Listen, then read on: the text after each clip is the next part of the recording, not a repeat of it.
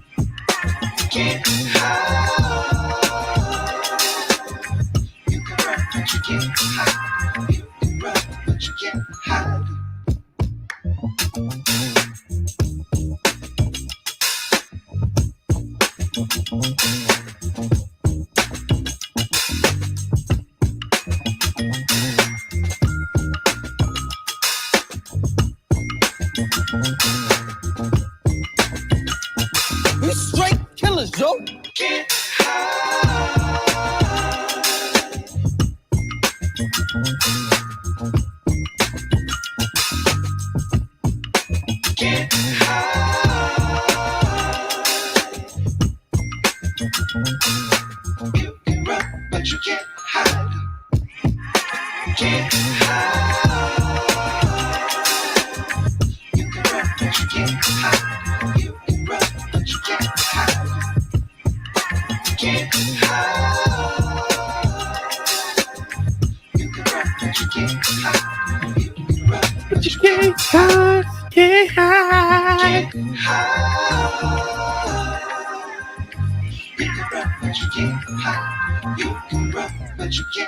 We straight killers, yo.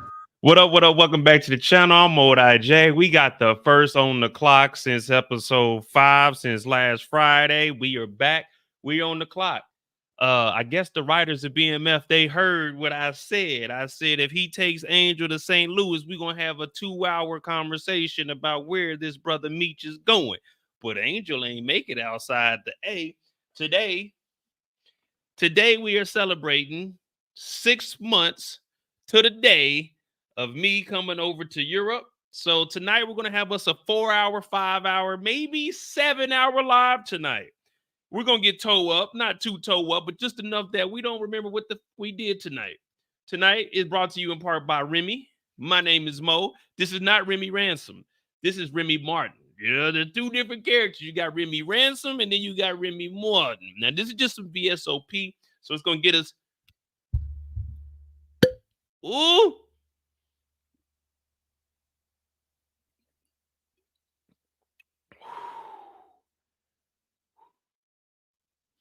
Give me a second to get myself together. We got us a nice one. Hit that like button when you come in here. Hit that subscribe button if you're new. And just listen to the sounds. You know what I'm saying? We're going to take it back to the 1600s real quick. Just let me get in my zone real quick. You know what I'm saying? Because we got some stuff to talk about tonight. R.I.P. to all of our fallen soldiers. Little Kev. He was a good kid. He was a hell of an artist. Emberson, shout out to her. I mean, she was getting niggas to fold in Detroit.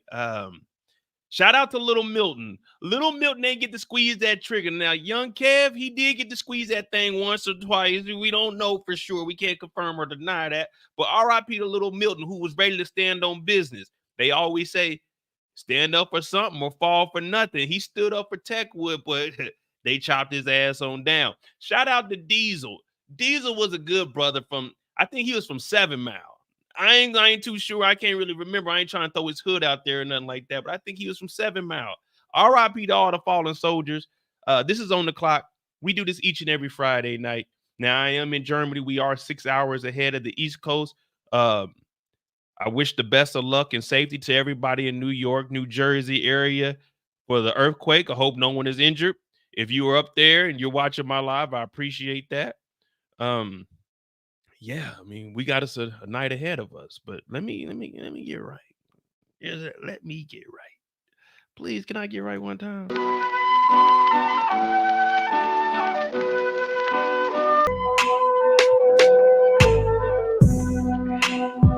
All right.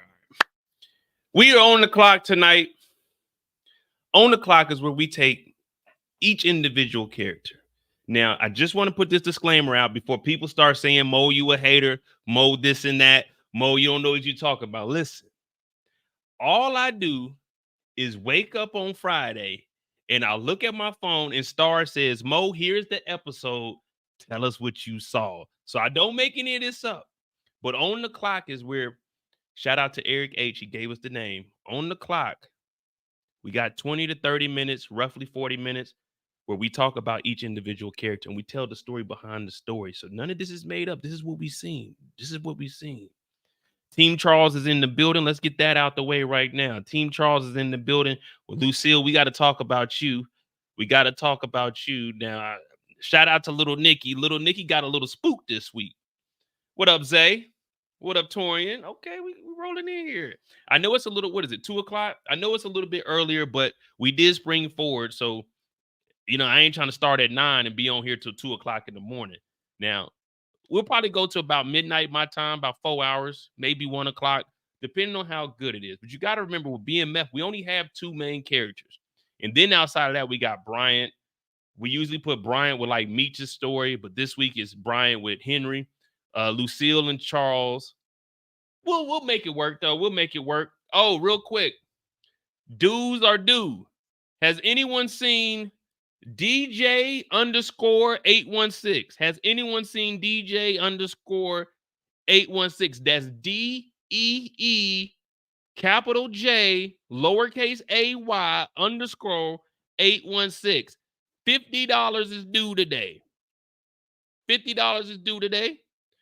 By 5 p.m. Eastern, or that will be a delinquent fee of $25 to take us to $75, not to exceed $1,000. So, DJ, you were on the clock. You're on the board for a $50 confidential informant fee. That's what we're going to call it. This is the confidential informant fee. And what we have here is we don't talk about who committed bodies, who committed murders, unless we're talking to the administrative group. That means Bryant, Jen, Emberson. If we're talking about any other characters, we can't really give away too many details unless we're just talking like amongst us, like, hey, man, did you see such and such? But just got to watch out for that. All right. Rate the episode. What did you guys think? I gave this episode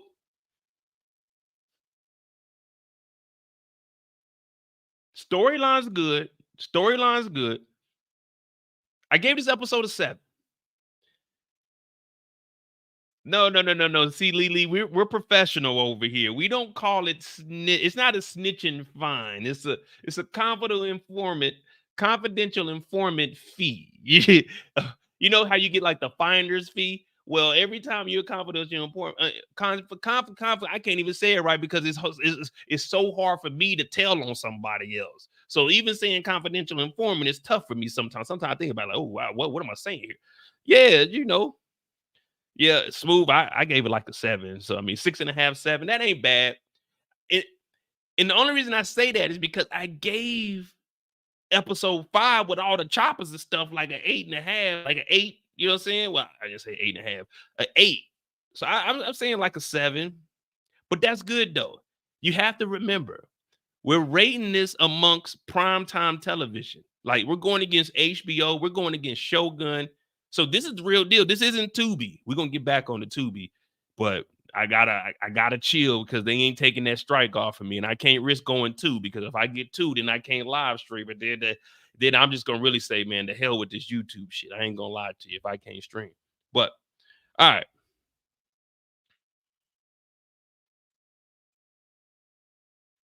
Hmm.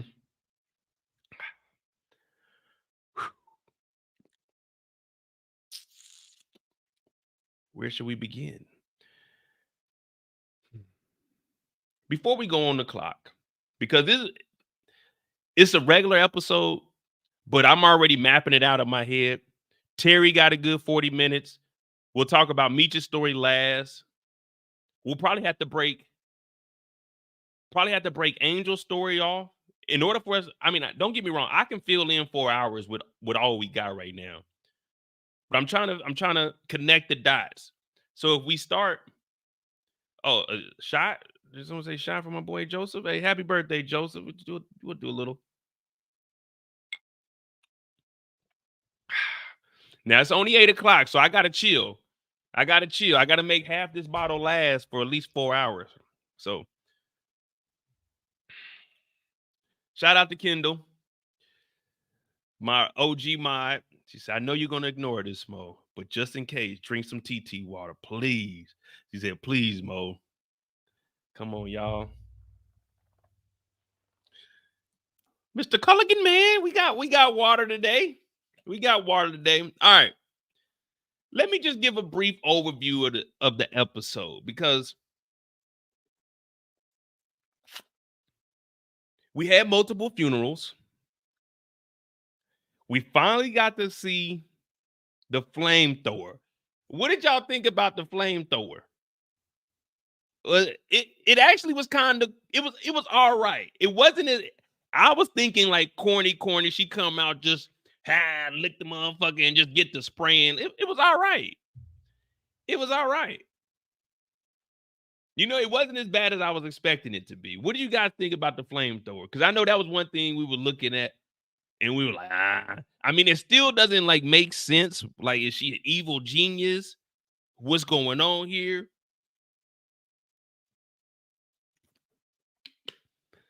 Like, it looked good though. The production was good. I just wanted to know, okay, how did we get to this point?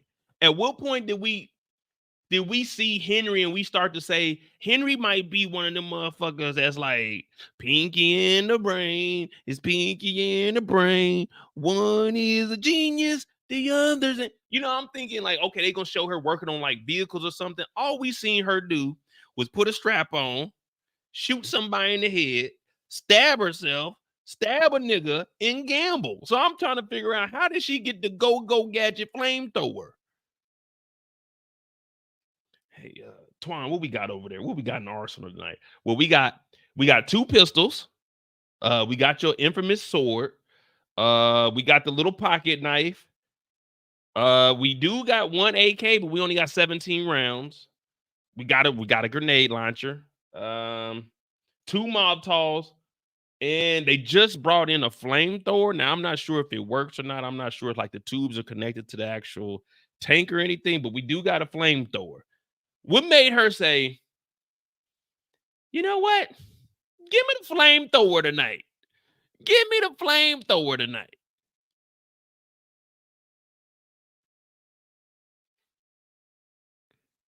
I mean, I don't know.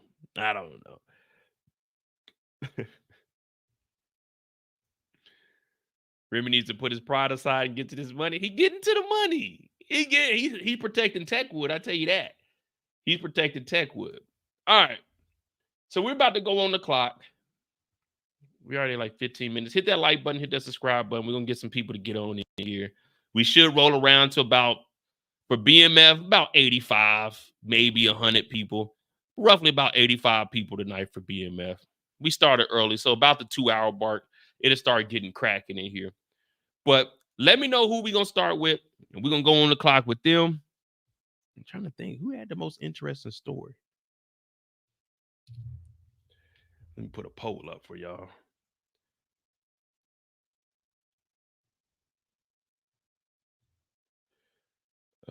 Live. Hey, Mozzie, thank you. Thank you what that is. Oh, thank you for becoming a member. You guys can become a member. You know, say I think it's only like $2.99, but I'm about to have the Patreon up because we're gonna start watching movies over there. And for the low of, I think I'm only gonna put it like $2.99. We're gonna watch movies at least probably twice a week. I'm gonna start staying up a little bit later, and I should be starting the other job. I got my last paperwork to fill out, so I should be starting my next job. Hopefully, not next week, but the week after, and then I'll be able to do midday streams and then our regular streams at night. So let's get it. Who we starting with, y'all? Start with Dead Man Terry. Come on, man. Terry ain't dead. Ladies first. I don't know, Nicole. Listen.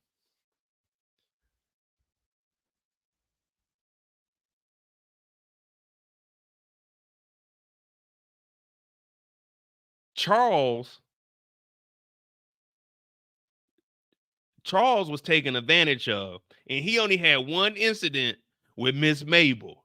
Now, Lucille is pampering herself. She's telling Meech to send her money. She's buying all new clothes, wigs, makeup. She going all out. Charles went over there with a damn belt on and a hammer. He ended up handling business, but Charles ain't go over there prepared for that.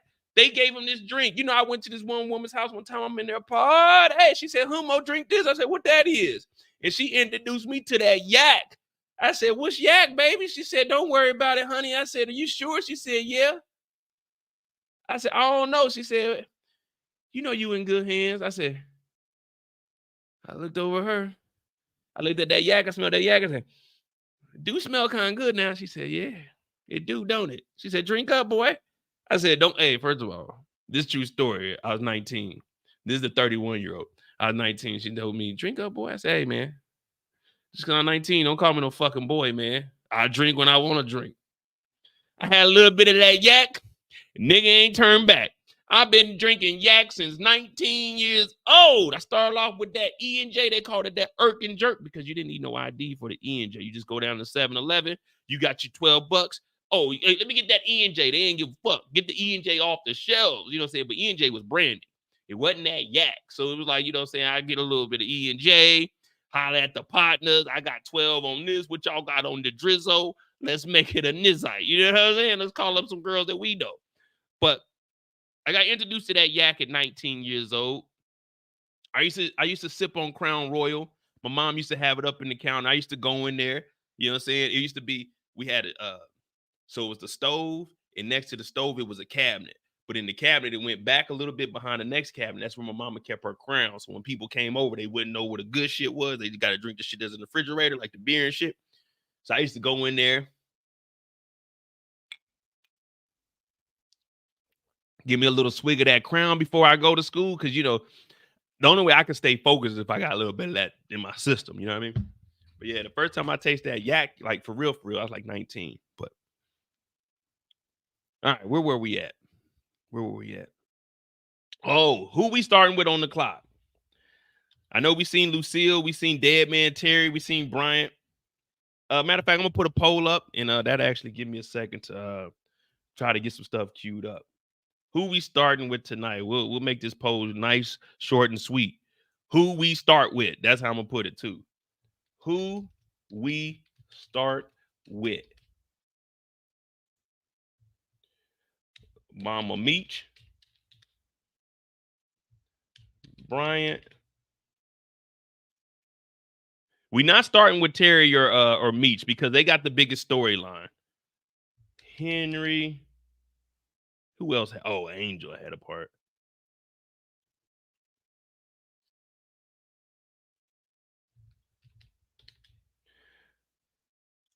Come on, y'all. Y'all know we can't start with Meech or Terry. They got the longest story. Like, we knock them out, then it's gonna be boring at the end. Then we're gonna just be sitting around like, well, I mean, who had a good part in this week's episode? You know what I mean? Like, come on, man. We can't do Meech. We can't do Meech or Terry yet. Pause.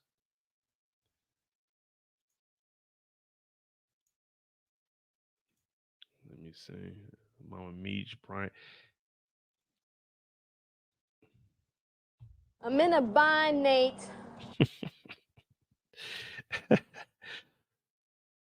Hey, y'all want to watch? Y'all want to watch Set It Off tomorrow? Or, hey, real quick, this is just some random shit. Y'all want to watch Set It Off tonight? Right after this live, we'll do 4 hours, and we'll get on Rumble. We'll get on Rumble and we'll watch Set It Off tonight. I'm gonna be drunk though, but we'll watch Rumble tonight, and I can act a fool over there. Well, we'll watch Set It Off on Rumble. Set it off, I suggest, yo. Set it off, I suggest, yo. Set it off. Come on now, set it off. All right, let's see. Yeah, see, we about to get over on Rumble. We about to start watching movies over there. Now, I don't know. I think you can watch them over there. All right, we'll start with Bryant. We'll go Bryant to Mama Meech. Mama Meech to Angel. Angel. No. We'll go Bryant to Henry. Henry, because that'll be short. Bryant to Henry. Henry to Mama Meech. Mama Meech will do a spin move and go over to Little Nikki, because Mama Meech got Charles and Dr. Reese. We'll go to Little Nikki. Then we'll take a jab step to Terry. And then from Terry, we'll do a step back, fade away, and we'll go to Meech. All right, bet. Now, we probably ain't going to remember that, but that sounds like what we're going to do. All right. Nah, Detective Brian is first. I just said who we starting with. The poll don't, hey, whoa. The poll don't dictate nothing but who we start with. The poll is only for who we start with. Over here, we don't play about no rules. We ain't got no rules, but we got to connect the dots. So I got to make it make sense. I can't go Bryant to Little Nikki on birth control. That don't make no sense. What up, Ray? All right, so we got Detective Brian first. Now, I used to have some humming music on my channel, but you know, it get copyright because it was from one of the songs. Come on, y'all, put your hands together.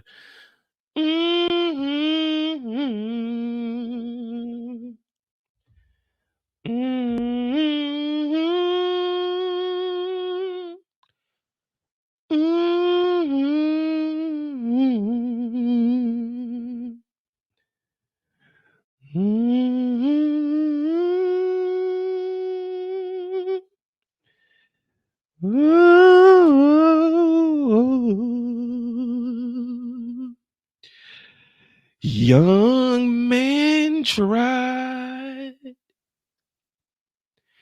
the young man cried, the young man pulled the trigger, not knowing the outcome.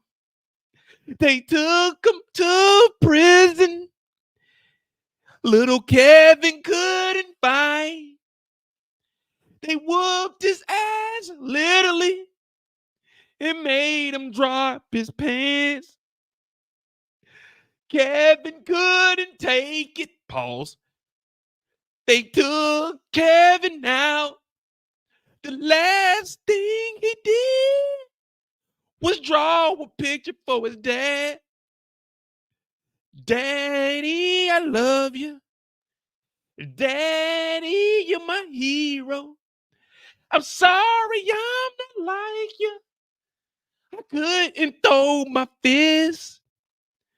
The boys, they jumped me. They held me down.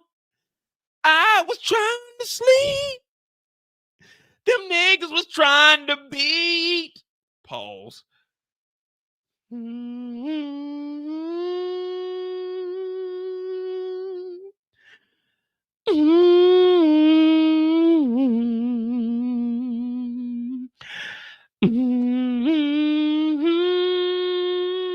Oh, Lord.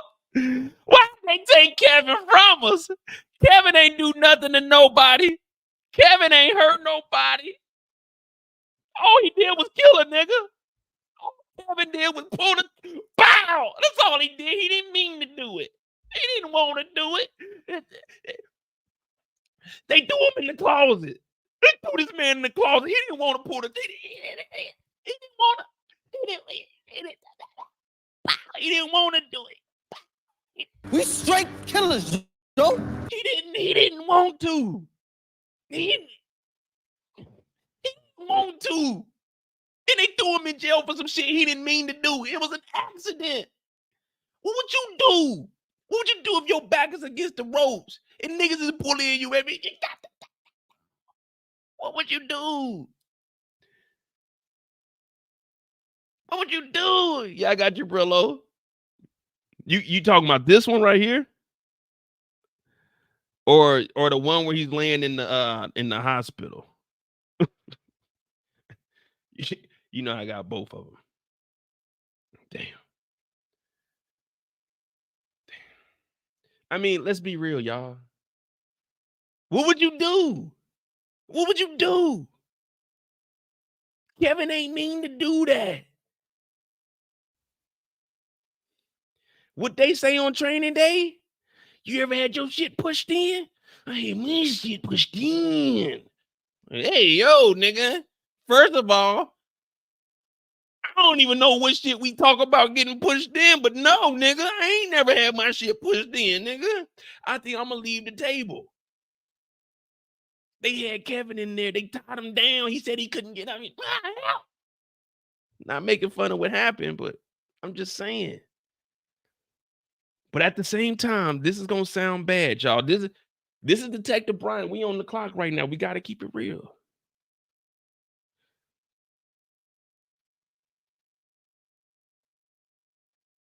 I don't want to say this, but with Kevin dead, it sounds bad, but it's one less nigga on the streets. This one less nigga on the street. I mean, this nigga Kevin is a killer, though. Let's not forget. Put a 1 in the chat if Kevin is a murderer. Put a 2 in the chat if Kevin was an innocent young man. Put a 1 in the chat if Kevin was a murderer. Put a 2 in the chat if Kevin was innocent. If Kevin was wrongfully arrested, put a 1 in the chat if he was a murderer. A 2 in the chat if he was wrongfully arrested.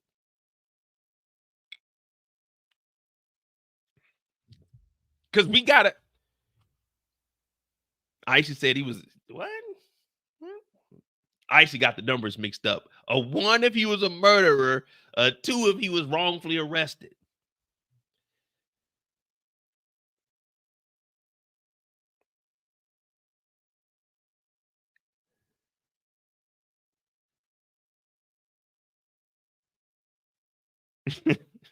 Said Kevin got 2 bodies. Well, that is true. That is true. Kevin is a menace to society, y'all. So let's not act like Kevin was just out here going to school, kicking it, hanging with the kids.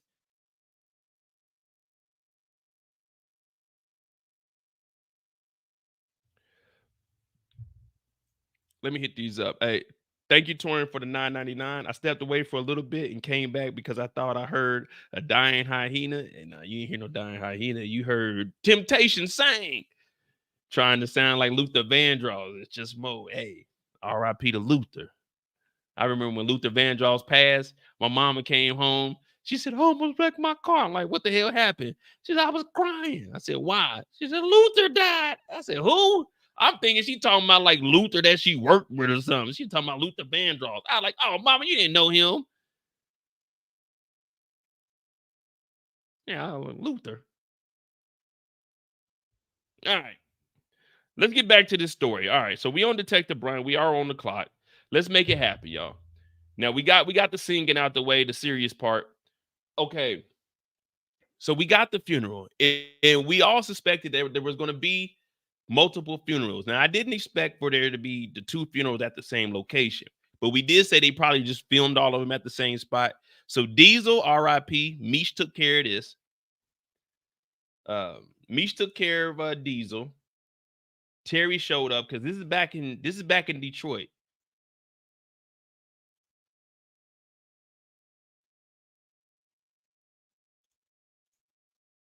I don't know what's wrong with my computer tonight.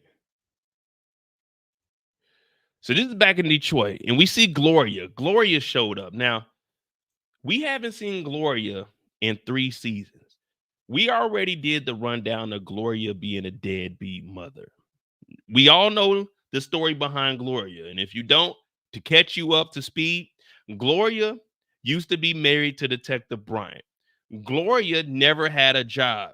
Gloria just stayed home with the kids. But one day she decided that, hey, I'm a bum with nothing going on. I want to leave Detective Bryant and I want alimony. But what I don't want is custody of our kids. So she left the kid, young Kevin, with a detective, a guy that's been working 12, 15-hour shifts, because not only is he taking care of his child, he's taking care of a grown child by the name of Gloria who wasn't working.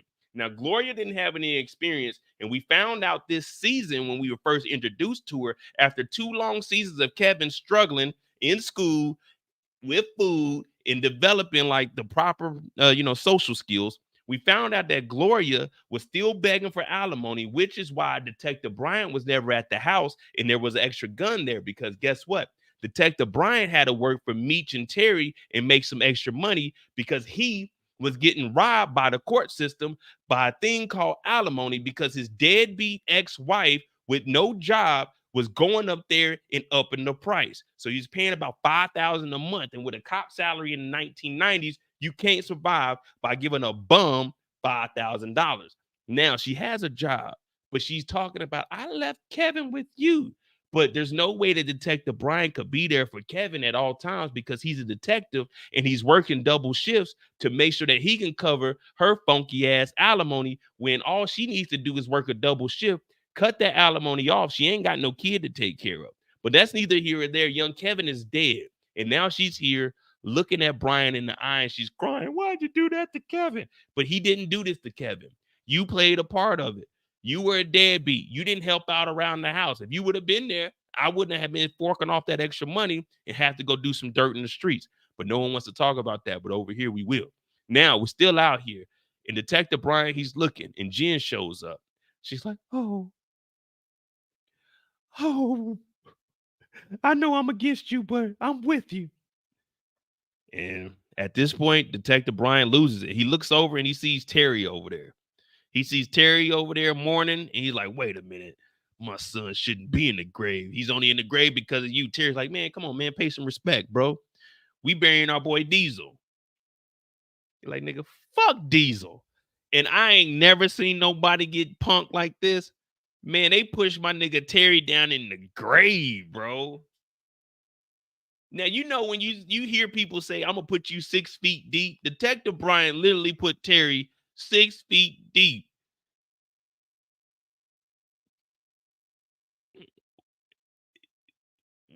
What? But this is Brian's story. So we on Brian's side right now. When we speak about Terry, we'll talk about what he should have did. Brian went over there and stood on business. I don't want to hear nobody saying Brian is a pussy. Brian is weak. Hell no. He walked up to BMF, pushed Terry in the grave, kicked dirt on him. I don't know if y'all seen. I was watching the director cut. I seen him spit in the grave like Missy Elliott. I said, oh, disrespectful. Oh, and no one did nothing. Everybody reached for their gun, but ain't nobody do nothing. You see, if Kevin was alive, Kevin wouldn't have reached for that Thule. If Kevin was alive, Kevin would have let that motherfucker bark. Kevin would have grabbed that thing and said, "Fuck, fuck, fuck, fuck." It would have been 19 bodies out there fucking around with Kevin. Y'all probably thinking, how Kevin got 19 bodies? Because that's what Kevin do. Kevin had the switch on that motherfucker. But what I heard Kevin had a switch at the playground. You can't hear the switch, but you can hear them niggas scream. Shout out to Future. All I know is if Kevin was alive, oh, it wouldn't have been no talking. It would have been 9, 10 bodies in that grave right there. It would have been Diesel, Hoop, some PA niggas, probably Terry. Man, if Kevin was alive, oh man, no questions asked. Just We straight killers, Joe. boy, R.I.P. to Kevin, man. That was a real one, dog. Meech and them talking about we gonna remember Rip forever. Nigga, fuck that. We gonna remember Kevin. Kevin's the only nigga we know stepping. Who's another? Oh, B Mickey. It seems like all the scary niggas is the one stepping. B Mickey, I heard allegedly he was catching. Well, no, we talking about Detective Bryant, so we can say everything we need to. I know for a fact B Mickey put in work. That nigga B Mickey was so bad, that nigga killed his baby mama and his kid. That's how bad that nigga B Mickey was. This nigga Kev got thrown in the closet. He came out. He said, you know what? Fuck this shit. I'm on demon time. Whoever says something can get it. Whoever look at me wrong can get it. Whoever looks at my artwork and say this is trash can get it. R.I.P. to Kev. The only reason they jumped him in prison because they already knew what Kev was about. They knew if it was a one-on-one, Kev would have got on all of them. But they had to jump Kev. They did some shit Kev wasn't prepared for. They said they pulled that nigga pants down. I was like, whoa, hey, yo, whoa, wait a minute, son. We talking about fighting. What you talking about? Y'all, that's some Diddy type fighting. We ain't talking about that shit. We talking about like some scrapping. R.I.P. to Kev, though. But if Kev was alive, oh, Darius. You think a nigga with a knife would have killed Kev? Kev would have Man, Darius went out like a sucker. Darius went out like a sucker. Kev, oh man, Kev might be the realest nigga in the show, man. Kev might be the realest nigga in the show, man. Y'all tell me somebody realer than Kev. Come on, I'm waiting.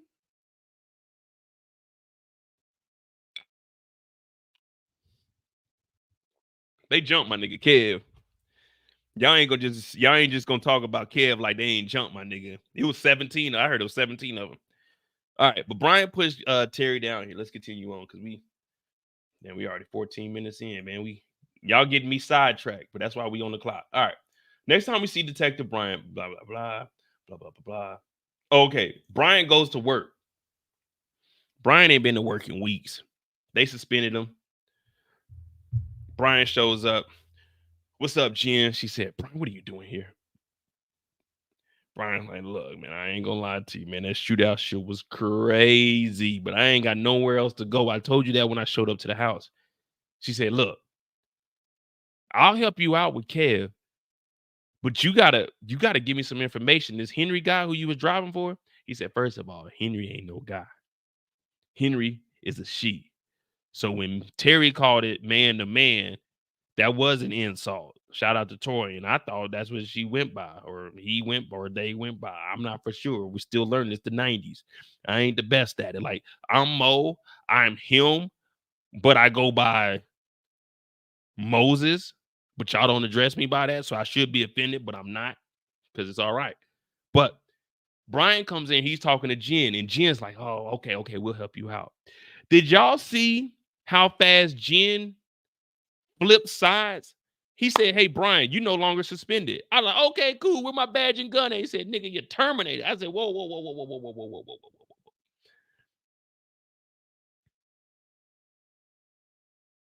If you're terminated, though, hear me out. If you're terminated from your job, you can file for unemployment. If you're terminated from your job, you can file for unemployment.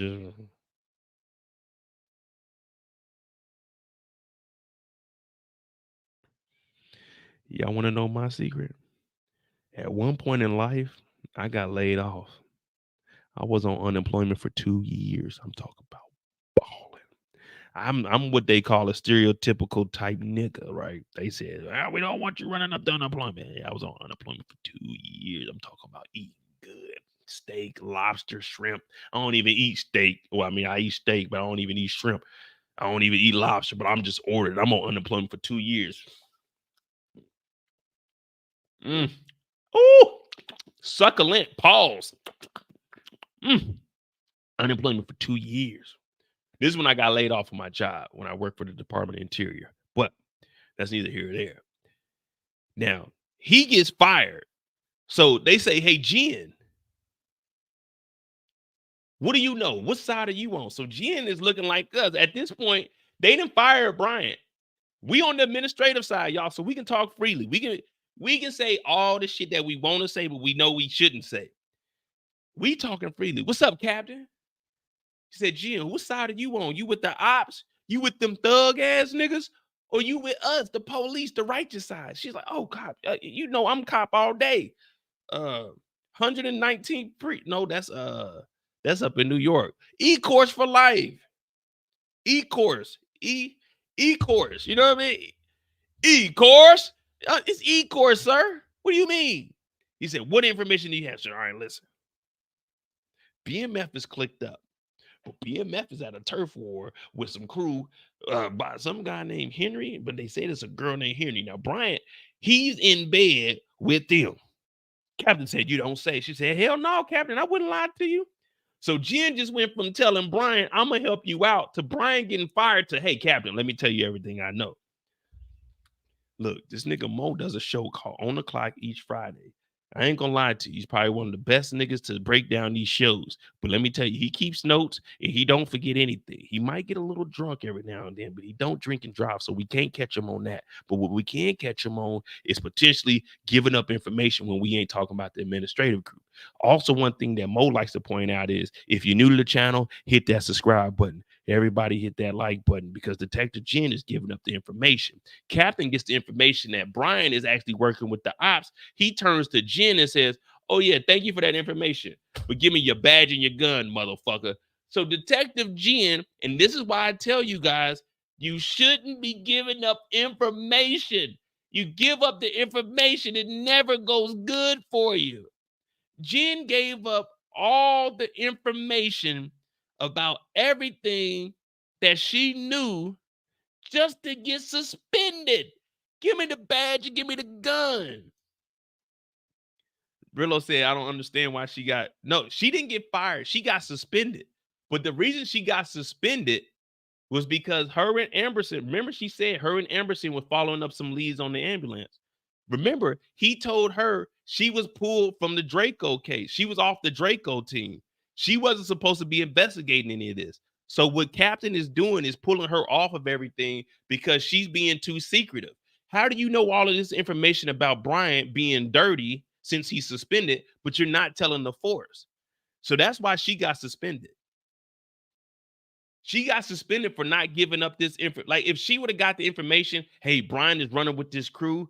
Brian was there when we got shot at. Well, when I got shot, it would have been different. But she's been keeping this shit to herself. He's like, we can't trust you either. We got to take your badge and your gun. And that's why he asked her, what side are you on? Hey, shit. Oh, Lord. Hey, thank you, Torian, for the $50. Happy 6-month anniversary, making that transition. He pawns on the transition, making that transition to Germany, aka the big Euro. I know it wasn't the easiest move to make, but you did it and you stuck with it. And you stuck with it and still found a way to balance YouTube life and the outside life at the same time. Here's 50 to 50K. Hey, man, I appreciate that. I really do, man. Hey, shout out to Torian, you know. It's not often you get people with like more subscribers than you to subscribe to your channel and actually support. I've been following Torian for a while. I always thought that his work was good, and I was like, man, shit, this brother, he knows what he's talking about. Very articulate. I mean, we cooperate, not cooperate. We collaborate. We collaborate on the Mo You Know. So, hey, I appreciate that $50. You know what I mean? Like, shit, for real. You know, we about to. Shit, we gotta. I don't know what we're gonna buy the 50 piece. We're gonna do something nice with that. But yeah, hey, thank you for that 50. But that's why they got rid of Detective Jen, because she wasn't giving up information. She wasn't giving up information. What up, DeMarcus? Tonight's live is sponsored by Torian Rain Reloaded. Make sure you subscribe to his channel. That's what we're gonna do. That's what we're gonna do. Make sure you subscribe to his channel.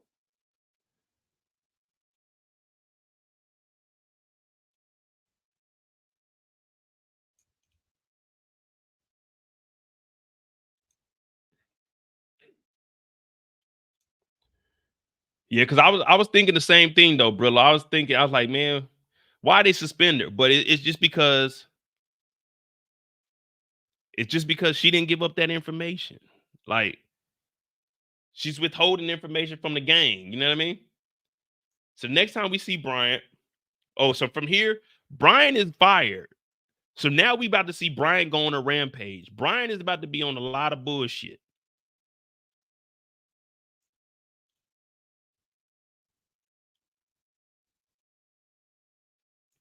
I don't know why my computer is going slow. Well, that's the next thing I'm gonna do. I'm gonna save up. I'm buying me a new computer, man. I gotta get me a new computer. Jeez Louise.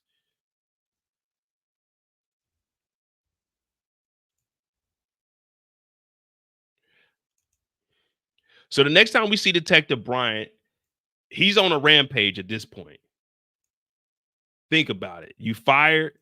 You ain't got no job. This is kind of like Craig. Remember when Craig got fired?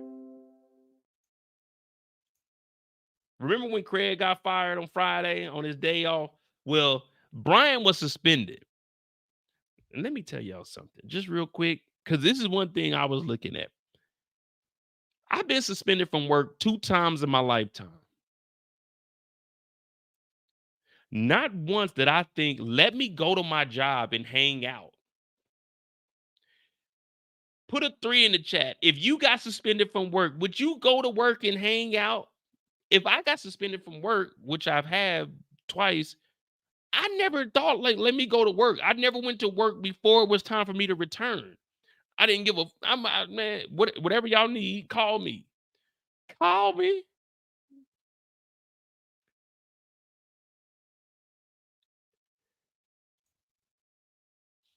I'm thinking it's only been maybe 2 days. No longer than a week has passed, because remember, they had to send Diesel from Atlanta. They sent Diesel from Atlanta up there, so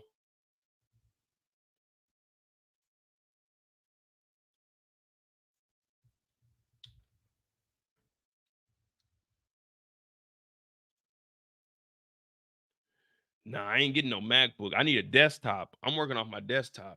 But I don't work off, I don't like working off of Macs. I mean, I gave my MacBook to my niece. But yeah, I gotta give me a PC to work off of. I don't like working off Macs, man. You can't really do much on there. They trying to control everything. I'm like, nah, man, let your boy let me, you know what I'm saying?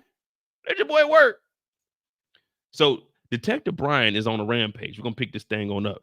He's on a rampage. He's like, man, fuck this nigga. I'm about to go get even. These niggas then fucked me over.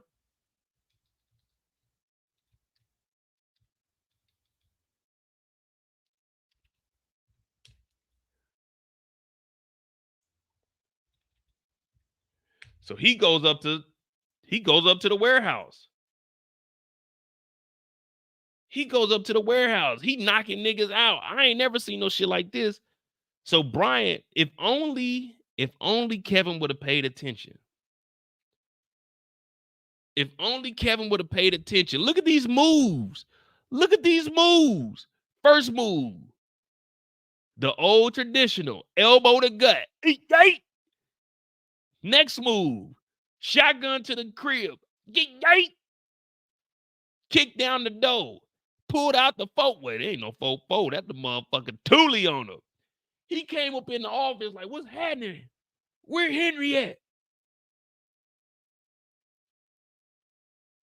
Where Henry at? Henry! You piece of... Oh, shit. Blaze had that Thule. What y'all think? Are y'all glad? See, he's an ex-cop, Torian. He's an ex-cop. Since he's fired, he forgot what to do. He forgot the manual. He forgot the manual. So he come up in here and Blaze is talking about, nigga, my daughter may be a misfit. She may not know what the fuck is going on, but I'm not about to let you put one through her chest, nigga. If anybody gonna shoot her, it's gonna be me. Roll Tide, baby, roll Tide. So Brian, this is what they call stuck in a pickle. Pause on the pickle and extra on the ickle. Now let me ask you guys, what is the procedure when you got a gun in your face? What up, Tamika? What is the procedure when you got look how they got Brian laid out here? This is how I looked this morning before I went to work. Y'all know on Fridays I got to be at work at 6:30. This is how I looked at 5:45 waking up like, oh Lord, where am I at? They threw this nigga out. Where did they get these Adidas from?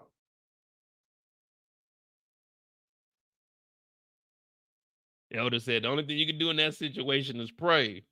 Nah, hey. All right, hey, real quick. All right, what I'm about to show y'all. Hey, like real talk. What I'm about to show y'all, do not, I repeat, if you ain't built like that, do not, I repeat, do not attempt this. If someone has a gun to your head, I'm telling y'all, don't attempt this. This is only some shit that I can pull off. If someone has a gun to your head, I watched that urban survival guy. Someone has a gun in the back of my head right here. Now, if it's about this far off, what you need to do,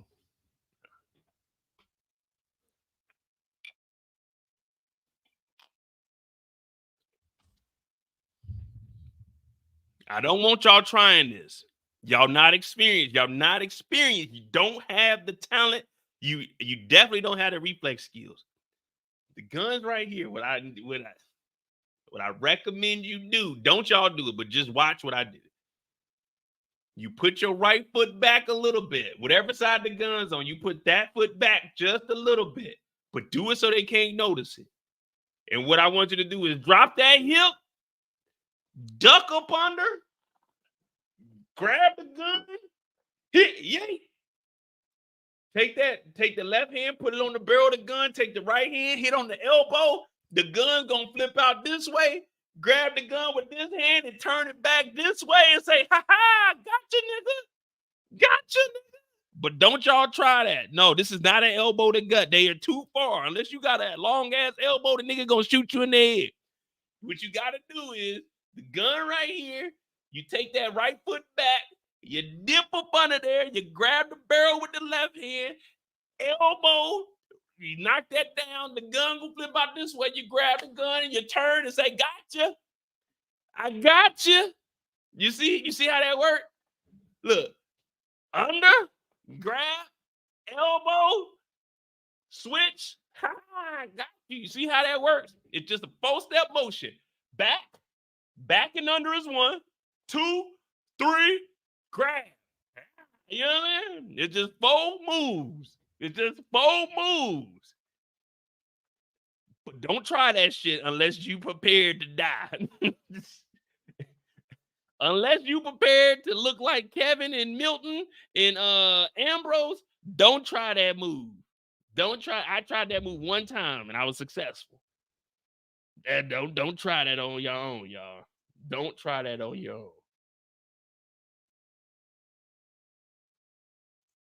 All right. And there is the Detective Bryant story. I don't know what's wrong with my...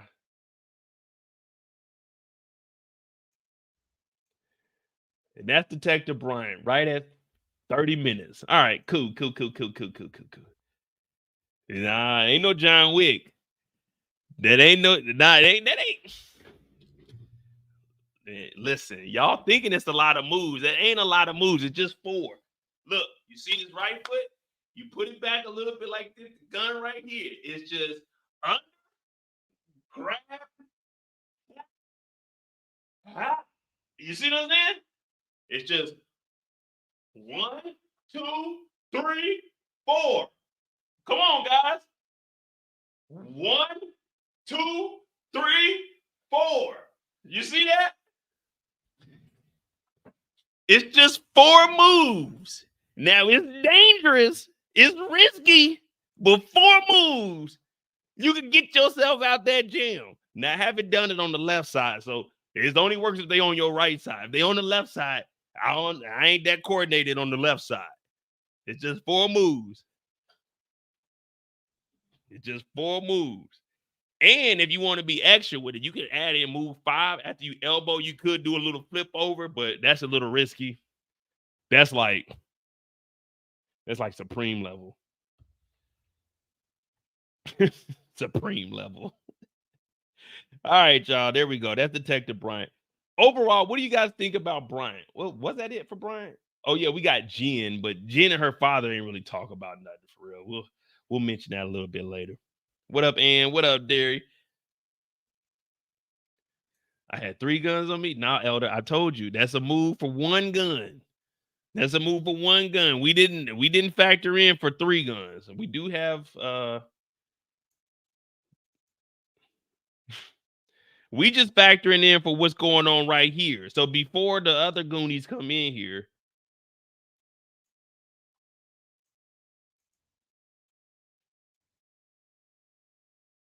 Now for multiple guns, let me see. Do I got multiple guns? Do I got multiple gun training? I'm trying to think.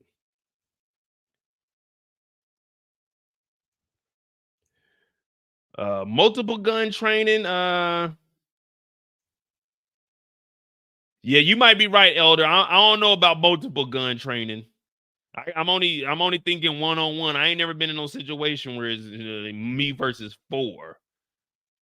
The last nigga we seen in a 1 versus 4 was Kevin, and Kevin died. And I'm not trying to have my pants pulled down. So no, I don't know what to tell you guys for a 1v4. I just, hey man, wish for the best. All right. So we'll go from Bryant to Bryant to Henry. Henry to Terry. Terry to Lucille. Lucille to Nikki. Well, Lucille, Nikki, and then Meech. I think that'll work.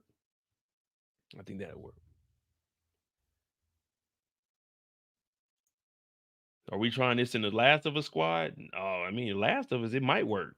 Last of Us, it might work because it's zombies, unless we're running into some humans.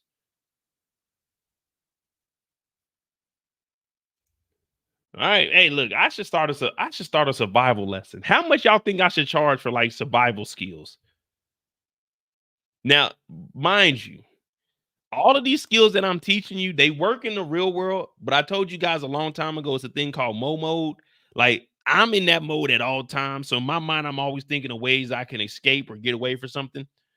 But you guys only apply it if you're in a movie or a TV show. Like all these moves I'm teaching you, do not apply them to the real world unless you are skilled. And if you haven't got a certificate from me saying that you were signed off and good to go, then please don't try any of these moves. Elbow to gut, though, you can use elbow to gut in real life. That works in real life regardless.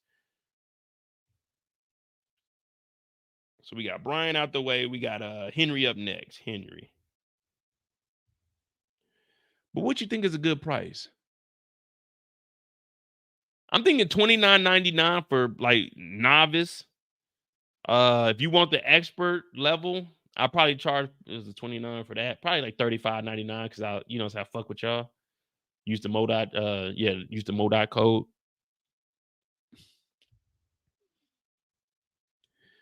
Eric said I'm a trained athlete and I can handle it. No, I don't know, Eric.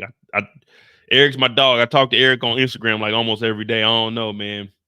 Sometimes your focus, like you're a professional athlete, you're a trained athlete, but sometimes your focus isn't there. Like you send a lot of memes. So I'm like, man, Eric is cool. This shit's funny. Haha. But I don't think Eric's prepared for, you know what I mean? Like Eric's my dog, but I don't think Eric, like sometimes Eric gets like, this is no disrespect, but he gets a little distracted with like the memes and stuff. You know what I mean? It's like me, I don't send Eric no memes. I send Eric that real deal. Like, hey man, this is how I would do. So you know what I'm saying? So you know what I'm saying? So I don't know, Eric. I don't know. Maybe let's get a year of practice in. Let's get a year of practice in. You know what I'm saying? I send you the manual. I'll send you a subscription for 1 year, $1,500. We'll get you right. We'll get you right. And then you can be training your people. You know what I mean? Yeah, that's what we'll do. All right. We about to talk about Henry. We had an hour. Meech will probably be about 45 minutes. Terry, we could probably stretch Terry pause for like 30, 45. Yeah, we good. So we'll knock out Henry, and then once we get into the family,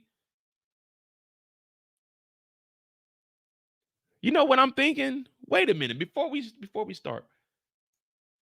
all the actors that they brought on here for us, we lost all of them. Greeny, he in jail. That nigga snitching.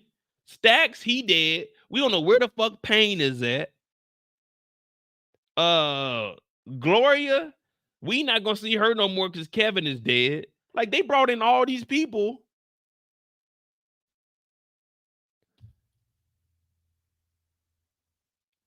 BMF is smart. This is off the clock right now. BMF is smart. You see what BMF is doing and why Ghost is having their issues?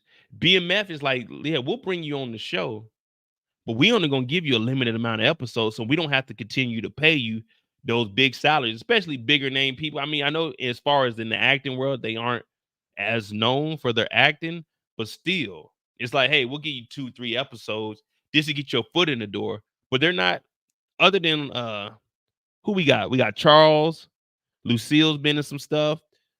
Steve, well, Detective Bryant, Braxton. Well, I don't think Braxton I don't think they're paying him that much. They might be giving him like maybe 10 bands an episode, which is still good money though. You give me like 5 episodes, I'm cool with a 50 little.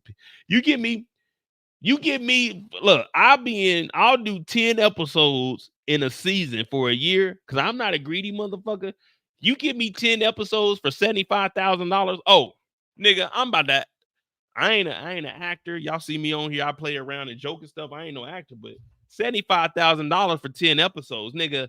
I don't need no residuals or nothing. You giving me $75,000 for one season. A nigga like me, hey, I'm taking that 75. That 75, I ain't gonna do nothing but stack that whole thing. I'm not about to spend that 75 because that 75 gonna turn out to be about, let's just say 50. That 50, oh man, I'm about to put all that shit into motherfucking, nigga, I'm about to put that shit in the ETFs. That 50 gonna turn into 100 in 3 years.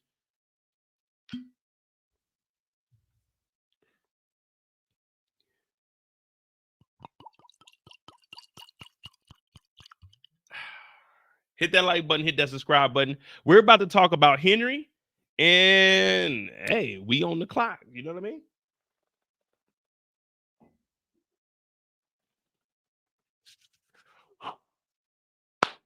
Hey, it's starting to feel good out here, y'all. It was almost 70 degrees today. It was 68. I said, ooh, your boy don't need no jacket. All right, so we got Henry on the clock. When's the first time we see Henry? The first time we see Henry is when Brian kicks in the door. Okay. Where's my water? My water's on the floor. Water's on the floor. We only an hour in. I already took 2 sips of water. The Remy ain't even kicking in yet. Right now, I think this is Diet Remy. But to make Kendall happy,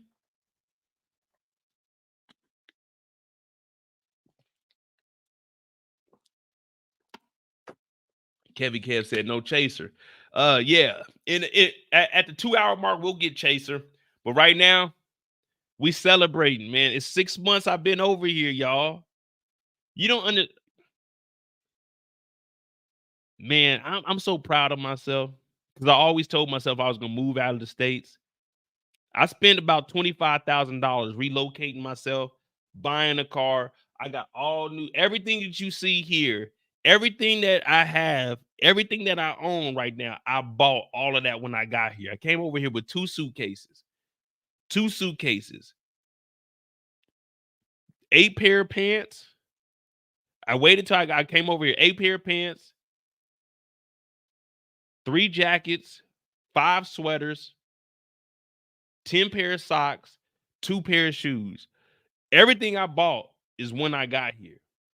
So from October 5th to where I'm at right now, well, not to where I'm at right now, October 5th to probably about February 1st, I spent $25,000 getting my place, buying a car, furnishing my whole place. So for me, I'm like, man, I'm actually living, I won't say living my dream because Germany is just a pit stop for me. I want to get to the UK if I'm still going to be working. The only reason I'm in Germany working is so I could be in Germany. I retired in 2017. I don't have to work, but I'm just working so I can stay in the country of Europe. Well, not in the country of Europe, but in the the continent of Europe. So that's the only reason I'm working. That's the only reason. But like, if I ever get tired of this shit, I could literally just say I'm done with it. But I'm proud of myself because I actually did what I said I was going to do. I finished up my master's. I'm actually about to take another class so I can get supply management to add on to my master's, because they emailed me today and said, hey, you do one semester, we'll give you that. Cool. I'm trying to get the government to pay for my doctorate. And if I go ahead and get my doctorate, hey, y'all already know what time it is. Like, I don't want y'all call me whatever you want. Y'all can say bitch ass nigga, hoe ass nigga, soft ass nigga, but just make sure you put doctor in front of whatever the fuck you call me when I go get this PhD. You know what I mean? Dr. Pussy, Dr. bitch ass nigga, Dr. Nigga, you trash. If I go get this doctorate, I don't care what you call me. Just put doctor in front of that motherfucker. I already call myself a doctor anyway. Dr. Remy, Dr. Yak, call me what you want. And what am I going to do with that doctorate? Not a motherfucking thing. Just get on here, talk some shit about TV shows. What am I doing with my master's? Nothing. I got that motherfucker though. And I graduated with a 4.0. See, a lot of niggas think I'm stupid. Am I? Yeah. Am I textbook smart? I can read. All I need to do is be able to read this and correlate it to what you got on the test. But, you know, it is what it is. All right. Hey, Ice Crack the guy. Hey, thank you for being a member. $5. Have a shot for me. Hey, this is for Ice Crack. We about to be selling some crack with Henry.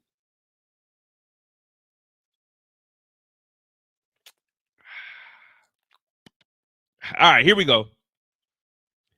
Here we go. If you're new to the channel, hit that subscribe button. Don't nobody break a show down like Mo break a show down, because Mo break a show down how a show's supposed to be broken down. That's a fact. Matter of fact, if you're new to the channel, just listen to this real quick, and we're going to cue up Henry. Let me see. Do I got it over here? Oh, here we go. Are you tired of sifting through the endless options on streaming platforms, unsure of what to watch next?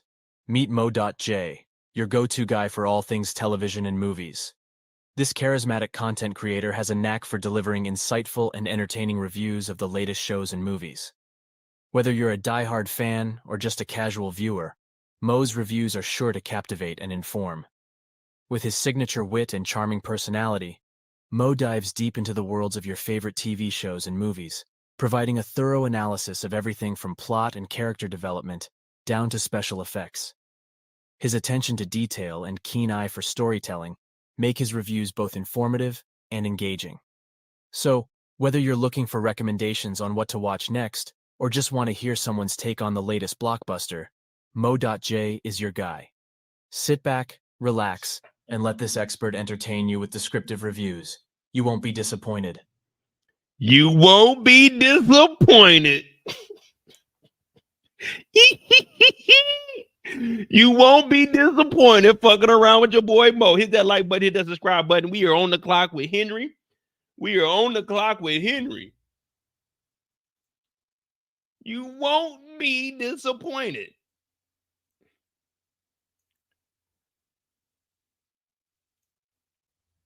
Now that, hey, that I don't know how that just came across my desk. You know what I mean? That ain't me. That ain't me. All right. Now, the first time we see Henry is gambling. And Terry is showing up. Now, Terry and Hoops, they've been ripping around the streets, but this ain't their story. So we got to talk from the perspective of Henry.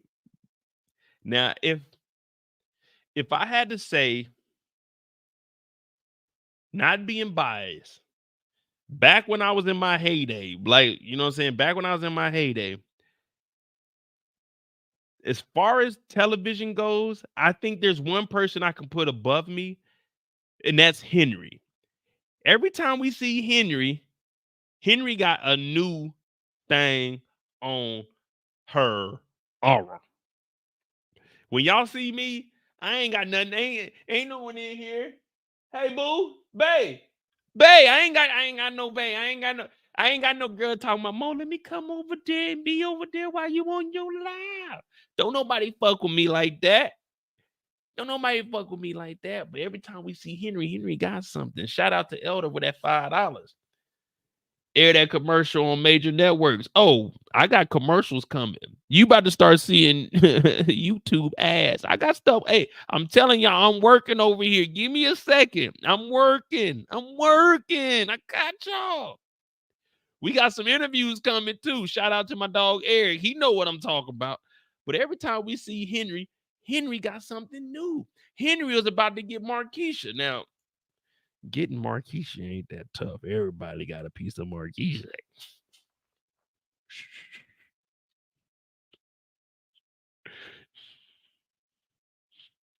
Everybody get a piece of Marquisha.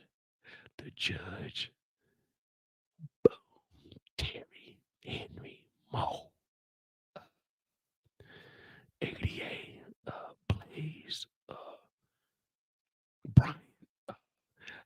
Everybody get a piece of Marquisha, but that's neither here nor there. Let's get back. This is Brian's story. No, this ain't Brian's story. RP to Kevin. This is Henry's story. I'm lost. Now, Henry in here gambling. Now, I don't know who Henry got up on her arm right now, but you don't want to make eye contact with none of Henry's women. Now, Henry's in here losing. She's shooting craps. I told y'all about craps. I have a fear of craps, man. Ever since I seen that nigga get his ass whooped in that back room, I got a fear of craps. But Terry shows up, and Henry's just like any real nigga. She like, hey, who's in here making demands? You don't come in someone's crib with your shoes on. When you come in my house right now, if y'all come and visit me in Germany, when you come in my front door, you take your shoes off, you put your shoes on the rack, and there will be a brand new pair of slippers for you. I'm talking brand new. You got to tear them apart, and you got a pair of slippers to walk in, unless you want to walk in your socks. You can't walk in because I got towel all around the crib. All my floors are heated. So you can't walk around in your funky ass shoes. You got to take the shoes off. I had this one woman come over one time and she ain't wearing no socks. I said, oh, no. I can't have you walking around barefoot because this is during the winter time. I can't have you walking around leaving your imprints like, I'll get you a pair of these ankle Nike socks, but you got to put some socks on. You can't walk around the crib barefoot. I can because this is my spot, but I don't want your funky ass feet on my floor. So either put on some slippers or you take a pair of these Nike socks. Because up front, I got a pack of 10, size, 8 to 12 ankle socks. So if you come over with no socks on, you need to put some socks on. I don't like people walking around with bare feet in my crib. Now, Henry's like, who the fuck is this pulling up into the crib? Who's pulling up into the crib making demands? Like, who is this? He's like, look, I ain't got no problems with you. Nah, fuck all that. I said, who's pulling up in the crib? Now, y'all got to understand where Henry is coming from. Now, if this is Kendall, I'm gonna use my little sister Kendall as an example. This is no disrespect to Kendall. But when you grow up, when your parents got some bread, some money in their pockets, you know what I'm saying? You know what pimping mean? Paper in my pocket. You know what I'm saying? That's what pimp mean. Paper in my pocket. When you grow up and your family got a little bit of money, not saying you spoiled or you bougie, but you have more expensive taste than us regular folk. You know me, when I go to my friend's house, all I need is a pillow and a blanket, and I'm sleeping on the floor. It don't matter where you put me at. I'm sleeping outside on the trampoline. It don't matter where you put me at. That's just how I grew up. Now, my girl Kendall, she gotta have her a nice sleeping bag. Matter of fact, an air mattress with the sleeping bag on top of it, with a bottom sheet. See, Henry grew up privileged because we know Blaze used to be a detective. Blaze was getting money. Now, Blaze is a kingpin, so you got to imagine how much money he was getting while he was a detective. He was doing some shady shit to be able to move into that kingpin status. So she shows up and Terry's in here talking to her. Now, if you look closely, she's peeping everything because look where she's looking. She's looking straight forward. Now, I got the photos. You know, I got the photos. That's what I do. Definitely next season, whatever show comes up next, I will be. If you want the screenshots, $2 a week or Was that 20 for the season? $2 a week or $15 for the season. You'll get all the screenshots. All 250 screenshots for each episode for $15. You know what I'm saying? I'm gonna help you. I'm gonna help other content creators out because that's what I do. But that'll be next season. I was supposed to do it this year, but you know, it is what it is. $15 every week. You got all the screenshots. Don't even worry about it. It's on your boy. Now, if you watch closely and if you listen to the dialect throughout the whole show, Henry is observing everything that's going on because when she talks to Twine, she says, Twine, how close is Diz and Terry? Because she's in here. Let me see. Do I got it? I know I do.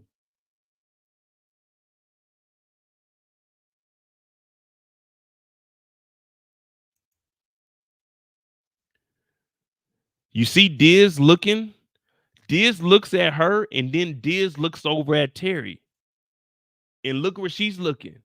She's looking at Diz and she's like, why would you look at me and then side-eye Terry? So she's already peeping the whole scenario.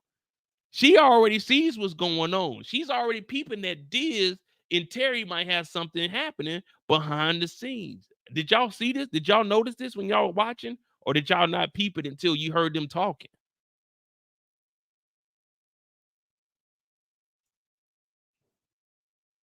When did y'all notice this? Her looking at Diz. When they showed Diz like look over at Terry and then look back at her, did y'all peep it? Or did y'all not pick up on it until her and Twine were talking? Okay, Kendall said she peeped it. I just making sure, you know, I'm watching. I'm like, wait a minute. So she already knew something was up.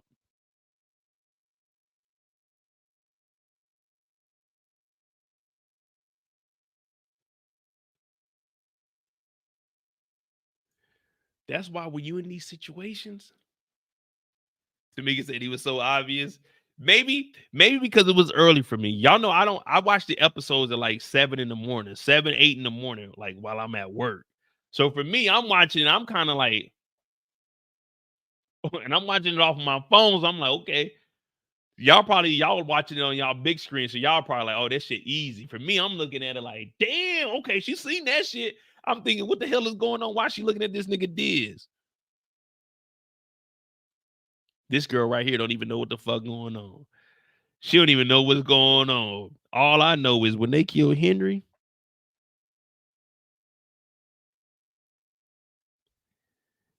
call me. Call me. Call my German number. Don't call my American number. +490. No, +491 480 379. I'll let you figure the rest out, baby. I'll let you figure. Call me. Yeah. No. Use WhatsApp. It's free. It ain't gonna cost you. It ain't gonna cost you. We can video each other over there. You ain't got to worry about iPhone to Android. You use WhatsApp. Oh, it's so much better than texting iPhone to iPhone, iPhone to Android, Android to Android. You text me on WhatsApp. It's encrypted. They can't crack it. Yeah, girl, hit me up on WhatsApp. On my German number, not my American number. Not my American number. Yeah. Nah, you know, I ain't used to all this tricking and whatever. You know, I don't know about booking flights, but I mean, if you really trying to come through, let me know. Let me book the flight at least 3 months out so I can get the flight up under $800 round trip. I bring you out here. You know what I mean? Bring you to the crib. We can just chill, hang out. You can get on my live. People like, Mo, who's that? I'm like, oh, this is just my friend from the States. She from Detroit. You know what I mean? She used to hang with a nigga named Henry. But, you know, she mine now. You know what I mean? Well, she ain't mine. I don't own her. But, you know, we hang it. We kicking it. You know what I mean? We kicking it. Audacious. What's happening? Happy Friday. But anyway, she don't know what the fuck is going on. And we see that Henry is peeping what the hell is going on with Diz. Now, when Henry sees Terry, she goes over to talk to Terry. And when she goes to talk to Terry, Terry is really like legit trying to squash the beef, man. He ain't trying to go to no war, none of that.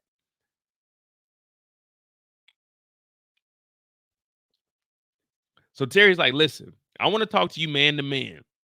Henry's like, man, I ain't trying to do no talking. And I don't know what kind of shoes these are. All right, Courtney. Have you a good evening. Maybe Who's from Detroit? Tell me what these shoes are. What kind of shoes are these? These are Detroit Piston 88s?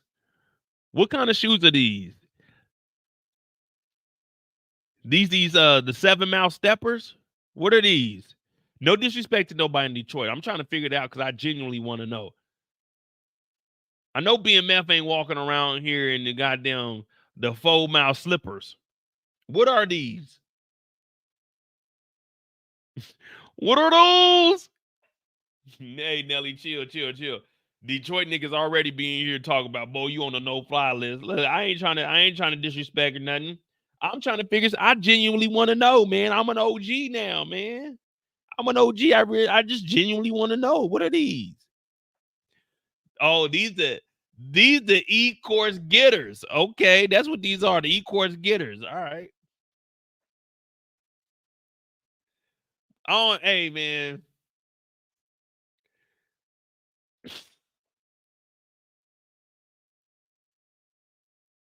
I know this is Henry's story. But there ain't no way. Hold on. What the hell? I know it ain't closed. Come on, man. Ain't no way they got my nigga Terry. Oh, the 2K generic lows. Hey, that's the worst pair of shoes ever. You in the park. Oh, this thing got 2Ks. You can't run with a nigga in 2Ks, regardless of what his rank is. There's no way they got my nigga Terry in these goddamn 4-mile slippers. But my nigga is walking around. Hold on. Look. I don't know if y'all peep this or not. They got my nigga in the 4-mile slippers, but in this scene, my nigga's walking around in Fendi. Come on, Terry. My nigga walking around with the Fendi button down on. He got the button down unbuttoned too. Man, why they got my nigga in them bullshit shoes? My nigga's walking around in Fendi, dog. Why they doing my nigga Terry like this, man?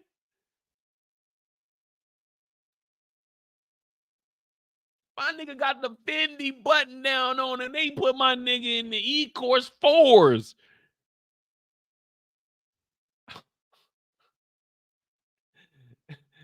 Darnell said, stop hating. The all white is clean. Man, them ain't all whites. Man, these motherfuckers is the original off-whites. These dusty ass shoes that they hold on. I gotta zoom in because y'all niggas think I'm playing. Man, them ain't no all. Look at these things, man. These motherfuckers is beat up.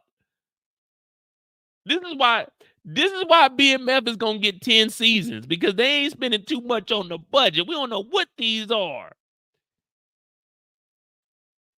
These motherfuckers is the shoes that nigga had in the Sandlot. Yeah, these are the shoes that nigga had in the Sandlot when he jumped over the goddamn home plate. You remember when the dog was coming, that nigga was running from the dog? This is the shoes he had on right here.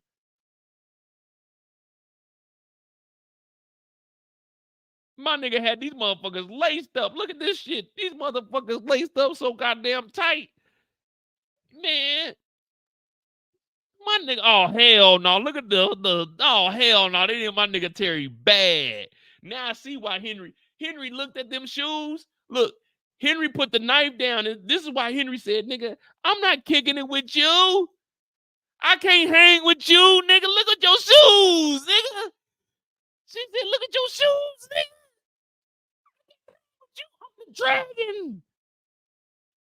Ooh, that dress so scandalous. I know another nigga couldn't handle this, and he's taking that thing like, who's this? And the look in your eyes so devilish. She like to dance at the hip hop spots, and she cruising and connecting dots. Not just urban, she liked the pot because she was living the vida loca. Man, Henry looked at them shoes and said, oh, nigga, we can't be friends. No, I thought you was getting money. You said you was the king. You ain't the king. The king of what? Nigga in the E-course 4s. What are these? The fuck is this shit? No. Someone right now, give me the number to STARZ. We're calling STARZ right now.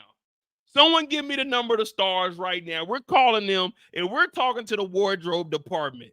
Who put Terry in these shoes? Fuck that. We're not, nope. I'm about to look STARZ up right. We're calling them niggas right now. We're calling STARZ right now. Out of everything y'all got going on, who put this nigga Terry in these shoes?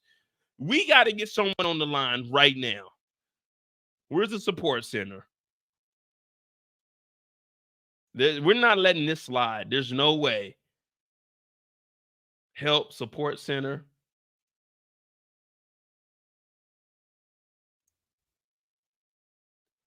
Count support, streaming experience, STARZ originals. Where's the phone number at? Contact us. Email address. No, sweetheart. We need the direct number. We need direct number to STARZ right now. Y'all not doing my nigga Terry. There's no way Terry is BMF with these shoes on.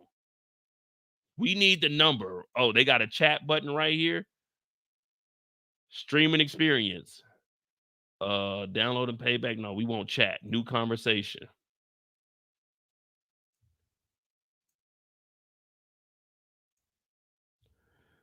Question about programming. Would you like to do any of these? Share feedback. Episodes air. We'll do episodes air. I need help with something else. Oh, I need to talk to a STARZ agent. We got to talk to a STARZ agent right now.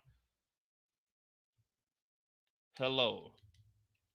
My name is Moses. We are currently talking about BMF episode, what is it, 6 and episode 6. The shoes that they put Terry in are unacceptable.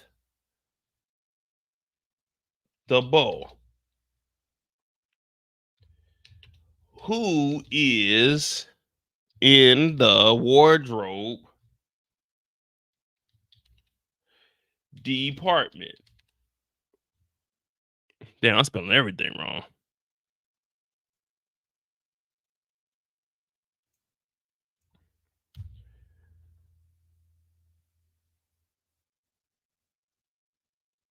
No, I'm looking at the chat. Okay, I'm gonna call that number 2197. Please enter a valid email address. MOEDOT.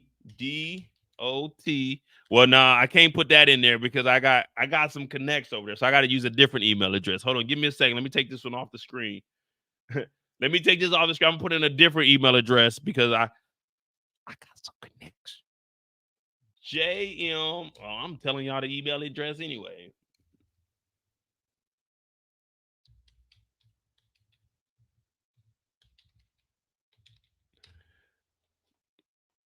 My full name, Moses the Don. MOESS the Don. We're gonna call that number real quick. We gotta see who did this to Terry. We can't let this slide. Each week we're just letting them just get by with stuff like we don't even know what the hell's going on. 970-438-2789.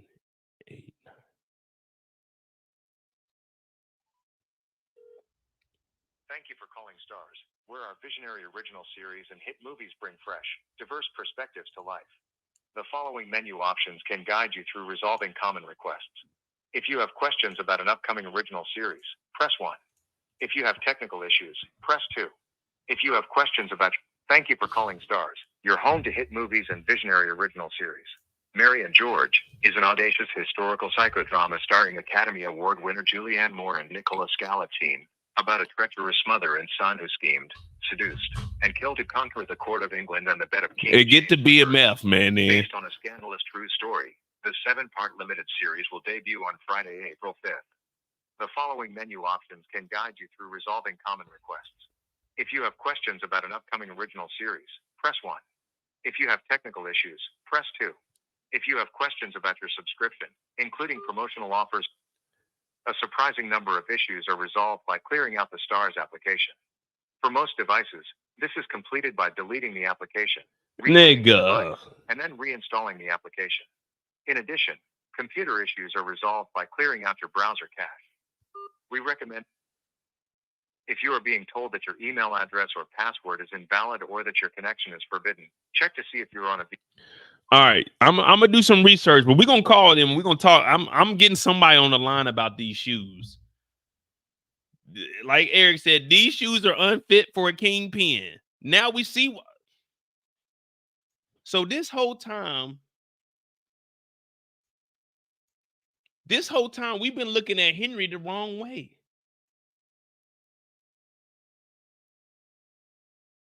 We called Terry out last week for picking up a chopper and missing everybody. Henry ain't been wanting to do business with them because, Terry, you can't show up with those on the E-Course 4s.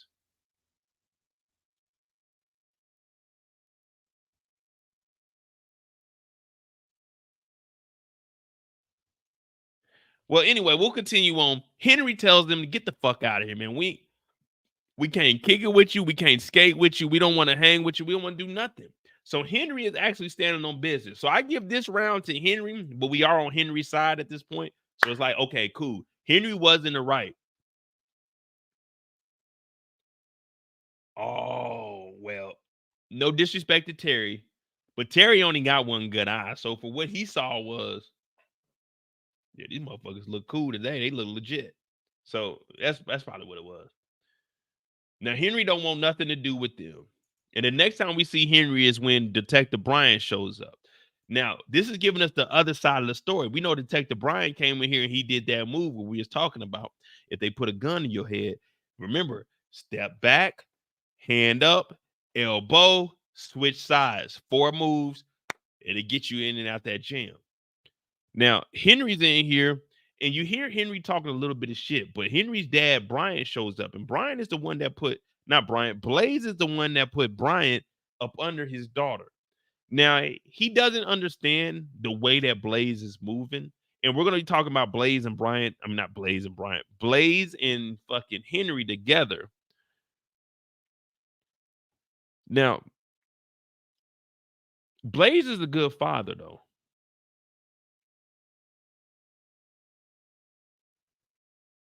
You got to give Blaze credit. Let's be real.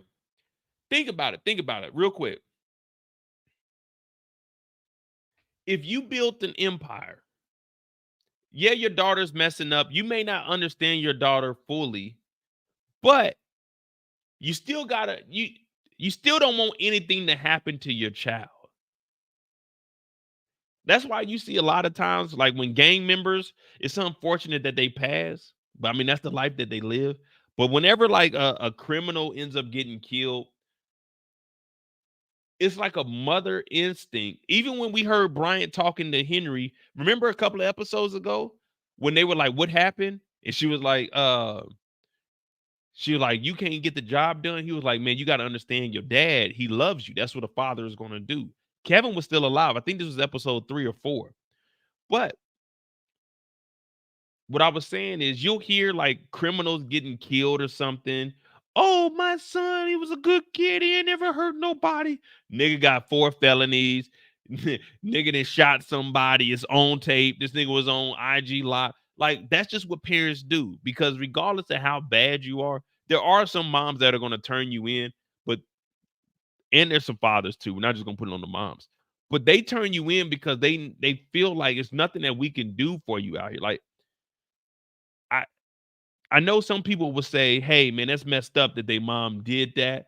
But sometimes it's like, man, there's nothing that they can do. It's like, man, maybe you might need to sit down for a little bit. Like, my mom ain't never going to turn me in. No matter how bad I am, no matter what I do, my mom's not going to, unless I'm like just, like if I go on like a murdering spree, yeah, my mom's going to turn me in. But like just in general life, it's about 5 situations in life where I like been jammed up.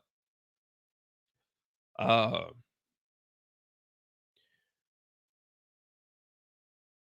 had when I got expelled from school in the 6th grade. My mom stood by my side no matter what. Like, you know, I make jokes and stuff about my mom, but she stood by my side. She made sure I stayed in school. And I got reinstated back into regular school my 7th grade year. 6th grade year, I was kicked out. I was supposed to go to alternative school for like the remainder of my life, from middle school to high school. But my mom did everything she could. She fought for me, and I got reinstated in 7th grade. So I give my mom and dad, like, I give both my parents a lot of credit for like the dumb shit I was into. But you got some parents where it's just like it's too much for them. So we can't knock like Blaze looking out for his daughter, because at the end of the day, he still wants his daughter to take over. And we're gonna get to that point where they have their little actual one-on-one meeting where he's like, you know what I'm saying, I wanted a daughter, and I mean, you know what I'm saying, it didn't matter if it was a boy or a girl.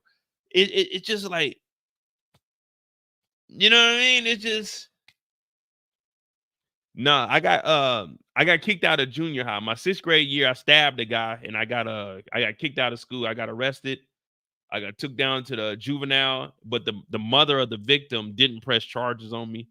So I was just expelled for the rest of the school year. And then 7th grade year, I came back. I was reinstated. So 6th grade year, I was out. And then 7th grade, I came back. 7th grade, I didn't get suspended. 8th grade, I got suspended. 9th grade, I got suspended. 10th grade, I got suspended. Junior year, I didn't. Senior year, I got suspended 2 weeks before graduation. So even my senior, I got to graduate, but I had to go to summer school my senior year. Like, I graduated, but I had to go to summer school because I got suspended. Like, I was into a lot of stupid shit. Like,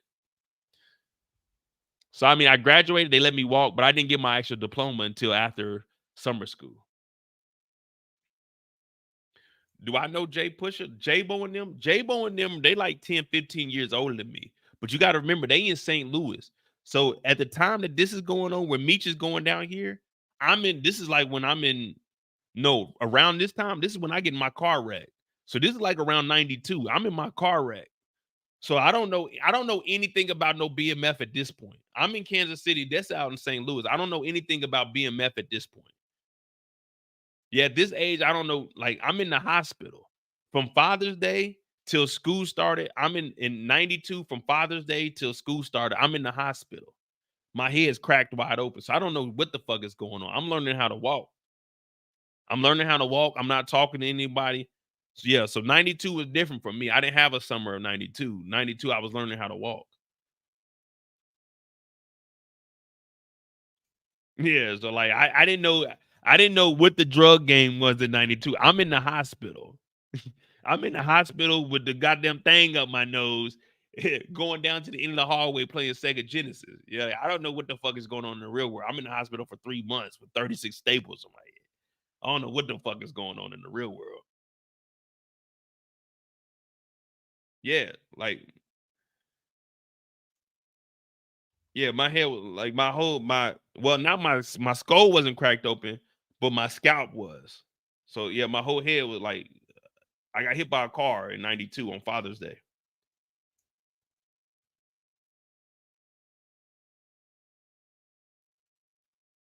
So I had to learn how to walk. So, I mean, I always show this picture, but so this is what I look like. This is what I look like.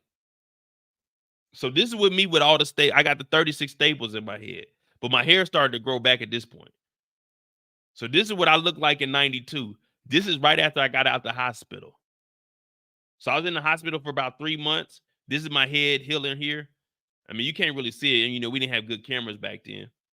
And then I got out the hospital, and this is my first birthday after my head cracked open. So this is what I look like. Young throw niggas selling dope and shit like that. So I was 6 when it happened, and I turned 7 that year. Well, 92, 5, 6. Yeah, I was 6 turning 7. So this is my 7th birthday right here. This is on my 7th birthday right here. This is what my face looked like. This is 2 months after my wreck. I still got all the scars on my face. Yeah, so this is what I look like. So like, I didn't know nothing about no BMF. So this is what my scar looks like. This is what the top of my head looks like right here. It's peeled from the front. It's peeled from the front here. and then it goes across in the middle, and then it goes in the back. So this whole side of my scalp, this whole side was flipped over that way. This whole side flipped backwards, and then this whole side was like, I know it sounds disgusting, but so that front part, like my whole scalp, when I got hit by the car, it was all in front of my face, like it was stuck to my face like this. So while I'm in the helicopter, I'm conscious too. I'm unconscious, and the all my skin, like my hair is on my forehead like this. So it's bent down like this, and they had to take all of it back and to staple it all up. Yeah, we knew we knew who the person was, but my parent, like, I'll talk about it a little bit more after, because I want to continue with the show. I want to continue with the show, but I mean, my parents were just grateful that you got to think it's 90, so you really don't. It's not like you got as much information as you do now. So my parents didn't sue; they were just happy that I survived, because when I went to the hospital, they had a medevac me. And when I went to the hospital, the doctor drew a picture. I got the picture upstairs. Like, I literally got the picture that the doctor drew, and he showed my scalp. And the doctor told my parents that I was gonna die. I was conscious when I got there. They had to put me under, and the doctor told my parents I'm not gonna survive that. So when you hear me like talking like I don't give a fuck, like, man, I really went through pain for 3-4 months of my life. Well, actually 6 months, because it took about 6 months to get the staples out. But the doctor told my parents I wasn't going to survive. And my parents were just gracious that I survived. But I didn't know in the state of Missouri. I had to the age of 21. I could have sued the lady. But that I mean, that's a whole nother story. I survived. So that's all my parents really cared about. But I could have sued that lady. And if I would have known that, oh man. Like, if Google was around back then, man, I would have, man, I listen. I think it's good, because the way I lived, like after my car wreck, let's say if I would have sued at like 18, 19, the way I was living, man, let's say I would have got $1 million. Man, I would have blew that shit, man. I'd have been getting high and drunk. I would have blew that $1 million. So I look at it like, I'm like, man, fuck it. You know what I mean? I survived. So that's the only thing I can say about it. Yeah, I just look at how I was living and think about it, man. I was wilding out with, you know what I'm saying? I had a little bankroll. I was working with the government. I was walking around with 5, 10 bands on me cash at 18, 19. So think about if a nigga like me had an M in the bank account. Man, I would have blew through that M so fucking fast, man.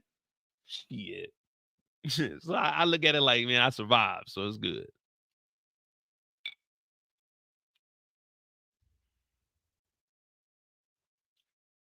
But that's why I say, like, for me, parents are always going to be there for you. Like,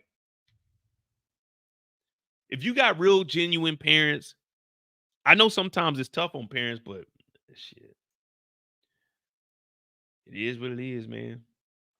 I survived, so I take that, man. I'm alive, man. I'm 38 years old. I will say though, I have a speech impediment. You hear me stutter, and I think I got that shit from the fucking car wreck, and I ain't never recovered from that. That's the only downside. I feel like, man, that shit fucked me up, because I didn't talk for a year. I only talked to my little brother. I didn't talk to like my parents. When I went to school, I wasn't talking. I only talked to my little brother. So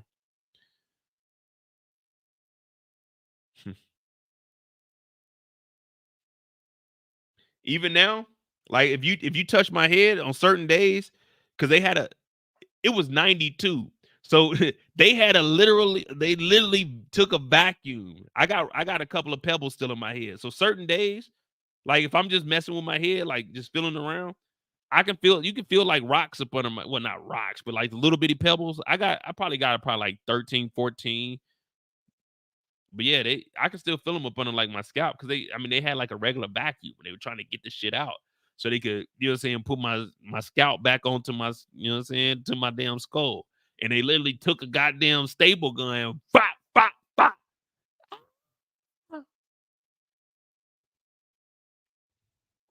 Now I don't have no plate. I don't have a plate, Mike. You hear that? That's regular skull up there. It was just they stapled they stapled my scalp to my skull, nigga, and it was 92.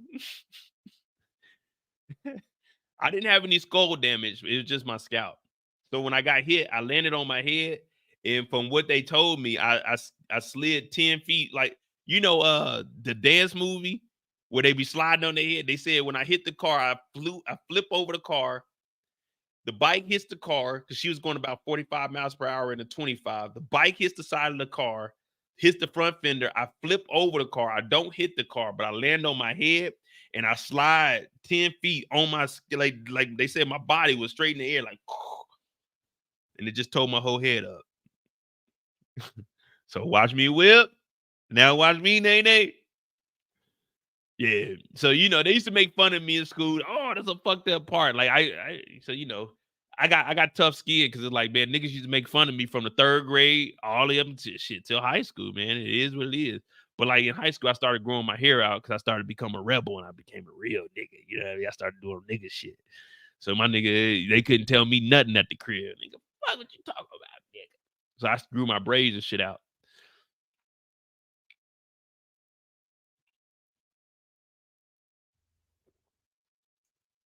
All right. So we talking about Henry. Now, Henry, we talking about Blaze pulling that gun out on Bryant. Bryant came in here and we were all like, damn, this nigga Bryant holding it down. Only to find out that Blaze is ready to go. Hands up, nigga. You gotta remember, Blaze used to be a detective and he wasn't gonna let nothing. Yeah, I remember the day. It was Father's Day 1992. So May is coming up. It was Father's Day 1992. I was riding my sister, R.I.P. to Tanika, aka Nina. Every time I say her name, hey, if it wasn't for my sister Tanika, R.I.P. she passed in 2021, I would have never went live. She asked me, why don't you ever go live? And as soon as I came back, she was on hospice. I came back, I went live, and I've been going live ever since. So shout out to Nina, man. I love you. So my older sister, she had a 10-speed bicycle. And then that was my first time riding a bicycle. Like, the reason I got hit by a car is just because I wasn't prepared. I was on the street, I went up the hill, and then I was coming down the hill. But I'm a kid. I'm like 6 years old. I'm turning 7 later on, like 3-4 months later. So, the bike on a 10-speed, the handlebars is where the brakes are. I'm trying to pedal backwards to stop. I'm 6 years old. I'm a fucking kid. But my dad's like, yeah, you can ride that bike. And then, to this day, he blames himself, but I don't blame my dad. Like, man, he's a dad wanting his son to be a boy. So, you know what I'm saying? Like, he wanted me to ride a 10-spin bike.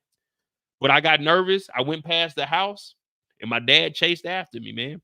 And the last thing I remember is seeing the car. Like, I literally, the last thing I can remember, I see a car right here. And then I wake up in the hospital. That's the only thing I remember is a car right here. I hit the car and I closed I don't remember hitting the car. I just remember seeing the car and I closed my eyes. But I can remember the car. It was a grayish blue car. I think it was like a Chrysler. But the last thing I remember is seeing the car and I closed my eyes and I flinched, tightened up, and all I know is I woke up in the hospital with the thing in my nose. That's all I remember. But my mama said I was conscious because my mom had breast cancer. So when I was on the helicopter, when it was medevacing, she started crying. She was already crying because I got hit by the car, but she was crying because I asked my mom. She said I asked her, did I have cancer? So I thought when I was I thought I was fucked up because I had cancer because I know my mom had breast cancer. So I was like, yeah, do I got cancer? And she was crying. So.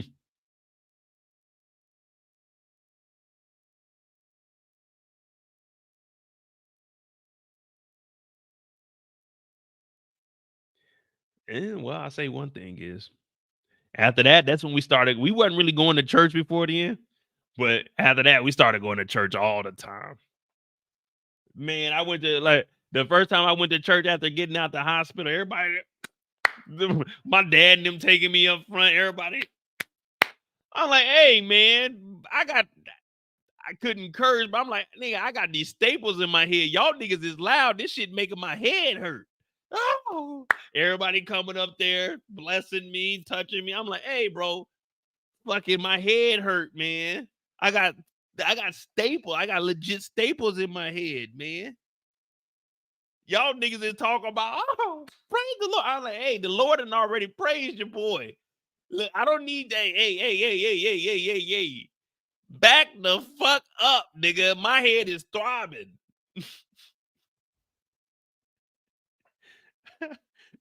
Y'all niggas is loud. Like, nigga, I'm telling you, my head, hey, bro.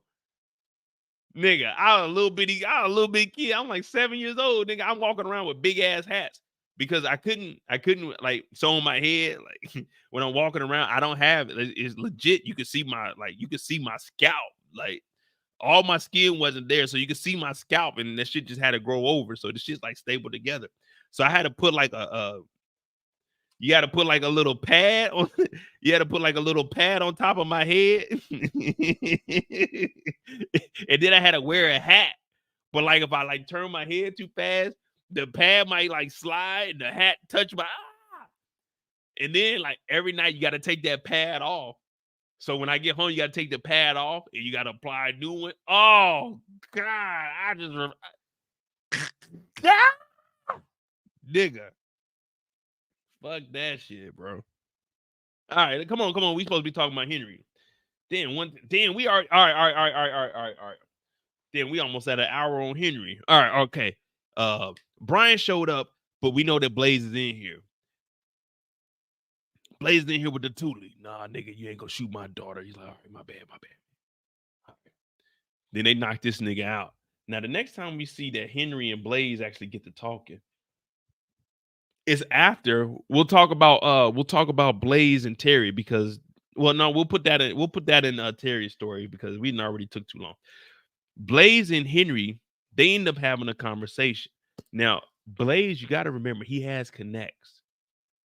He knows a lot of people. He don't know people like me and you. He know like the real deal niggas, like the real deal niggas that's gonna get you some money.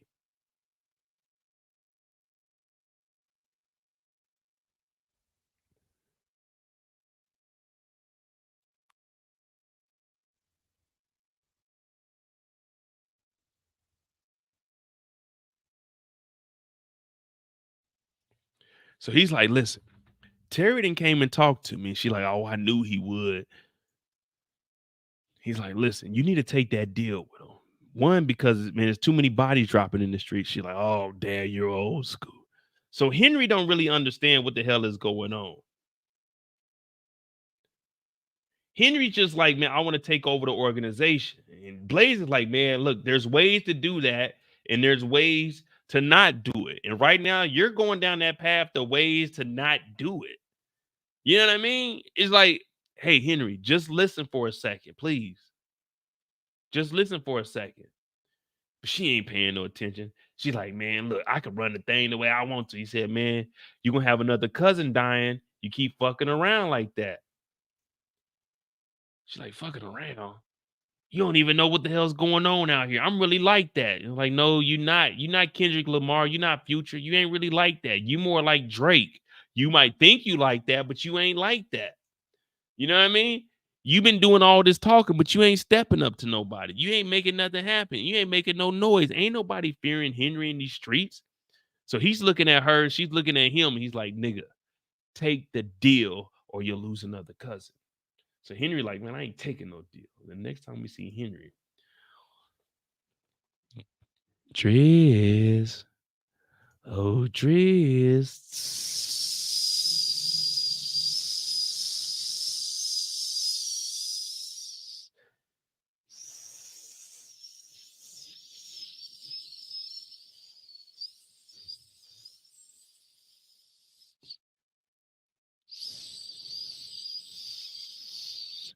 Whoa. Said, who the fuck is that? She said, fuck you and BMF. She like that motherfucking flamethrower up. I don't even know why this nigga Driz is looking like this. This nigga Driz talking about, what have I told y'all? What have I told y'all? When somebody calls your name and you not expecting nobody, never, ever, ever respond to it. If I'm out and about and the niggas like, hey, Mo, don't nobody know me. Don't nobody know I'm supposed to be here. If you know me, you walk up and be like, hey, what's going on, bro? Or you send me a text, hey, Mo, is this you? Don't nobody I know that don't know, you know what I'm saying, that I'm about to be out here. Hey, Mo, I'm not about to turn around and say, huh? Because you'll get your ass shot. I done seen that. I done seen that before. Kansas City, man, I done seen that before. Hey, such and such. Nigga, turn around. Once you respond, they don't even care if it's you or not. So when you hear Driz, Diz, we gonna call him Driz because that nigga was melted. That nigga was drizzling. Diz. Oh, Diz. And then she light his ass on fire. I said, okay, it ain't that bad looking, you know what I mean? But when she licked I was like, why is she licking the flamethrower for? Why everything gotta be so sexual? Like, is she saying that she burned niggas up? She one of the motherfuckers that be burning? Oh man, imagine. Hey y'all. Just look at this. We thought Terry was bad. Imagine getting caught on fire by a nigga with some loafers, bruh. Imagine someone catching you on fire with some loafers and no socks. Oh Lord. That's got to be the worst. That's got to be the worst.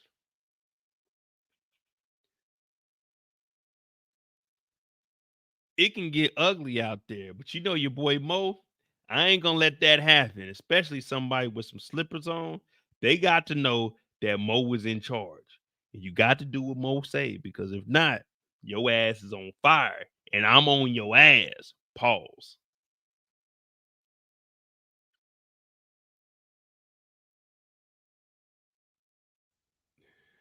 Look at them loafers.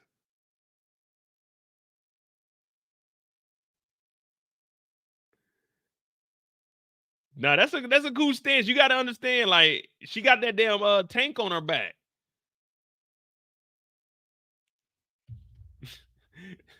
That's a crazy thing. Look at that. So she out there. Hey, she out there standing. She got the 2 feet.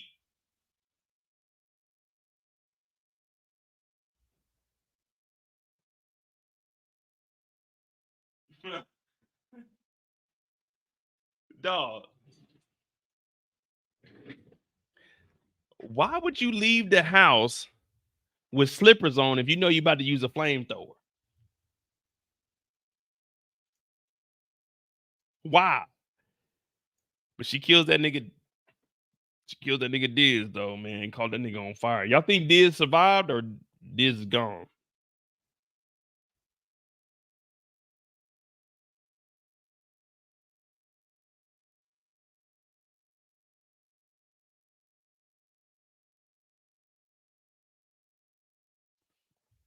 What y'all think?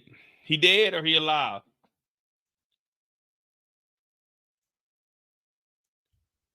And what is this, a clock? What is this? You know what time it is? You know what time it is. All right, we off the clock with what the girl name is, Henry.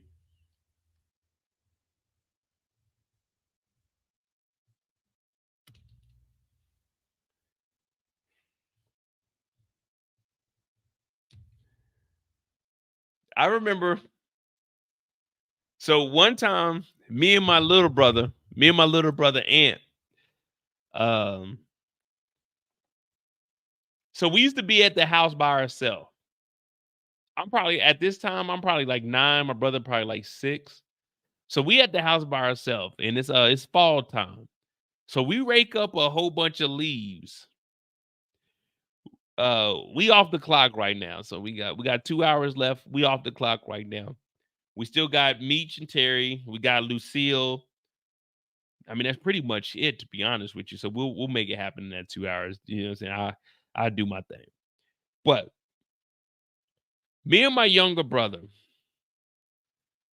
We went outside and we raked up some leaves because it was just him and I at the house. Now, this is when my dad was working. He was working a regular shift. This is at our old house. This is where we had the air conditioning unit in the blue room. So we only had air conditioning in the main room. Your bedrooms, no AC. You just had to put a fan in there, but you had to close your door because the AC blew through like the hallway, the living room, the dining room, and the kitchen. Everywhere else, you had to close the doors. So in our room, we had us a fan in the window. But me and my brother were at the house by ourselves one day. And it's probably about like mid-September, a little bit before my brother's birthday, because I remember we had his birthday party right after. And we decided to rake up a pile of leaves. It was me, Aunt, and our dog Peaches. We had a dog named Peaches. R.I.P. to Peaches, man. I remember when she passed, man. I put her in a trash bag. Took her to the damn.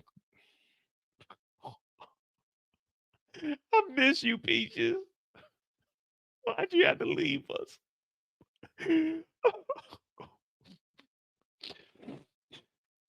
Anyway, Peaches was a puppy at the time. So me and my brother decided, let's rake up some leaves.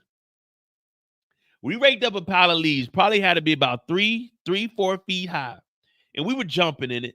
But then this is when the y'all remember the y'all know the little lighters that you got and you hold them. It's got the extended on it and you click the trigger. This is when those first came out. So we had one. It was a green one. So me and my brother decided, it was a collective, you know what I'm saying? Me and him, we came together and we're like, you know what? Let's catch these leaves on fire. So it had to be maybe 5 feet in circumference and 3 feet high. Because my dad wanted us to rake up the yard anyway. So, you know, we at home by ourselves. We like 9 years old, 6 years old. So we at the house because back then you could leave kids out. Well, you weren't supposed to, but you could leave kids home. So me and my brother raked up the leaves. We threw like some sticks in there and we jumping in there. Our dog Peaches is jumping in there. And we like, you know what? Instead of raking these up and putting them in bags, let's just catch them on fire. If we catch it on fire, you know, when you're a kid, you're not thinking when we catch it on fire, it's going to be ash and everything. We're saying, let's just catch this shit on fire. And that way we don't have to put it in bags. So my brother goes in the house. He gets the little lighter. We lighten it, but the leaves aren't lighting on fire. So what we do, we get one of our old t-shirts. We get an old t-shirt and we like tear it up and we light the t-shirt on fire. We take some of the what is it that you spray on the grill? And we sprayed the shirt with that and we lit that on fire. But when we threw it on the leaves wouldn't catch on fire. So we like, all right, we're gonna douse it. And then we're gonna put some leaves, like we're gonna put it in the leaves and just catch the end on fire. So we caught that shit on fire. The only thing is, when the leaves caught on fire, remember it's like 5 feet. Like you could get in there and lay down. We kids, so you can lay down and your whole body is covered. Man, when I tell you those leaves, woo, lit up so fucking big. The neighbor, R.I.P. to Henrietta, our next door neighbor, was an older white lady. We used to take her trash out in the morning. Like on trash days, we'd have to go to her house and she would open the garage and we'd take her trash to the corner. But she called the fire department because it was we had a shed and that fire was like the equivalent to the shed. That's how big the fire was. That shit was getting big. And if we let it get out of control, it would have like caught the tree on fire because you got trees that the branches are kind of low. The fire was almost touching the branches. So me and my brother, we grabbed the water hose like shit. We trying to spray that shit out. We get the fire down a little bit, but the rest of the leaves, it's like we over here like trying to stomp it and we throwing buckets of water on it. Me and my brother just run into the house and we locked the door. Well, the lady next door called the fucking fire department. I'm talking about, nigga, we almost started a wildfire in the middle of the city. She called the fire department. The fire department, they pull up. Now, me and my brother, we in the crib. We go downstairs and we looking through in our downstairs. I told you we had a garage. We turned into like a little basement. But in the back room is where the laundry room was. So the fire department, they pulled up. They boom, boom, boom, boom, boom. They banging on our door, but me and my brother ain't answering. Cause we like, oh shit, we in trouble. So we downstairs in the laundry room and we looking through the window because there's a back door. In the back door, we got a piece of wood, so niggas can't kick through our back door. So we watching the fire department. They go through the gate. They open up the gate. They pull the truck. They pull the whole fire truck back there. They fuck up the fence because they trying to get back there because it ends up touching the tree, like I told y'all. So they drive the fire truck through our back gate. Boom! The police is showing up. So it's like 4 police cars, 2 fire trucks, and an ambulance. The lady didn't call the damn people. The tree didn't call on fire. Me and my brother and that motherfucker like, oh shit, nigga. When I tell you, boy, we probably had about 10 police officers. They pounded on all the windows. Hey, we know y'all in there. The lady called. Y'all all right? So they seen it. They mad because me and my brother not coming out. But they trying to like, hey, y'all good. Like, you know what I'm saying? Y'all didn't do nothing on the inside of the house. So my sister, my oldest sister, Tanika, the one that passed, they call her because my parents are at work and they work downtown. So my sister, she's speeding home. She getting home because she used to be a cheerleader. So she driving home from high school cheerleading practice. She pull up to the crib. Oh man, when I tell you we got our ass whooped that day. Oh, I was like 9. My brother was like 6. No, I had just turned 9, and my brother, he was turning 6. He was turning 6 in the middle of September. What is his birthday? The 14th. So he turns 6 probably like 2 weeks, a week and a half after that. I was 9 years old.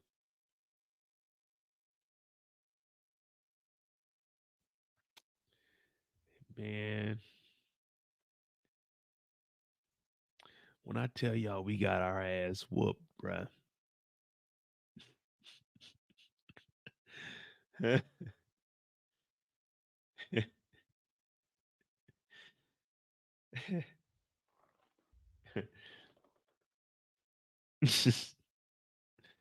So my dad's friend came over. Like I said, my sister came home for school. So she's speeding home. She's scared as hell.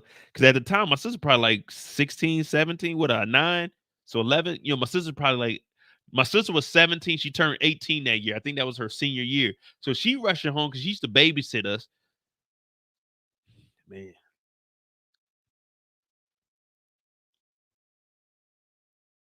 Would I say that's the dumbest thing? Nah, man, that wasn't dumb. I was trying to get rid of the leaves. I was trying to get rid of the leaves, man. I say the dumbest thing I ever did was stab a nigga in 6th grade. That's probably like the dumbest thing I ever done, like that I can remember. Yeah, so my oldest sister is 11 years older than me. My next sister is 5 years older than me. My older brother is a year and 11 days older than me.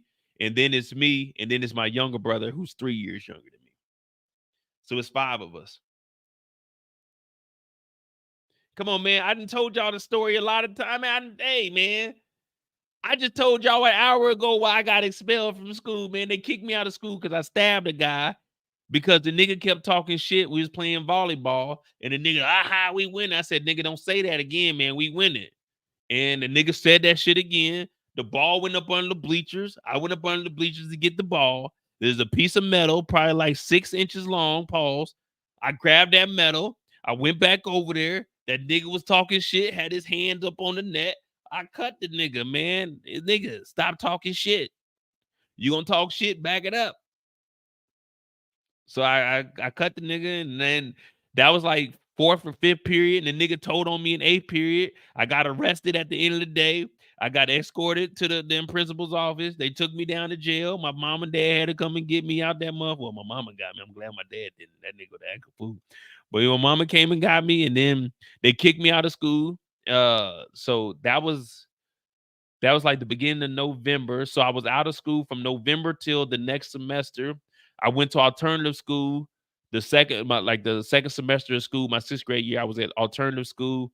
The mother dropped charges in about February, March. So I got reinstated into school during the middle of the summer. They sent the letter to the house and said, hey, they didn't press charges.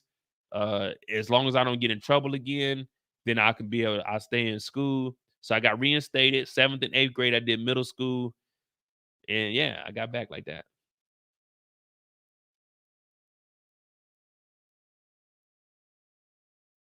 And I wasn't no menace, man. Y'all got to understand, man. After my car wreck, I was different. After my car wreck, I didn't give a fuck, man. That's what I'm telling y'all, man. That car wreck fucked my head up because I was a good kid before then.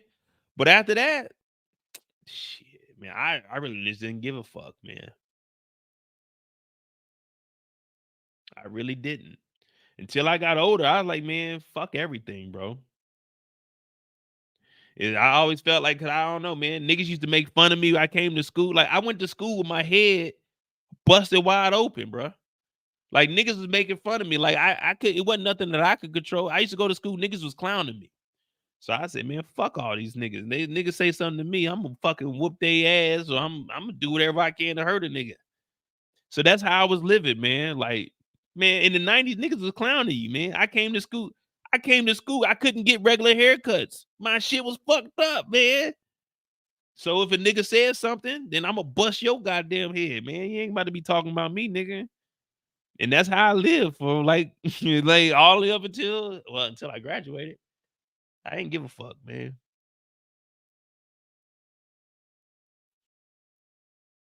No, I ain't doing none of that shit now. I value life. But at that time, no, I wasn't. I was never bullied. Niggas used to crack jokes. I would crack jokes back also, but there was only so much I could do. I'm at school with staples in my head. I'm going to school. I got staples, and it's not like I could like really like fight back or anything. Like niggas will whoop my ass. I like dog. My head every day is just fucking throbbing. And I'm 7 years old. So when I went in there to get my staples taken out, you know, it took me 2 months to get 36 staples out.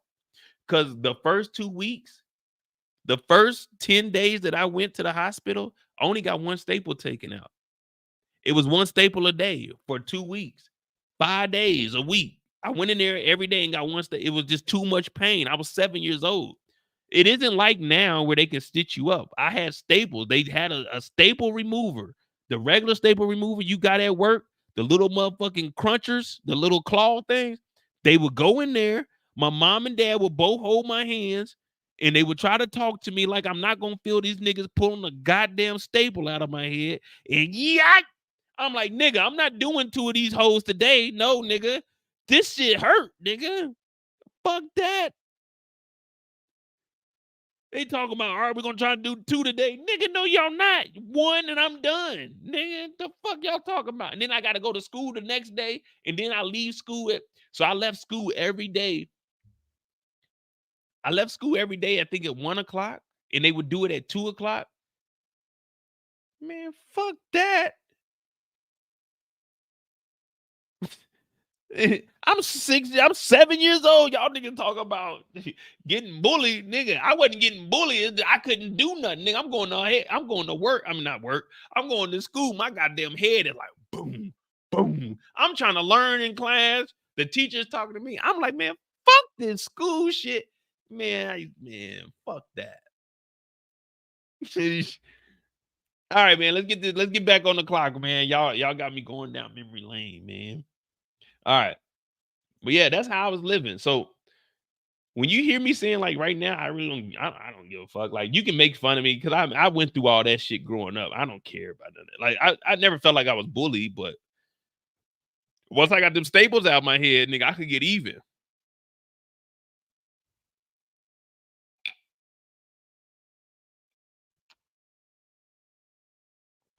Security said they gave you staples for a C-section. I don't know what kind of staples they gave me, but them motherfuckers are like this though. I think my mom got I think she got like the first 5 staples. I think she still got those at the crib. Shit.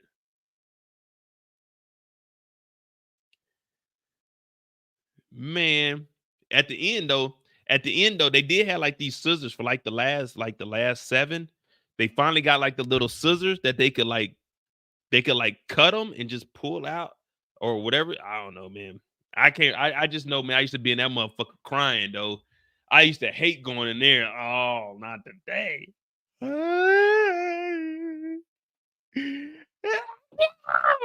All right, here we go. We on the clock. Let's get it. We got 2 hours left.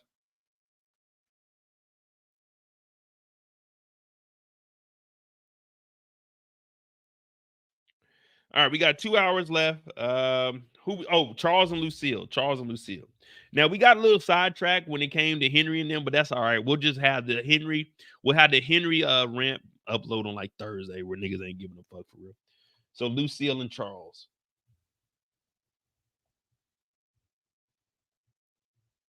Okay. Oh yeah, it was terrible. I wish my parents would have recorded it so I could show y'all. Man, this nigga Mo is a bitch.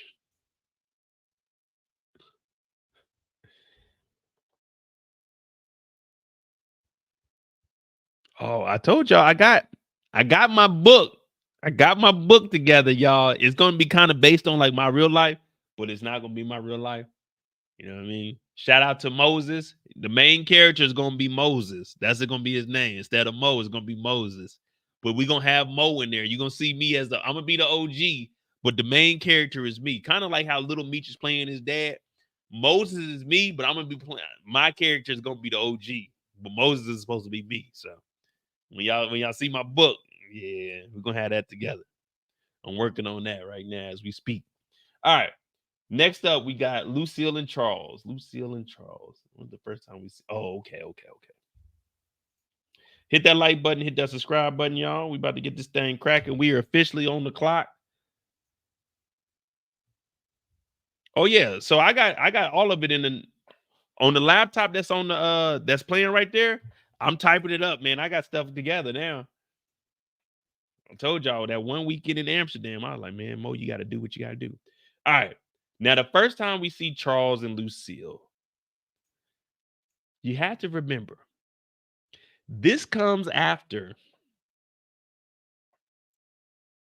Matter of fact, this ain't no pause moment. This does come after. Literally, it comes after them getting some action. Y'all remember the little? Ooh, Lucille. Oh, Charles. Ooh, Lucille. Ooh, say it again. Lucille. Charles finally got him some. Now, I don't know about y'all, but I've been waiting for this for so long. And making love until the sun comes up. And baby, I just wanna take it nice and slow. Lucille, tell me what you want to do with me. Now here we are, riding around town. Lucille kicked me out my room. Talking about one more time. That is it. And Charles, you got to go to your room. Charles had plans to put his hands in places. Lucille hid, and you know what he wants, girl. Well, Charles finally got him, son. And let me tell you something. When you finally get you a little bit of that loving,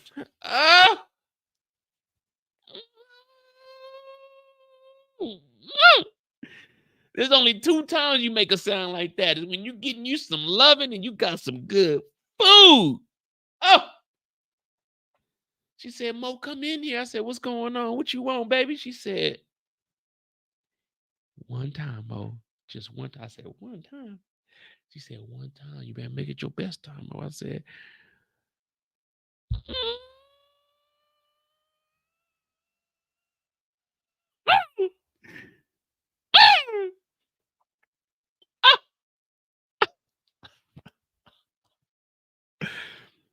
Lucille put that thing on Charles at one time. The next morning, that nigga ain't been to work at General Motors in 3 seasons. This nigga put the General Motors outfit on. This nigga said, I'm going to work, baby. I'm going to work, baby. I'm going down. I'm going down.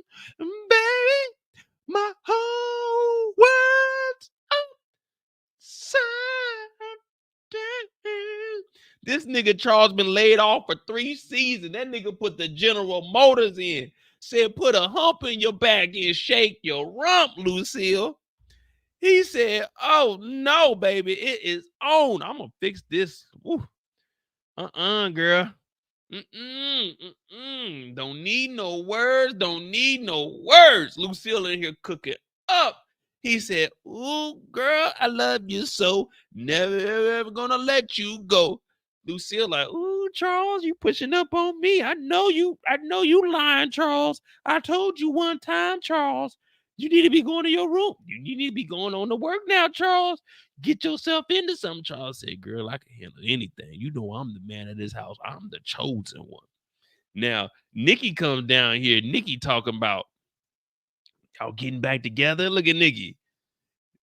Nikki come down here with the jean jacket on, the goddamn vest on with the turtleneck. She got hickeys on her neck. That's the only reason she wearing a turtleneck. It ain't that cold outside, Nikki. We know your games. You been messing with Breeze. She come down with the hoops in. Nikki thinks she grown. We heard her at the dinner table. Lucille like, nah, we ain't together, but we together. You know what I mean? We all know, the fellas, y'all know, we ain't together. Like you go out and it, you know what I'm saying? It's the one you just the one you fucking with. You know what I mean? Y'all know what I'm talking about. You go out, but y'all don't really like, come on, man. You got the one that you messing with, but y'all cool. Don't nobody need to know what y'all messing with. And you know, she talking to other niggas, you talking to other girls, but y'all got something special. We got a good thing. Don't know if I'm gonna see you again. Y'all got that good thing. It ain't like y'all, you know, you entertaining other niggas. You know what I'm saying? But you know what I'm saying? She ain't like fucking other niggas. She just entertaining. It is what it is. But y'all got y'all thing. That's kind of what's going on here, but it ain't really what's going on here. So Nikki sees it, and it's just like, you know, you can just sense the chemistry. You know what I'm saying? I go up to a woman, hey, what's going on? You know what I'm saying? I'm cool with it. You can't tell who I'm, you know what I'm saying, who I'm fucking with. You just like, okay, they might know each other. But Charles, he over here smiling too much. Charles giving it away. Nah, that makes a lot of sense. Hey, put a 1 in the chat if you know what Mo was talking about. You got that one that you messing with, but you know, it's like y'all don't need people to know that y'all messing with each other out in public. So, you know what I'm saying? Y'all go out, y'all do y'all thing. You might talk to some girls. She might talk to some niggas. But at the end of the night, y'all gonna link back up. You know what I mean? That's just how it is. You got to know the game. Like right now, you know what I'm saying? I see women that I talk to, well, not necessarily out here, but just in general. Yeah, it ain't their business. It's like, okay, I know at the end of the night, like, so while we out and about, listen, I'm gonna give you the scenario. I'm gonna give you the scenario. You know, I be giving away too much game, but you know, it don't even matter to me because I don't give a fuck. Because I ain't in the game no more. Well, I'm in the game, but I ain't in the game. You know what I mean? I'm like a head coach. Pause on the head, but I'm like a head coach. You know what I mean? I call the plays out here. But yeah, like, I know you out here. Niggas gonna talk to you. I'm not no jealous nigga. I know what it is. But I know we texting. Yeah, I seen your ass. Haha. Yeah, I seen you talking to some girls too, Mo. Don't act like that. I'm like, oh, I ain't acting like nothing. I'm just letting your ass know by the end of the night, you better be ready to go. Oh, you already know I'm coming through. Oh, okay, cool. So you know where y'all stand. It's just y'all out having a good time. Y'all being sociable. You know what I'm saying? Being sociable. That's all it is. Ain't nothing wrong with that. Ain't nothing wrong with that. Ladies, if y'all see me and I'm out and about this weekend, when I was up in London, I probably spent about, I ain't gonna lie, I probably spent like a band on drinks outside of like bottles and that. I have a good time. If there's some women in front of me and I'm trying to get me a drink, hey, what y'all drinking? I'm buying them a drink so they can get the fuck out my way and I can get to the bar. It ain't because I'm trying to holler at them. I'm trying to get y'all the fuck. I'm paying for my time. Get the, what y'all drinking? Oh, we getting this. Okay, let me get their 2 drinks. Get them the fuck up out of here. Let me get my drinks. You know what I mean? That's all it is. That's all it is. See, they know. My nigga Ant know. Audacious know. Miss Yanni know. Eric know. Y'all know how it is. Like, we know we good. Do what you do. Just like right now. Go out and about. Holler at all the niggas you need to holler at. Because niggas gonna holler. Listen, I'm not telling any women that I talk to, if a nigga buying drinks, nigga, get your drinks off that nigga. It's the same way with me. If your girl is out and I'm offering drink, man, she might as well get a drink. It's not like I'm about to buy a drink and bring it to her.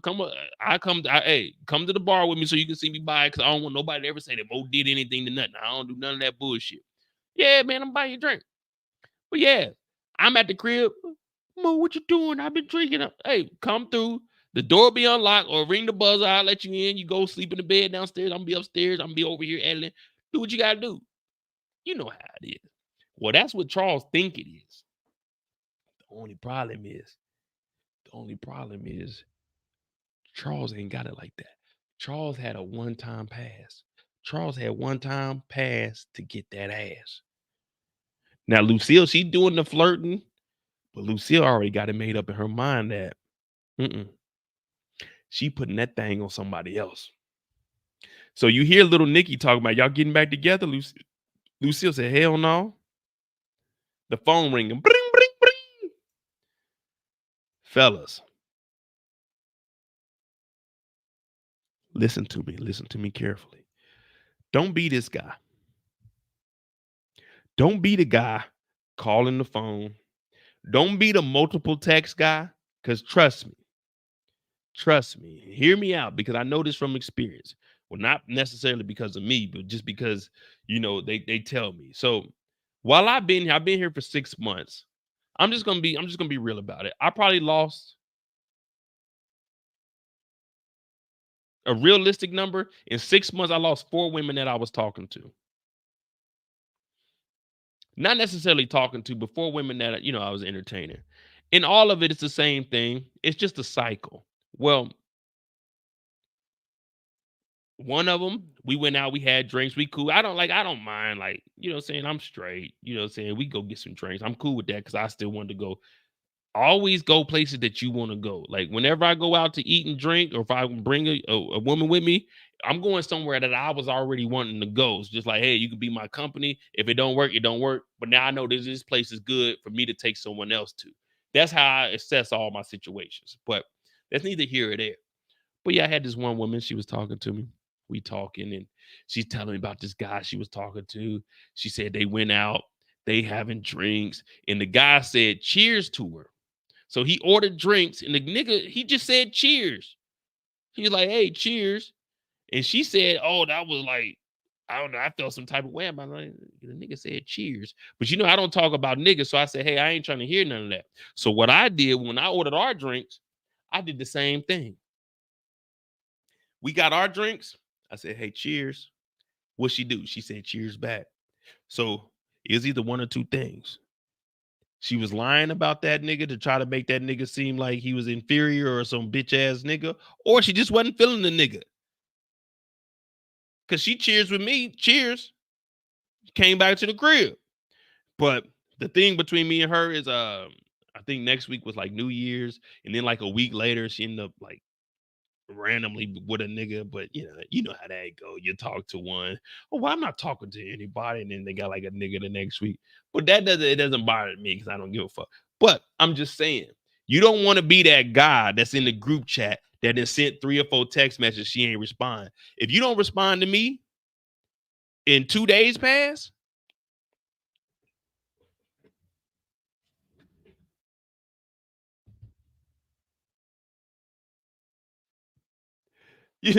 let 2 days pass and you ain't respond to one of my messages. Nigga, that number is deleted and blocked.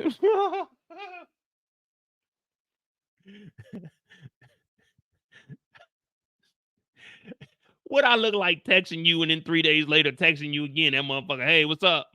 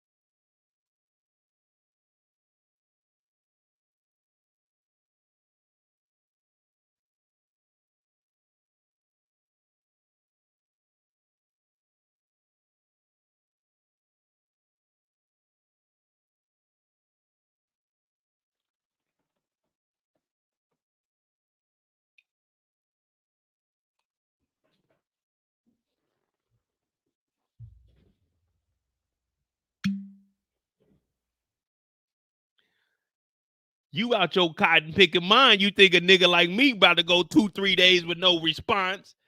Nigga, fuck you. Don't nobody give Mo the okie doke. I do the okie doke around this motherfucker. You better respond to that message. That message ain't get respond. Oh, on Instagram, unliking all pictures, unfollowing, unsending every message in the DM. There will be no, I'm talking about no history of me and you fucking knowing each other. Nah, that nigga just trying to talk to me. You a lie. Unless you got screenshots, you a motherfucking lie. Nigga, please. What I look like? I'm 38 years old. What I look like double texting a nigga? What's up, girl? No response. Hey, how you doing? A week later, no response. Nigga, please. Get the fuck out my face with that shit. Got me looking like Charles and this motherfucker. You a lie? You a motherfucking lie. You think a nigga like me about to be double texting. If it ain't no response, then who next? Go. Who's next? I'll be in that mother, man. I don't give a fuck.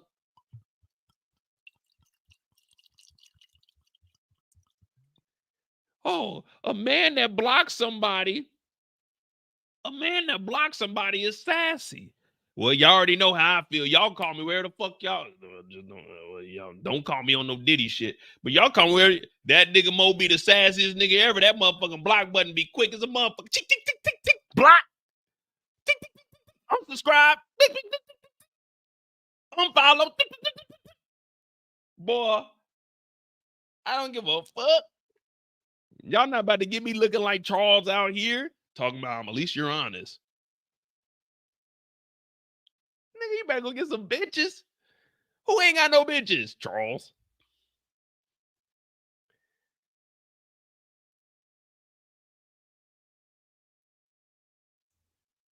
Hey, at the end of the day, though, let me tell y'all something. At the end of the day,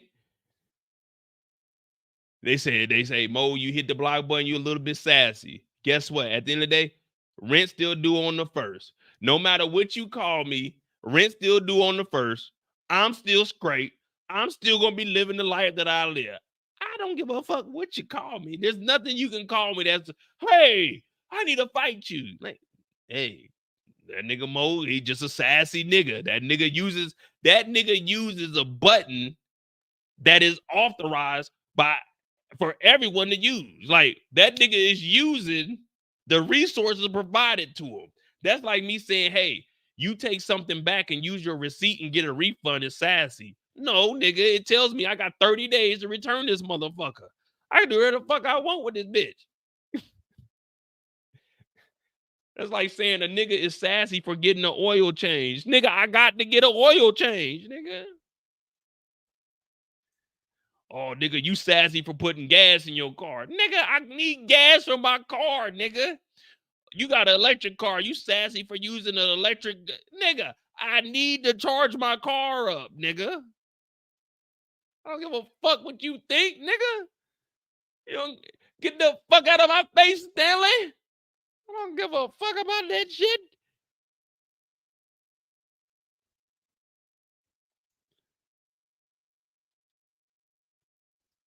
Hey, man. That nigga Mo washes his face in the morning. He's a little bit sassy. Nigga, I don't want sleep in my eyes, nigga. Not sassy. I'm fucking living a modern lifestyle. I don't want sleep in my eye, nigga. I don't want crust on my forehead. My face dries up. Like, yeah, nigga, I put lotion on my shit, man. The fuck? That nigga Mo ties his shoes with both hands. Nigga, I don't know how to tie my shoes with one hand, nigga. Down there trying to, nigga, I don't give a fuck. All right, let's continue on, man. That nigga Mo says hello. Yeah, nigga, I have courtesy. Like, I say hello. I don't say what's up to everybody. If I see a number from someone, if it's a woman, I don't say, hey, what's up? I say hello. Oh, man, that's sassy. Well, nigga, I didn't know that the word hello was sassy. I thought that was what you're supposed to say when you greet somebody, nigga. I didn't know. When did the rules change? Nikki on the phone, but I'm saying all of this. You don't want to be this nigga, Dr. Reese. Dr. Reese is calling the landline. Hey, hello there. Is Lucille home? Nigga. Lucille would hit you up, bro.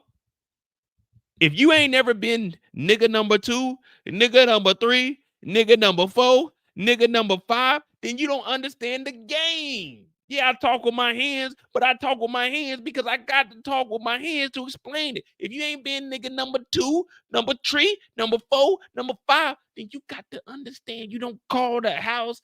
She will pop up. She already showed up. She knows when you work. She knows when you've been sleeping. She knows when you're awake. She knows when you ain't got no appointment. So be at your job tonight at 8. Yeah. All I know is I told y'all the story about old girl that came through in a wreck in the car. I'm not hitting her up. She's hitting me up.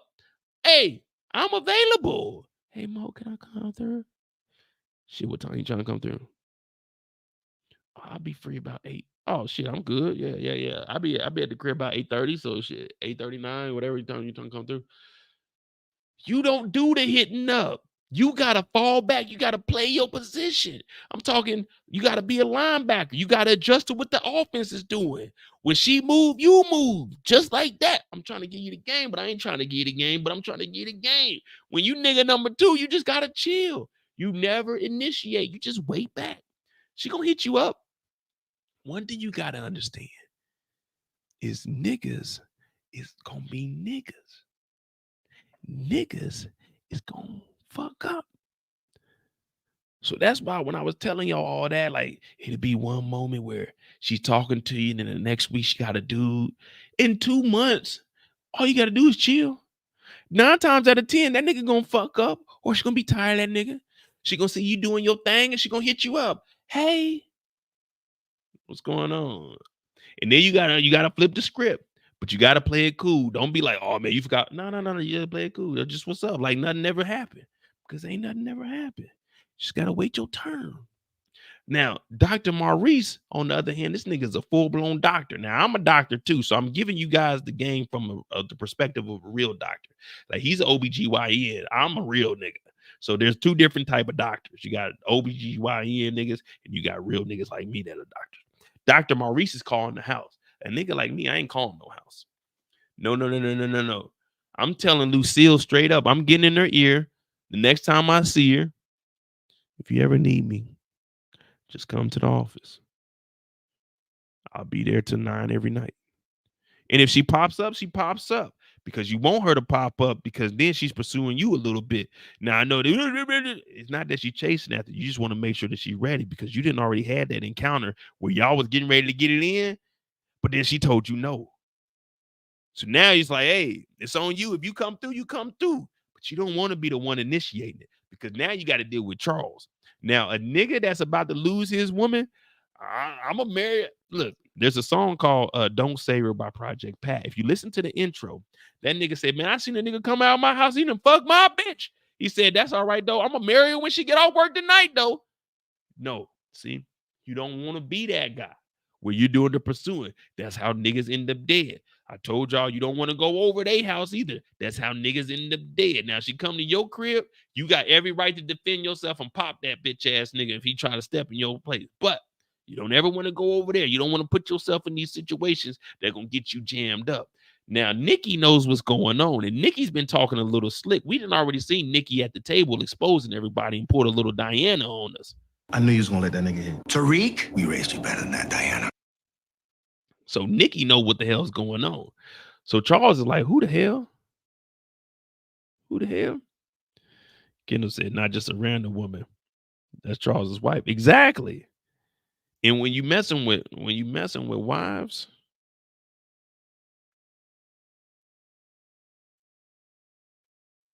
we ain't even gonna go there tonight. My name is Mo.J. Hit that like button, hit that subscribe button. We on that yak tonight. When you messing with wives, we ain't there yet, y'all. We We ain't there yet. That's on the Tubi night. We not even gonna go on that. But yeah, Dr. Maurice shouldn't be calling this house. She married. But you see, Lucille, she's still feeling a nigga. And that's how it is, though. That's how it is, though. Now, like, just taking like my scenario for example. My ex-wife, she left me for a rich nigga. I'm talking about rich nigga, too. I'm talking about bankroll after bankroll. Big money. I like it. But, you know what I'm saying? She still fuck with your boy. You know what I'm saying? It is what it is. But Lucille, she's still feeling Charles. And she's hearing Charles talking about he gonna make it work no matter what.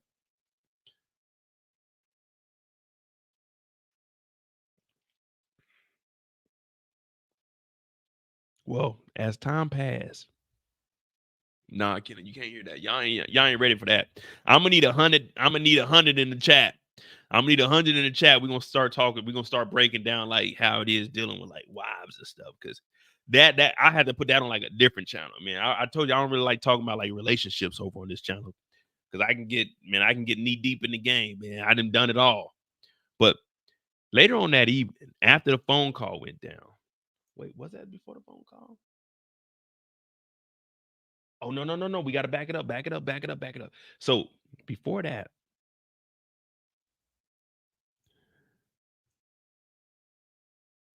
but yeah, that's why I don't, if you notice my channel, I bring people on, like I'll bring Tamika on, Michelle, Pretty Girl Loves Trap, but I don't really get into like relationships on my channel because I have a different perspective. I really don't, like, me personally, I don't take any of that, anything I'm talking about on social media. None of this shit is like real life stuff. Like none of this stuff I take serious. So that's why I just particularly talk about shows I could joke around. It ain't like dealing with anyone's real life and it won't offend anybody. Well, I try not to. If I do, I apologize. But you know, I never try to offend anybody unless they get in here and start talking disrespectful. But then it is what it is. But and no, I'll get canceled if I talk about relationships. And then I also jeopardize like the relationships that I have, even though I'm upfront with everything. When it comes to women, there's no reason to lie. It's like, hey, this is what it is. You don't want to end up on no Diddy type shit. So you just got to be real from the jump, but don't do no weird shit. All right. We got Lucille and Nikki. Now, we were just talking about Nikki being on the phone. Remember, Reese has been calling. Yeah, I'm calling him Reese. Excuse me. Reese has been calling the main line. Well, Reese is also given Lucille the information about different kinds of contraceptives for a young woman, birth control. I mean, I don't know what else that they had in the 90s. It's not like they had what's it called? In vitro? Is it called in vitro? What is in vitro in the arm, or is that the little teeth? Like it's the one that goes in the arm, and then it's like the little. I don't know what all of them are, but there's a whole bunch of them. There's a whole bunch of them. I wasn't in public health, so I don't know what all. I was in bio, so I mean, I kind of work with public health, so I knew what they were, but I didn't. Like, you couldn't come to me and be like, "Hey, Mo, I need." Hey, nigga, I can't recommend nothing for you. Yeah, IVF is injecting it. Yeah, okay, I know what the IVF is. That I got to talk about that on a different channel because I had an experience with that IVF thing before, and I don't know if that's normal or not, but that happened when I was like 21, 22. I'll ask somebody else later. I never ever brought it up, but yeah, IUD. Okay, yeah, you got the little thing you put in the arm. Man, it's all kinds of shit. I'm like, damn. All right. Well, anyway, remember little Nikki was stealing shit. She was getting the tampons, the ones you gotta, not the pads, but the little snake ones that you gotta put in the dungeon. You put the little snakes in the dungeon and they like open up. Well, Lucille had been talking to Reese and she went and got some birth control. Now, the first time I seen birth control pills, I was 14 and I was messing with this chick and I went to her house and I told y'all the story before. I went over there and it was a whole thing of them, but they had like, it was a circle and some of them were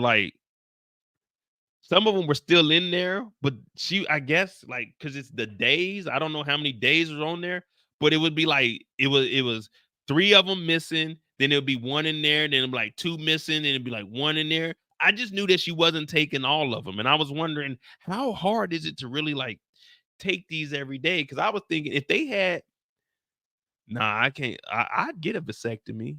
I'd do a vasectomy. But most doctors won't let you do one unless you got like 2 kids. They're like, are you sure? But so she gives little Nikki the birth control. And I used to always think, I was like, man, if they would give me birth control, like if there was something for guys, nigga, I'd be popping them up every morning I wake up. Matter of fact, let me take 2 just in case.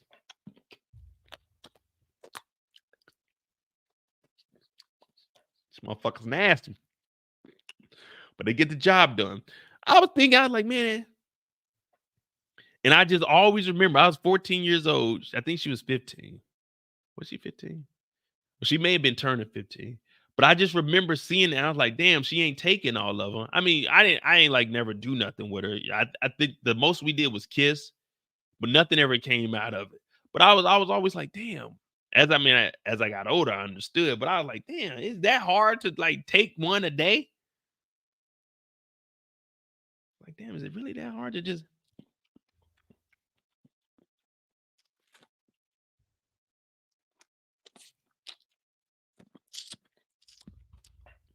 Can you take the pills with liquor, or would the liquor like dissolve it too fast?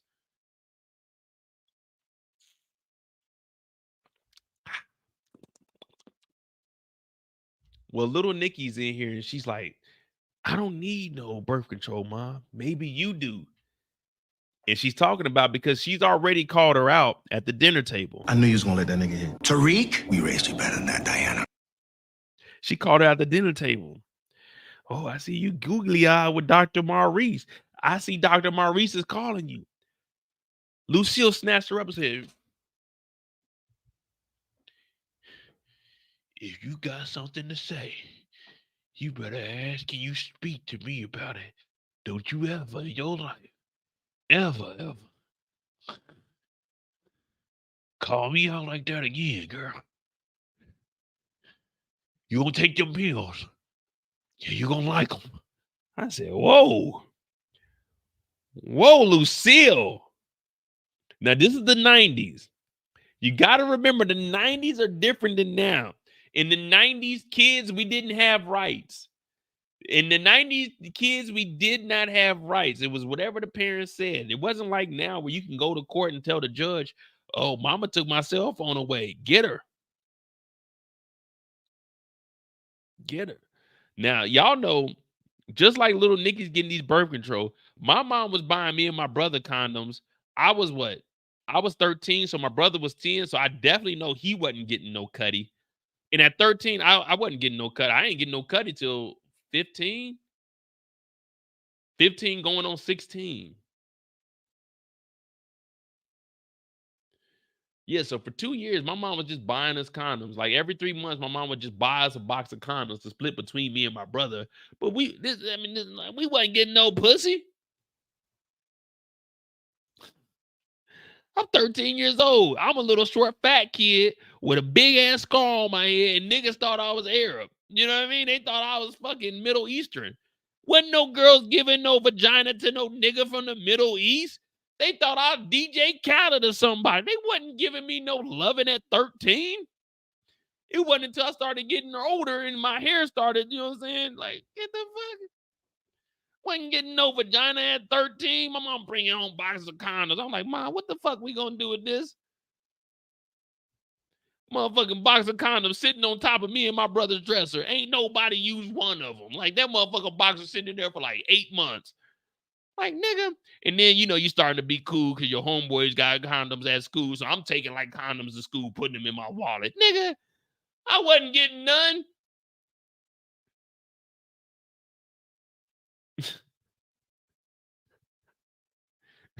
What are these for? If a girl was to ask me, hey, Mo, you got a condom? Like, yeah, I got one. Nigga, I wasn't going to do nothing with that shit, but just say I got one. Like, come on, man. I was a little bitch ass nigga, bro. But when I was 15, though, you know, your boy started getting a little bit taller. You know what I'm saying? I started to slim up a little bit, started to get my height on your boy. I went from like 5'5". I think my junior year I went from 5'5" to like 5'8", and then from 5'8" to 6 foot my senior year. I ain't grow no more after that. After senior year, I just hit. Well, no, senior year I was like 5'10". So I went from 5'5" to 5'8", 5'8" to 5'10" my senior year, and I think by the time I was like 20, I was 6 foot. But as I started getting a little bit taller, you know, so I started to develop a little bit. You know what I mean? So now my mom got the box of condoms. I'm looking at them, you know, condoms expire like 3-4 years. So I'm looking at the box like, yeah, boy. So I went to get my hair braided. Shout out to Ashley. She went to Raytown. You know, this is my ops territory. At this time, I didn't really have too many ops. It was just, you know what I'm saying? It was just some school shit. It wasn't like niggas was trying to kill me. So I went and got my hair braided. She was on birth control too, but she was taking all her pills. I told y'all that first girl when I was like 15, or not 15, but like 13, she wasn't taking all her pills. But this one, she actually she's taking all her pills. I went over and I was getting my hair braided, and it was kind of awkward. I was like 15. So she was braiding my hair. It was her homegirl. She actually had a homegirl that was name was Ashley too. So it was dark skin Ashley. Dark skin Ashley was actually pretty cool. She had braces. Once she took the braces off, like damn, she bad as a motherfucker. But not regular. Ashley was the one that used to braid, but they used to always be over there. So I went over there one day. She braided my hair. Like we met off MySpace, but we had been talking for a while. I knew her when we was out and about. So she like, yeah, when your hair get long enough, I braid your shit. All right, bet. So I went over there one day. She braided my hair. It's me, her cousin, and then her homegirl, the other Ashley. So we all over there chilling. We in the hallway braiding. She braiding my hair. But then the cousin and the friend, like they make eye contact, kind of like Henry was looking at Diz. And then the cousin and the friend, Ashley, they leave. So now it's just me and her. So I'm like, all right. She said, hey, for me to finish, I need more light. Let's go in the house. We go in the house, right? I'm sitting on the couch. She like, you can just sit on the couch. So she come over and like she standing up, she like braiding the side of my head. Then out of nowhere, she pull an angel. She like sitting on me and she like getting right. I'm like, man, I don't know nobody that could braid my hair like you sitting on my lap, braiding my hair. I'm like, nigga, I don't know this style. Like, I ain't never had my hair braided with the chick sitting on my lap and like in front of me.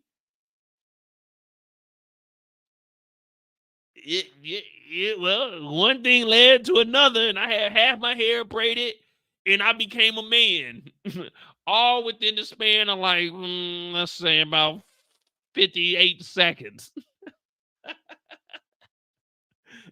All within this span about 58 seconds, I became a man.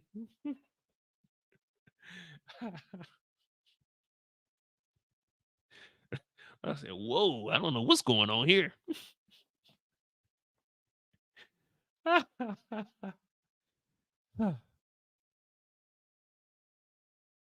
Shout out to Ashley though, man. But you know, I ain't gonna say too much about her. She got like a family now though. But that day I became a man though. That was the first time I used that box that my mama bought us. Yeah, hey,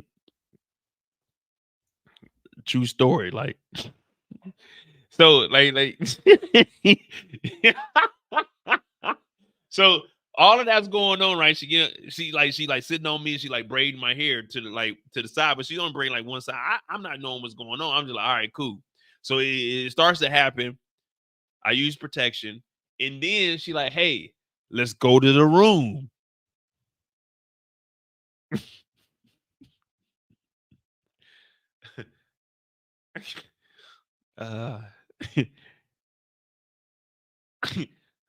I'm done.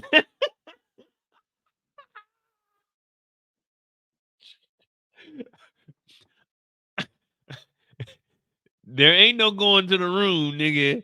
It's you need to finish these braids right now. I ain't got nothing left in your boy.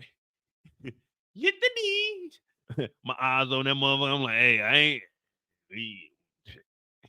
I don't know if you know, I was in this motherfucker lying like a bitch because this is my first time. You gonna have to finish these braids. I got to get the fuck up out of here.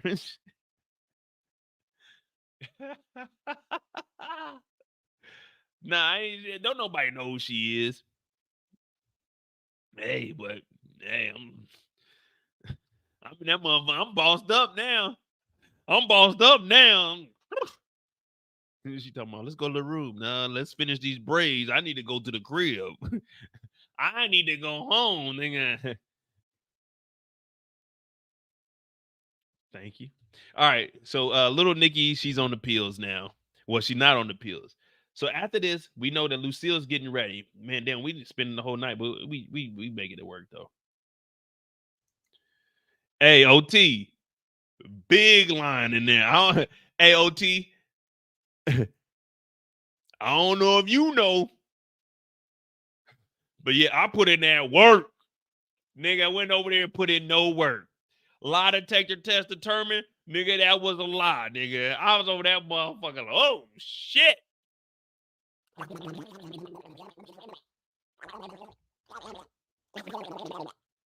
Oh, she talking about let's go to the room. There ain't no reason for us to go back there. It's over with. Finish up this hair. Finish the...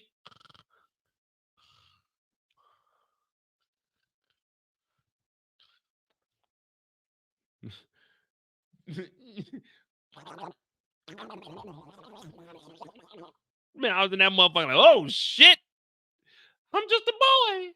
You remember y'all remember the gingerbread man? Not my gumdrop buttons. Oh no, not my gumdrop buttons. I was in that motherfucker like, whoa, nigga. I was on the couch like, nigga, I don't know what the fuck is going on here. This shit totally different than what I've been practicing.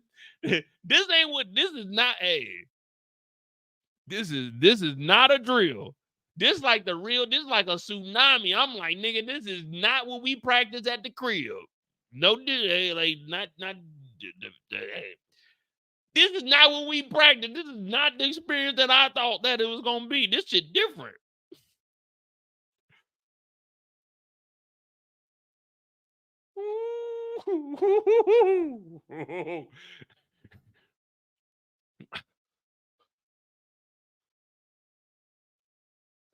I'm in there like I just went 19 rounds, nigga. Like, nigga, you ain't do a motherfucking thing. But I was in that motherfucker like, oh, God damn, nigga. Hurry up and finish this head, nigga. Finish my braid, and I can get the fuck out of here. I ran about that. You remember when old boy got his chain took, nigga? That's how I ran to the car, nigga. All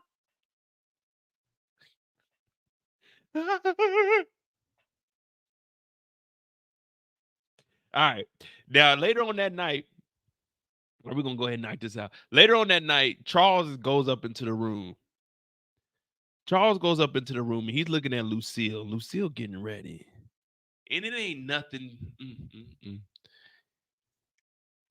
It ain't nothing. Oh, Lucille looking good, too. You know, you just had that last night or last week, whenever it was.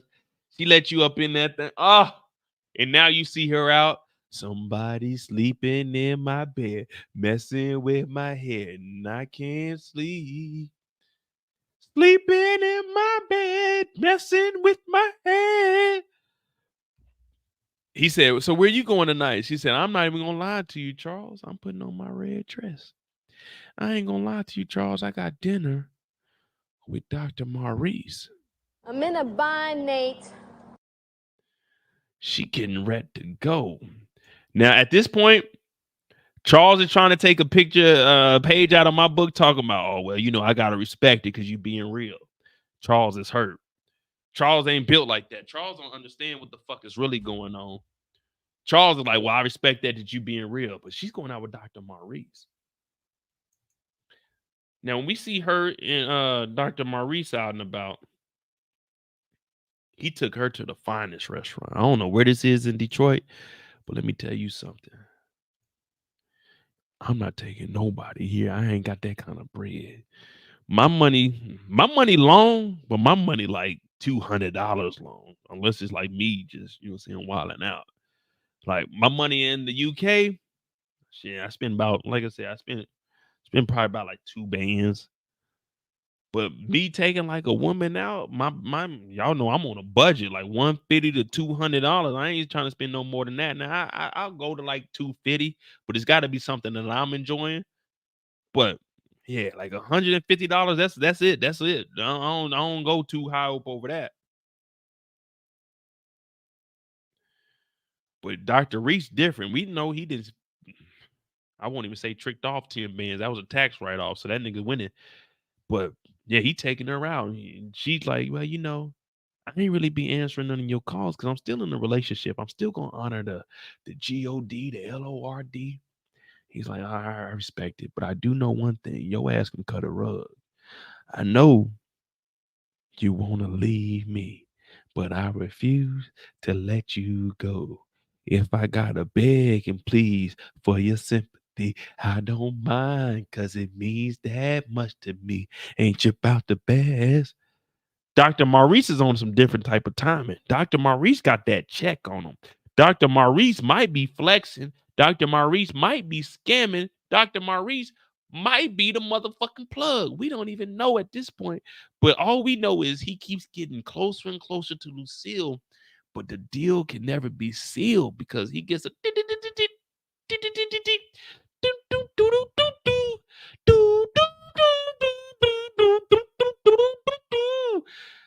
Go Power Rangers, you mighty morphin Power Rangers. He's on call. Now I used to be on call when I was in bioenvironmental, but he's on call. And this on call stopped him from getting some kisses. Now, I'm not a big advocate on kissing in my adult life. I wasn't really a big kisser when I was a teenager either. I never really felt the need to do all of that. What ranger was I? Oh, I was the white ranger and the green ranger. I wasn't none of them bitch ass black, blue,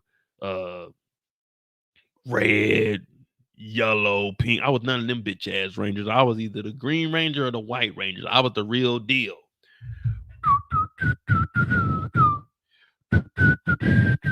I'm gonna show you what ranger I was, but we're gonna talk about that when we get off the clock. I'm gonna show you exactly what ranger I was. Dr. Maurice is like, fuck, I'm on call, man. I'm on call. Well, that on call was little Nikki. Little Nikki's calling. Oh, I got your number off the nightstand. Wanda's having a baby. Wanda's having a baby. Get here expeditiously. Oh. She's in here. Contractions are 10 seconds apart, 10 minutes apart. She's dilated to 10 cc's. Give me some warm towels. Help. Okay, we don't have any, I don't even know what this called. Get her some Tylenol. We ain't got nothing here. The police, they're showing up late. Wanda's in here going crazy, and I ain't gonna lie to you. This is just me, but pregnant women, some of them, not all of them, pregnant women are attractive to me, especially pregnant women that ain't with their baby daddy. Let me tell you something. Man, I seen this one woman. She took in her like her paternity pictures and shit. Oh, she looked good. She looked even better knowing that her and her baby daddy wasn't together. I said, ooh, if I was a sucker, I'd step up and be that baby's pappy. But I said, Mo, you got too much dignity and pride. You don't need to be no one's pappy right now. Wait till she has that baby, puts that nigga on child support, and then you show up because you don't need to be taking care of no one else's child. That is disrespectful to the father. But that's neither here or there. They delivering the baby. Come on, push. Push.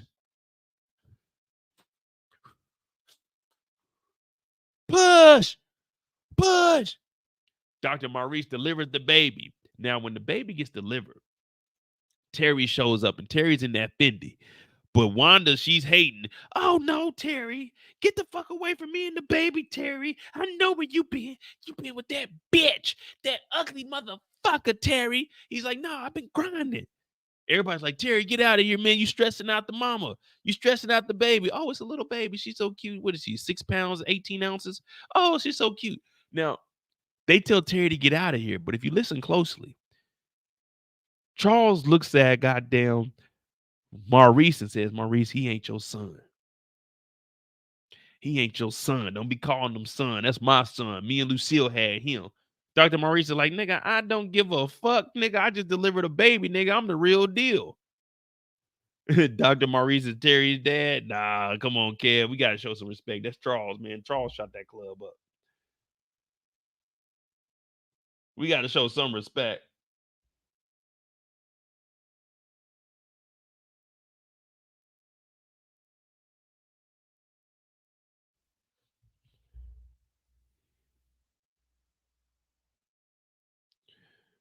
So these two going at it. And that there is the Charles and Lucille story. All right. What y'all think about these two, man? What y'all think about them?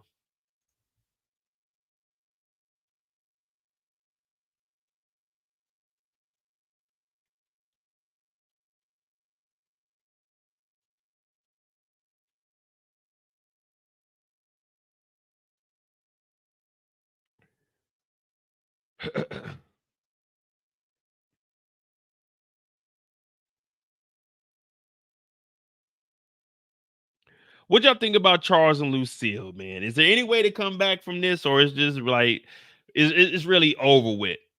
I mean, we know it's over with, but come on, man. We at the 3-hour mark. Hit that like button, hit that subscribe button. We are off the clock with Charles and Lucille. We got Terry and Meech left. We got Terry and Meech left.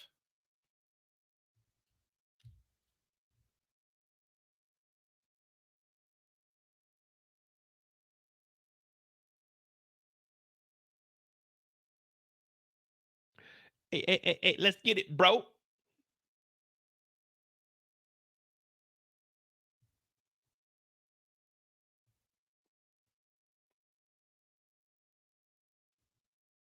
Renee said Lucille is done. Man, I thought they was gonna fix it, man. I thought we was gonna have a chance to rekindle it. You know what I'm saying? Bring back the old days. Bring back that real love. Real love. I'm talking. No, I'm searching for that real love. Someone to set my heart free.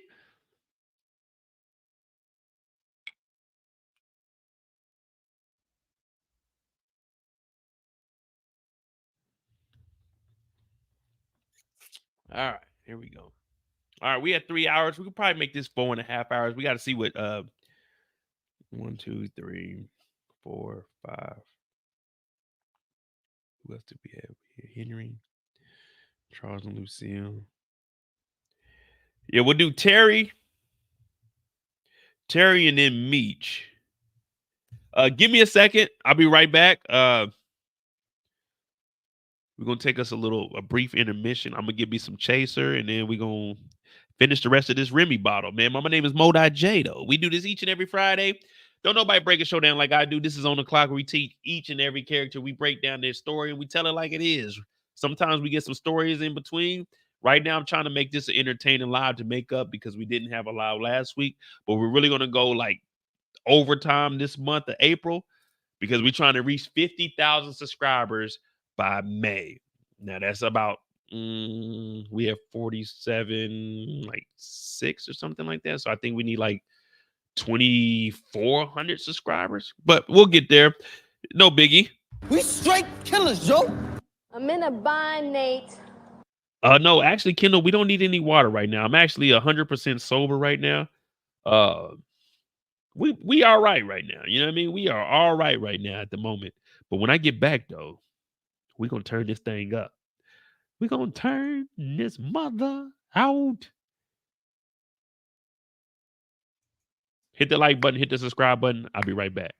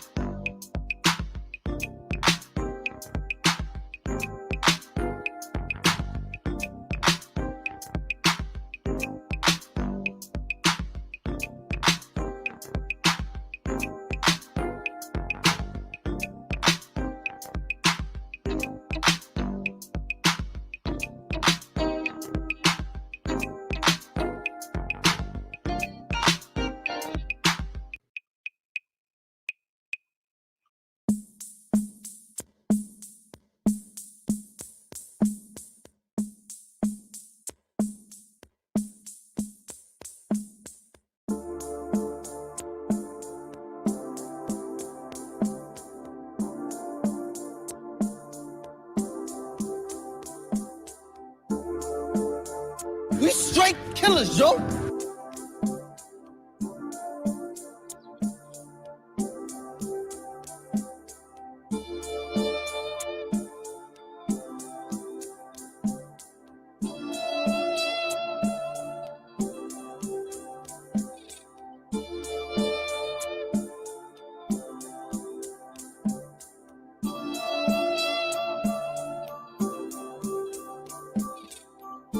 Hit that like button. Hit that subscribe button. It's times like this where we need to all come together. Because if we don't stick together, then when they look at us from the outside, they're going to think that we ain't complete. They're going to think that we don't know what we doing. My name is Mo.J. I do a hell of a job at breaking these shows down each and every day. And if you don't like that shit, then hit the subscribe button and get the fuck out of here. But make sure you hit that like button before you leave. You know what I mean? Give me one more, and we're going to jump into this Terry story.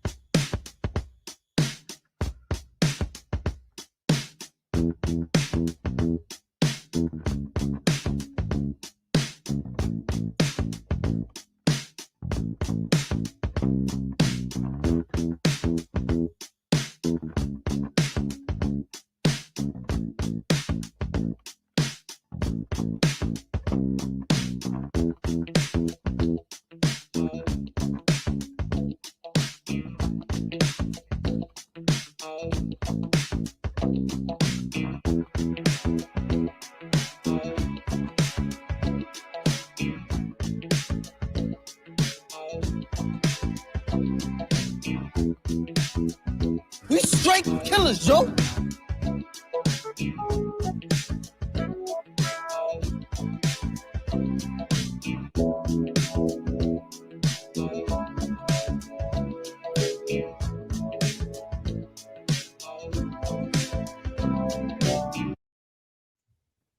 All right.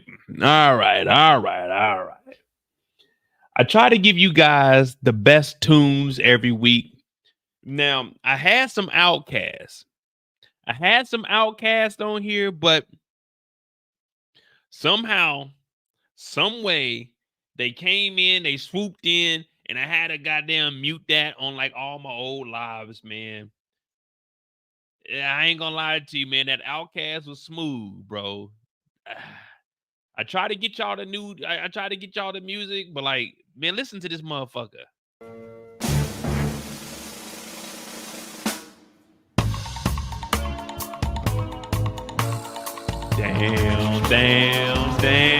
Damn. I can't even play that on the channel no more, man. They done got your boy. I said, what? Y'all wait 2 months to hit your boy up? Listen to that. That's smooth. Listen to that. So smooth. Why would they do that to me? I'm paying homage to the OGs. That's all I want to do.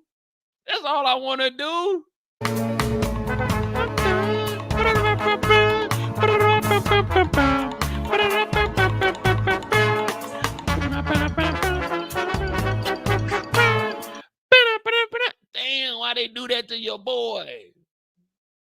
All right, man. Fuck it. All right. We about to go on the clock with Terry. We at 3:20 now. So Terry's story will probably take about 30 minutes, 30, 40. So we got about 4.5 hours. We good on time, or y'all want me to like speed it up, slow it down? Which y'all, we good? Let me know. And we'll work from there. Because it's really on y'all time. I don't have nothing to do tomorrow. I mean, I got something to do because I do want to get up and edit. I do want to.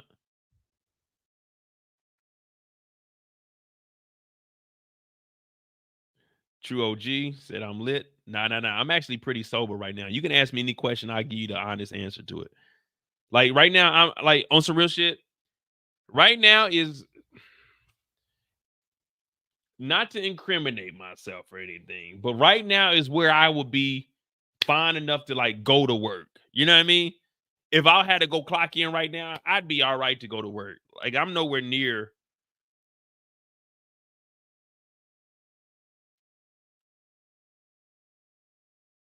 You know what I mean? I'm nowhere near that. Like, let's see where the likes are at. What we got?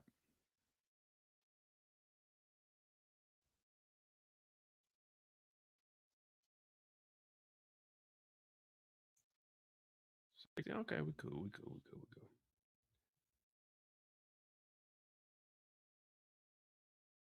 Because we got Terry and Meech. Now, there was a little discrepancy yesterday, and I'm glad. Well, all right. Let me ask y'all this before we're gonna talk about Terry, then we're gonna go to Meech's story. Let me ask y'all this. Like, be real with me, because I honestly want to know. As far as right now, y'all know I've been repping BMF. You know I'm big BMF. I've been repping BMF for 2.5 seasons right now.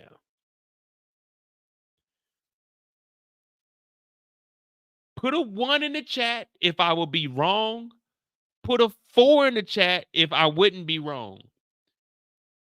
With Meech going to St. Louis, would I be wrong if I push up on Angel? I just want to know, because y'all know I've been repping that BMF, but they ain't gave me no chain. I got a chain, but this ain't no BMF chain.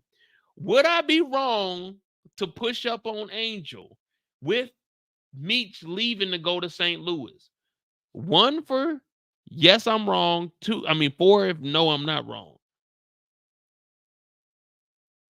Like, I want to know, because, you know, I've been repping BMF for the last 2.5 seasons. Would I be wrong for pushing up on Angel? Or, hey, number 4, I ain't wrong. You know what I mean? Because I want to know where, like, what would y'all, like, because I'm trying to figure out, like, where do I stand in BMF?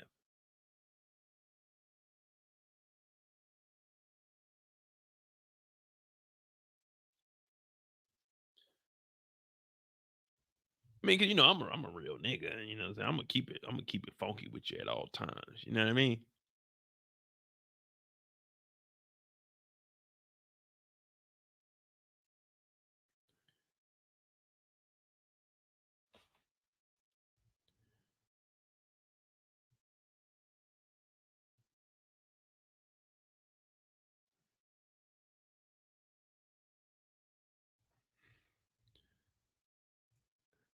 Hey, well,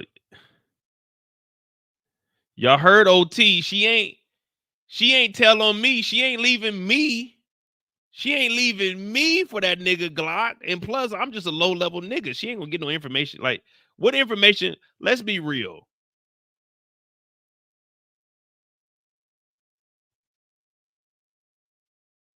Nah, I see now. I can't mess with LaWanda. LaWanda is Terry's baby mama. Wanda is Terry's baby mama. Now that's disrespectful. Like, that's his baby mama. But on the other hand, Angel, we in the BMF universe, and I'm hearing that Angel will go to the Motel 6 for $40. Not saying I'm paying for nothing, but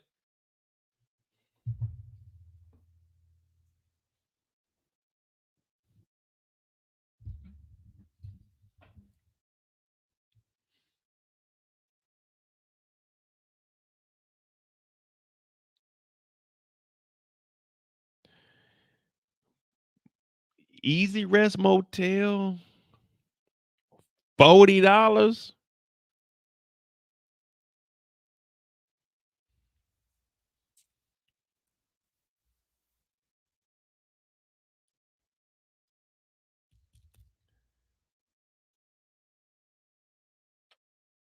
What was it?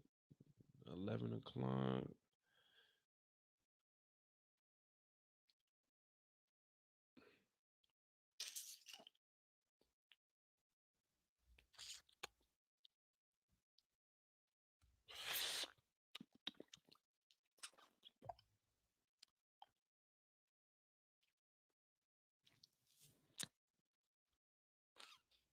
You said 40?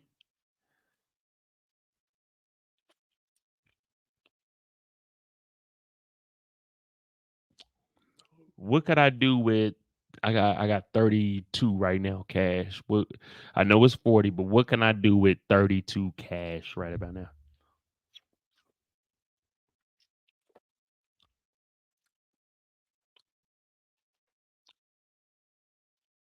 Would I be wrong? I'm saying, would I be wrong?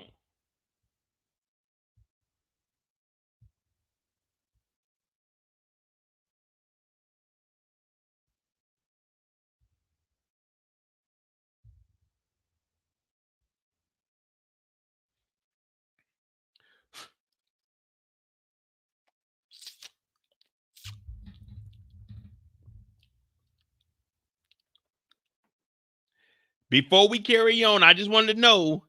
I mean, I've seen a lot of foes in here. I wouldn't be wrong because Meech told us that we're not gonna argue over women. It's enough for everybody.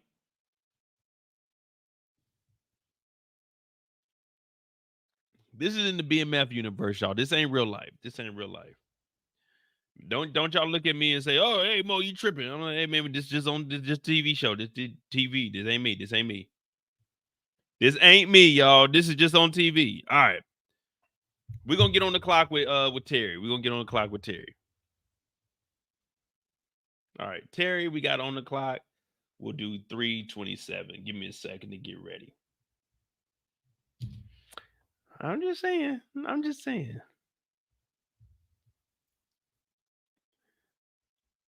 So what actually? Oh yeah, damn. We got to take it all the way back, man. Hit that like button, hit that subscribe button if you're new to the channel. I'm Mo.J. We're about to talk about Terry.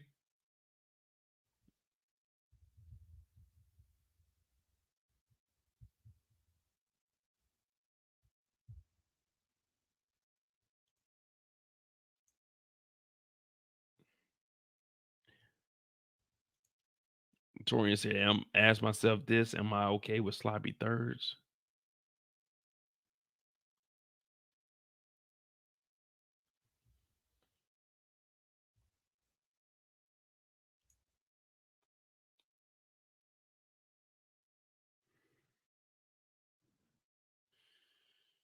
If we're just being honest, this just we all adults here.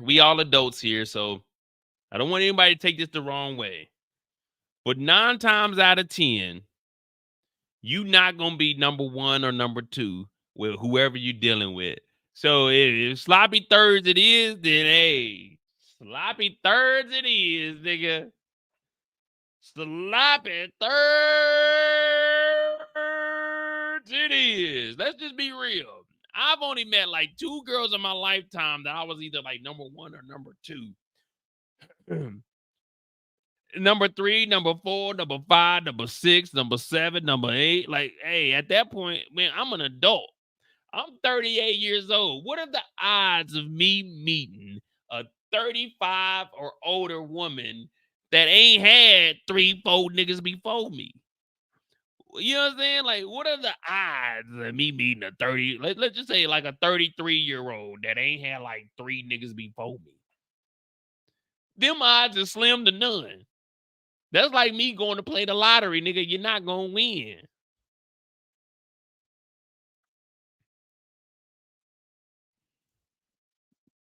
True OG says she's a stripper. Yeah, of course, you know, you accelerate the numbers with the strippers because we found out what she was doing. But this is this is the 90s. That shit wild. It's crazy. You know what I'm saying? Magic Johnson back then. So we gotta definitely be careful. Yeah, you might be right. You might be right about that. But fuck it. Meech said it's cool. I'm cool. Fuck it. Man, we in the BMF universe, man. BMF Immortals, man.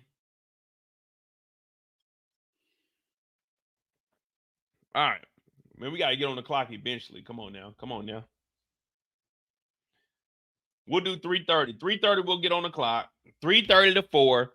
3:30 to 4, we'll get on the clock with Terry. And then from 4:05 to like 4:30, we'll talk about Meech. All right, we good.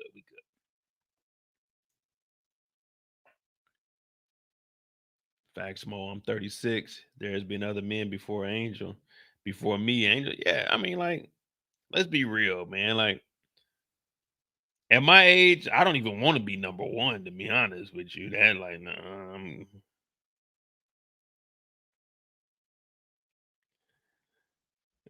sometimes I'm a lazy nigga, and the number one, man, what we talking about, man? We supposed to be talking about Terry. Let's get out of here.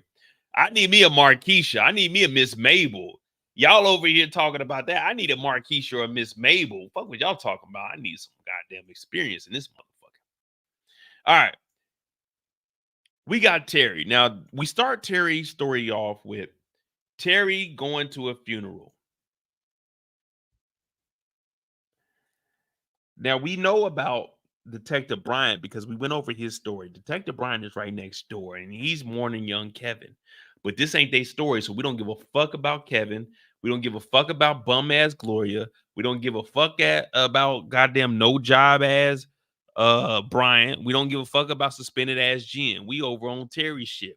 So when motherfucking Bryant come over, Bryant talking about, hey, man, my son wouldn't be, man, shut your weak ass up, nigga. We've been dealing with you for 2.5 seasons, nigga. You lucky you ain't in a body bag. But Terry playing it cool. He's like, hey, show your respect to Diesel. You know what I'm saying? We paying our respects. Pay your respect. So we got to give Terry some credit for standing on business at this point. Now, does he stand on business all the way? No. He's pussyfooting because we end up seeing him get pushed 6 feet down. But before we get there, Terry is like, hey, Bryant, you got to chill, bro. You got to show some respect in here. And that's one thing Brian ain't never done, is show respect to anybody.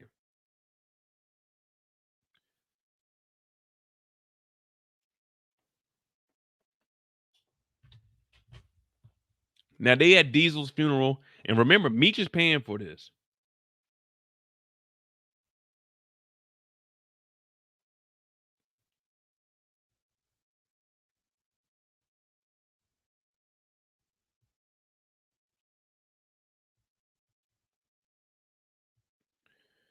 So Brian shows up. He's like, man, my son is in the grave because of you. No, your son Kevin is in the grave because of you. Now, remember, when we was on Brian's side, we were trying to put the blame off on everybody else. But no, the reason Kevin is in the grave is because Brian was doing janky ass deals with B. Mickey. B. Mickey was the one that broke in the house. B. Mickey was the one that put Kevin in the closet. B. Mickey was the one that you was fucking with his mom and took his mom out of the goddamn, not the nursing home, but out the hospital where she had benefits. So when you really look at the big picture, yeah, Kevin made that decision to pick up that gun. He is a murderer. Don't forget that, y'all. But Detective Bryant was in all of this nonsense because of his fiance, but he also had a decision to make. Like, hey, either you go broke and just follow shit by the rules, or you can get into the dope game. Now, remember, I think it was episode 2, or maybe in episode 3, correct me if I'm wrong, whenever Bryant went to talk to Blaze and got put on by goddamn Henry, Terry said, listen, I will put money up to protect Kevin and get you a lawyer for Kevin. But what did Brian say? He had his pride and was like, no, I'm good on all of that. I want you and Meech in jail. If he would have just took the advice from Terry, but remember, Terry is always the level-headed one. We initially thought it was Meech, and Meech comes up with the plans, but we know Meech told goddamn Terry, we're going to go into Techwood, and we seen Techwood went all bad because we heard Terry say, hey, in my history class, nigga, they got home field advantage. We can't do nothing with that. So Meech is the big brother, and don't get me wrong, he is the brains behind the operation, but Terry also has some information. And this is what they say. If you got you a good leader, especially like specifically in the military, a good leader listens to what his followers, his subordinates are saying, because they're going to be the ones doing all the day-to-day activities. Hey, sir, you got to do this, or ma'am, you got to do this, because this is what we're seeing. Now, when you're starting to do stuff, you're trying to make plans and move strategically, you can't really do that unless you have input. When you think that you're the top dog and you can just make these calls, you don't really understand what's going on. Hey, sir, we can't do that. The red dogs out here, sir, we can't do that. Detective Brian and Jen, they're watching us. Like, you got to be able to get that information from the subordinates. the people up under you.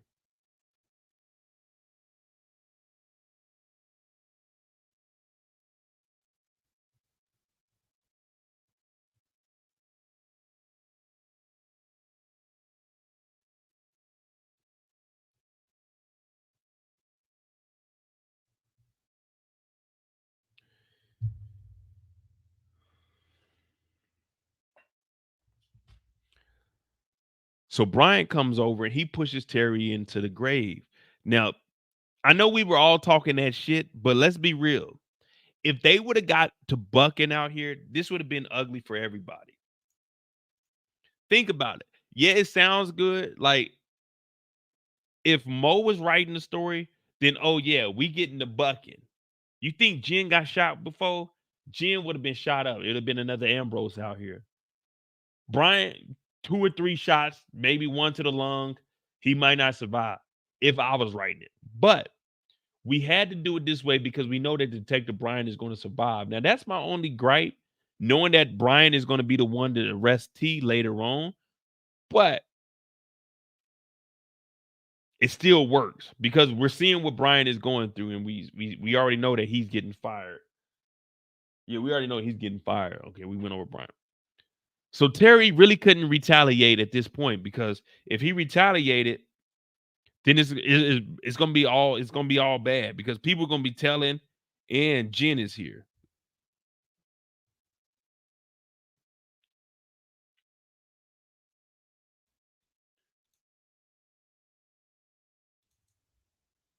The next time we see Terry, he's at the house. Now he's at the house with Wanda. And y'all know how I feel about Wanda. Hey, before the end of the season, we gonna go to Wanda's page, and I'm gonna need everybody to go to Wanda's Instagram, and we gonna all tag Wanda. We're gonna try to get Wanda to do an interview on the channel. I would like to interview Wanda. I think Wanda is beautiful. Now, I hope Wanda ain't with Terry in real life because I'm gonna try to shoot my shot and see if we can at least just like I'll bring her over to Europe. We go get us something to eat, something to drink, just hang out, see how it is. But first, we're gonna start off with like an interview. So we're gonna try to get on Wanda's Instagram. We're gonna need everybody to like spam, like, hey, interview with Mo, interview with Mo. Wanda, we love you over here. I don't want to be dirty macking, but this is Terry's story, but you deserve better, girl. I won't be those kids' father, but I'll be the stepfather that stepped up. You know what I mean? I won't be the stepfather. I'll be the father that stepped up. So if you need a father to those 2 kids, let me know. While Terry is out running around with Markeisha, don't even worry about it. You got a nigga with me, and I ain't leaving nowhere. Nowhere. For real, for real. I've been working my whole life to make sure that I can provide. You deserve better, Wanda.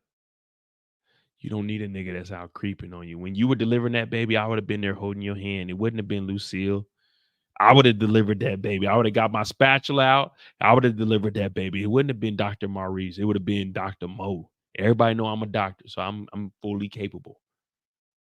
So Wanda, I just want you to know, like, we here for you. I understand that you still fuck with Terry, but when you ready, let me know.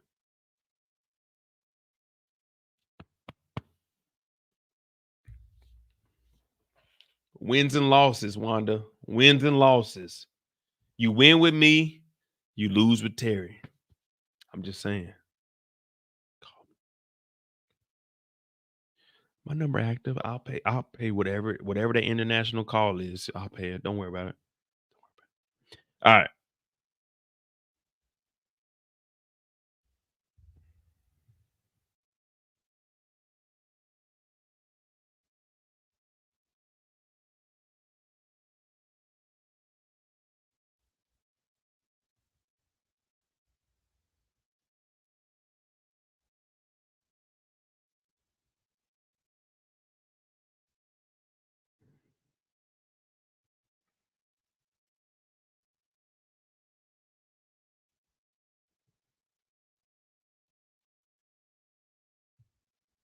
All right. So Terry's talking to Meech and he's like, hey, bro, what's going on, man?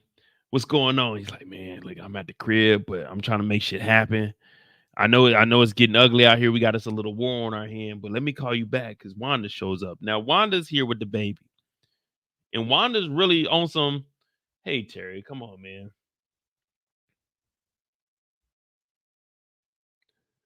What you trying to do? I got contractions going. This nigga Mo is hitting me up. This nigga Mo is waiting for me to leave you. What's going on? Terry's like, man, look, I'm trying to work and do what I got to do. Now, remember, I'm part of BMF. I'm part of BMF Atlanta. I'm not the BMF Detroit. I'm on Meech's side right now. So right now I'm in between trying to holler at Angel and trying to holler at, you know what I'm saying, Wanda. But I respect Terry, so I ain't really trying to holler at Wanda. It's just the way it's gonna happen. But you know, that's neither here or there. You know, it got me feeling like Ray Charles. Nigga, I'm trying to goddamn get my way about this motherfucker. But y'all know what's going on. So he hangs up, and Wanda's like, listen, we got our family, and Terry wants to make sure that he's doing, like, we still forget that Terry is only what, 17? How old do y'all think Terry is? 17, 18? He's not older than like 18 years old. Terry is still a kid. He's still basically high school equivalent.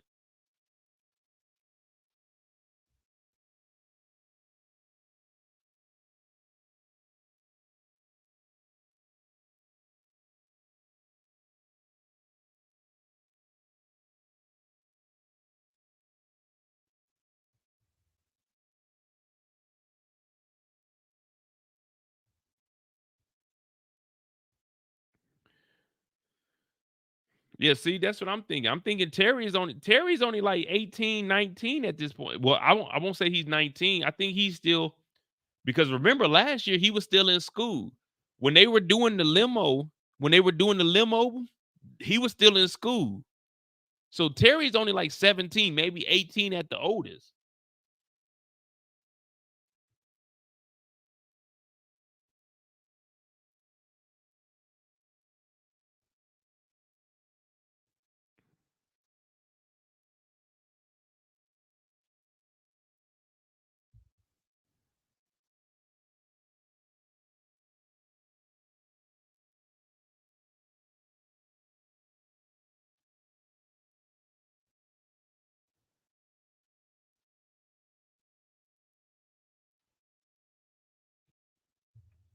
Hey, shout out to my dog. Terry should be 18. See, that's what I'm saying. Terry is still a kid. Like at this point, think about it.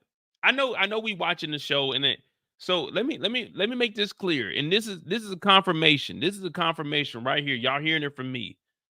BMF right now is not a specific year. There's not a specific year that they're covering. This is facts.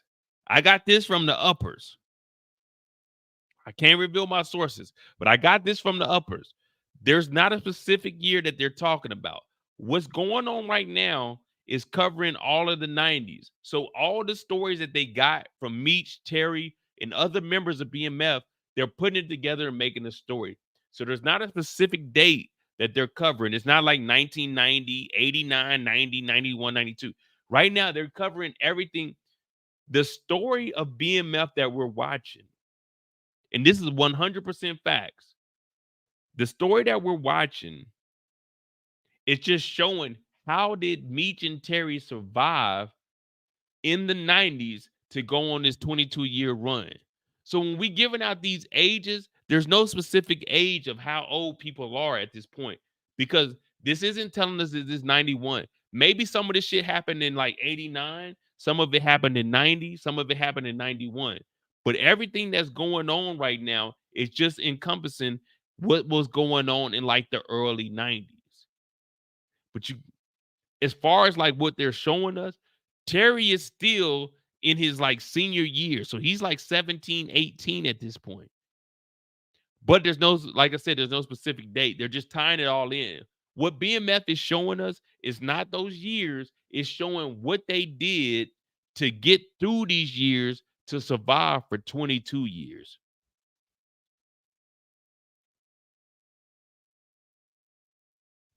No, Kev, that's the casting. Yeah, you look at Meech and Terry and you're gonna think that they're older, but that's the casting. They're using them as the younger age so we can get like a 10-year span. But then we have the older Meech and we have the older Terry. Like what I'm telling you guys is legit. Like, come on, I'm not gonna bullshit you. It's legit. What's going on right now is just encompassing all of the early 90s and showing how they got through it. So we don't really have like actual dates unless they show us an actual date. But you even seen, I showed y'all with the Jack the Rapper. Tupac was there in 93, but we know Meech went down to Atlanta in like the early 90s. So they may have ran into each other, but they're just mixing everything together to show what was going on during that time. So we do have like actual footage, actual photos of Pac being at Jack the Rapper in 93. Meech was already down in Atlanta moving work in 93. Now, he didn't get to where he was until like the late 90s, but at that time he was still moving some work. So you got to remember that when we talking about this. Oh no, Ant Dog. So I got the first 8 minutes of the Red Dog. So the Red Dog documentary is going to be about 15 minutes long. I got 8 minutes of it like put together, like as far as like footage. So I got that together. But we haven't really seen the Red Dog. And I told you I wasn't going to drop that until we see the actual Red Dog come into play. Now we've seen them arrest Duffy, but I think probably like next week we'll start to see that a little bit more. But I want to drop that closer towards once we actually see the Red Dog. But I got about 8 minutes worth of footage from like the Red Dog shit. So that'll be on the way. I got you. Hey, I'm telling y'all, man, trust me. Let me get my energy back from coming from London and shit. I'm trying to work, y'all. I'm really trying to expand the channel, and I'm trying. I'm reaching out to people. I'm trying to get y'all information. I'm trying to get y'all interviews and shit. Give me a second, y'all. It's just me. I don't have no one editing. Tomorrow when I get up, and that's why I'm trying not to drink too much, because on Saturday I got to get up. I got to edit. I'm going to edit probably about 25 shorts to drop during the week. I got to cut up at least 7 goddamn rants, and I'm going to try to do like 4 or 5 videos to upload during the week to get my daily uploads. You got to remember, it's just me. I don't have a team behind me. It's just me. Fridays, I get on here. I get lit with y'all. This is my 6-month anniversary. I'm doing all this shit on my own, y'all. I'm reaching out to motherfuckers. Y'all see me. I'm on the line. I'm calling goddamn fucking record labels. I'm calling whoever I need to. I'm trying to entertain you guys. You got to bear with me. It's just me. Because I mean, I got the funds, but I'm a cheap nigga, and I'd rather try to do it on my own before I try to, outsource. So just give me a second, y'all. Give me a second, man. I'm doing what I gotta do, man. But 100% from STARZ, there's no specific year that they're covering. Everything that's going on in BMF is just what was going on in the 90s. Now, it might be like 91 and then 93, and they just conjoin it. But everything is going on showing you guys why, well, not why, but how BMF survived for 22 years. So just bear with me. I'm working, y'all. I'm doing what I can to be on my own, bro.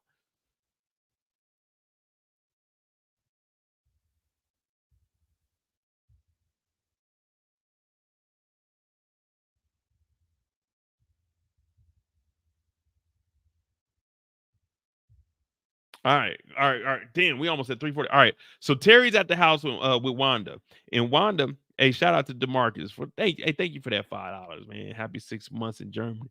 So y'all know I'm gonna start my new job, and then I'm already like I'll probably get an interview for the airport, and that'll be another job. So the job I'm about to start, I'll be able to do like midday lives and then my regular night lives. So we'll be able to get more. But when I get the job at the airport, I'll be making more, but I'll be back to just having one live a day. But I've been applying for some shit in the UK. Now, if I go over there, I'm gonna make it probably about like 30,000 more than what I'm making now. So I can't be as ignorant on these lives. But I'll be 5 hours ahead, so I'll definitely be able to do like 3-hour lives instead of 2-hour lives. But that's just me thinking in my head. Let's go. Hey, shut the fuck up, Mo.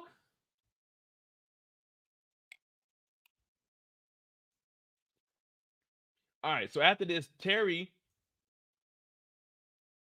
goes and talks to Henry. Now, the good thing about once we get here, we didn't already went over the Henry story. Nah, I can't. So I'm not gonna be at the actual airport. The airport I'm gonna be at is when military members come over that are gonna be stationed in Germany. I'll be the one that like they come off, they give me their orders. I go over, I tell them, hey, this is what you gotta do, blah, blah, blah, blah. Let me see this. You need to process through here. So I'm not gonna be like at the regular airport. I'm gonna be at the airport on the base, but it's gonna be like when people come to be stationed over here. I can't let shit slide.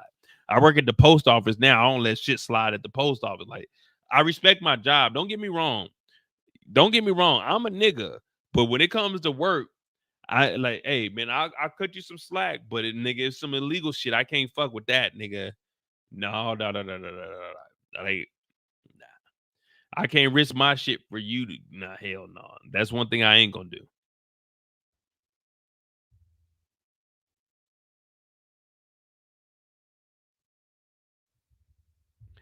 All right. Well, he shows up and we already know what's been going on. That's why I like putting Terry and Meech at the end of the show because we didn't already went over much. So now all we got to do is talk about them specifically. We already talked about Terry and we was trying to get the goddamn STARZ app on the line. Like, hey, who put these shoes on Terry? But he goes and talks to Henry. Henry already doesn't trust Terry because of the shoes. The shoes, no one can trust the shoes but that. But Terry's like, hey, listen, I want to talk to you. I want to make sure that you and I are on the same page. My name is Mo. Y'all Moets. We on the same page. When the Moets come in here, I got it on subscribe only. So unless you subscribe, you can't comment in here. You know what I mean? Because we don't want nobody in here that ain't really, you know what I'm saying, fucking with the chat. You know what I'm saying? If you're going to troll, then subscribe and troll, and then we can troll you back. But if you're not going to subscribe, then just sit and watch. But I fuck with all the Moets. You know what I'm saying? We call it Moes, but I just say Moets because it's easier and that's what we used to hearing in the States. But you know, it's Moet. I mean, you know what I'm saying? But there's nothing wrong with it. Terry shows up and he's like, hey, Henry, let me talk to you real quick. Listen, all this bullshit that you doing, if you chill, work with us, we got the purest cocaine, we'll be able to make some shit happen. But Henry has an ego. We didn't already went over Henry's ego. Henry told him, no, nigga, you want to be the king? I want to be the dragon. Ooh, that dress so scandalous. And I know another nigga can handle this. We shaking that thing like, who's the ish? With the look in the eye so devilish. She liked to dance at the hip hop spots. She cruised and connect the dots. Not just the urban, she liked the pop, but she was living the vida loca. She had dumps like a truck. Guys like, what? Baby, move your butt. I think Mo say it again. That's what Henry want to do. But Terry's like, nigga, I'm not here for that shit. I'm not trying to see nobody move their butt. What I'm trying to tell you is, nigga, I got the purest cocaine this side the Mississippi. If you trying to get down with BMF, then get down with BMF. But we don't need these bodies dropping because bodies in the street don't equal money. But Henry is stubborn. Henry knows that her father has a fallback plan. Really, what she doesn't understand is that her father is trying to make sure that she doesn't fuck up the empire. So Terry hears from her and he's like, man, I'm gonna fall back. Now, the only reason Terry knows about Blaze is because after he leaves here, he goes and talks to Markeisha. Now, when he goes to talk to Markeisha, at first, he's daydreaming. And I'm thinking, here we go again, man. Every time we look at Terry, Markeisha has this whole house to herself, y'all. Did we forget? Hey, put a 2 in the chat if you forgot that Markeisha has the whole house to herself. Put a 5 in the chat if you like Mo and you like this. No disrespect, Markeisha. This bitch been playing Terry. Put a 2 in the chat if you forgot that Markeisha just been living her best life in a whole mansion, or put a 5 if you remember, like Mo, that she's been playing this nigga Terry when we just found out that Terry was like 17 to 18 years old. A 2 if you forgot. A 5 if you remember that she's been playing this nigga Terry.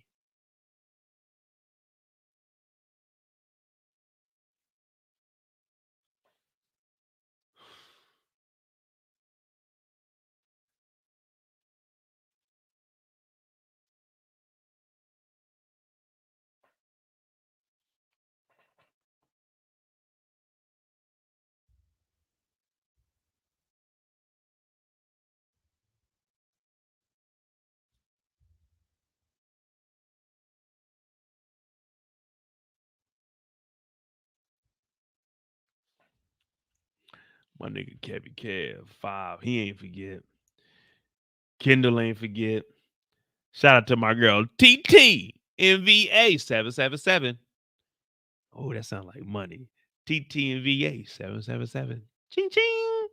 Let me see something. Do I got something for that? TT in 777. Let me see. TT in 777 VA. I got body, body, body, body, key. I got body, body, body, body, key. I got body, body, body. With their body key, DJ Screw by the gallon, bitch, the game belonged to me. Where the kids at? Remember, the kids is at her grandmama's house. Remember when she first moved in? Oh, Terry, my kids are at my grandma's house. Oh, how can I survive? Marquisha ain't got a goddamn responsibility in the world.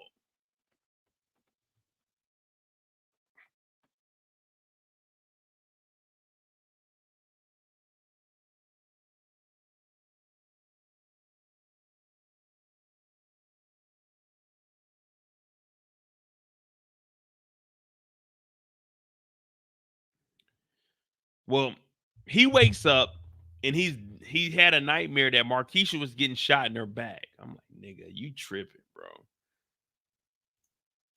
I'm trying to think, have I ever had a dream about I ain't even gonna say what I was gonna say. Have I ever had a dream about like a chick I was messing with, like getting shot?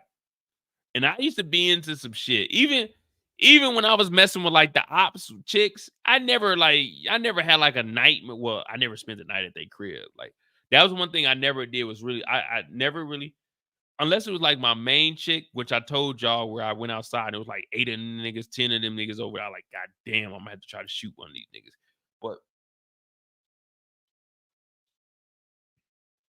other than that, I never really spent the night. I would always get up and dip before the night was over with, like in the morning. So cause I didn't want nobody to see me over there. But I never had no nightmares like this where Marquisha getting shot in the back. But I guess Terry and Meech, they was in some different shit. They wasn't in like the little regular shit, like what I was copying, like little ounces and shit. These niggas is moving like 500-600 bricks. So okay, I could see that. I definitely wasn't living the way that they were living.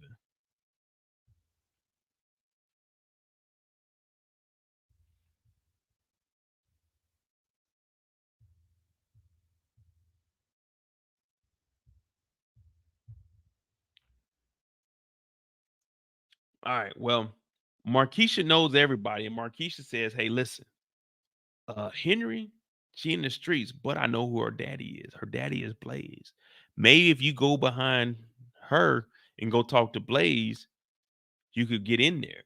So he's like, "Damn, okay, I didn't know you knew all of that," because she knows all of this through Boom. Now remember, Boom, he's locked up, and Boom put that hit out on him with Saint. So from there, Terry goes and talks to Blaze because now he has a connection. And that's what we do over here. We try to make the connections fit.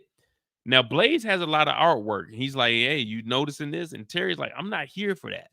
What I want to do is talk to you about your daughter, Henry." And the reason he wants to talk to Henry, well, talk about Henry, is because he's like, "Listen, I know you the big wig. Marquisha told me that you actually the one running shit.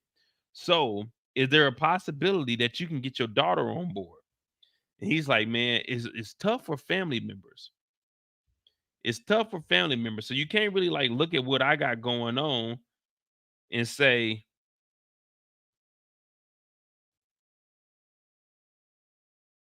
Henry, come rock with us. Henry, listen to what I got to say.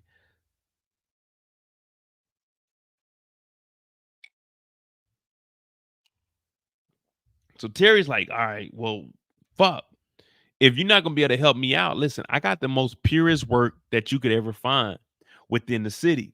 Now, Blaze, do you guys, when Blaze is hearing that, do you guys believe that Blaze is like, okay, I'm on board with what you're saying. I just got to try to convince my daughter, because he did have that event with Henry where we already exposed that he was telling her to go ahead and cooperate. So what, when Blaze heard this, was it automatic? Okay, we partner with you, because at this point, if they partner with him, with Terry, and Henry starts to take over, Blaze will still be getting his money. He will receive all the benefits, but it's removing him from being like that kingpin. Do you think that's why Blaze was like he wants to do it? Because it removes him from the kingpin, and it really will put like all the emphasis on Terry.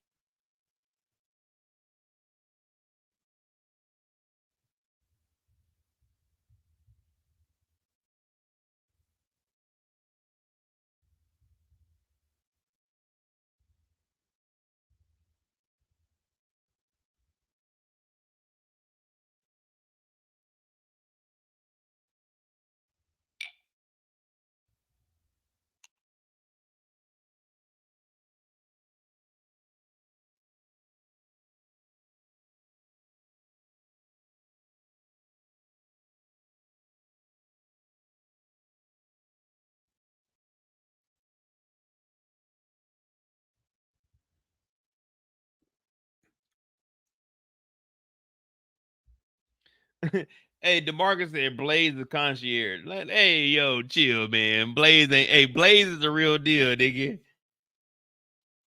Man, you making it seem like Blaze about to be delivering you drinks or something. Man, Blaze, look, Blaze got the artwork. He got all the artwork for Aunt Viv. Aunt Viv then came to Blaze's crib and, you know what I'm saying, bless your boy.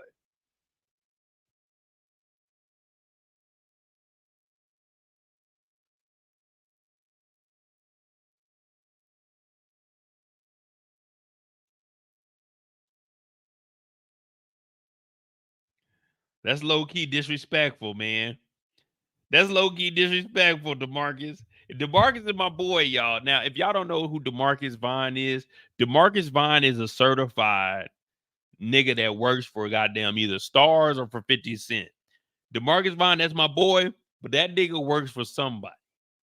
There's no way this nigga DeMarcus Vine knows everybody's first, middle initial, and last name, they social security, what high school they went to, their mother's maiden name. DeMarcus Vine is like, I pat myself on the back for knowing some shit.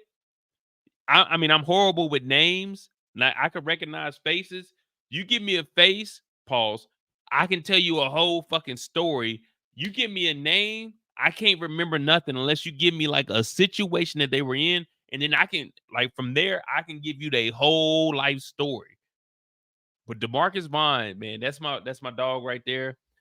The most trusted person I can go to when it comes to like any characters. Fuck it. All right, so that's Terry. After Terry with Blaze.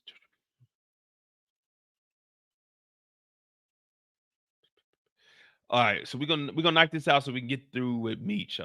So Terry meets up with after this, Terry meets up with what the goddamn, I was about to call her Lala, Markeisha.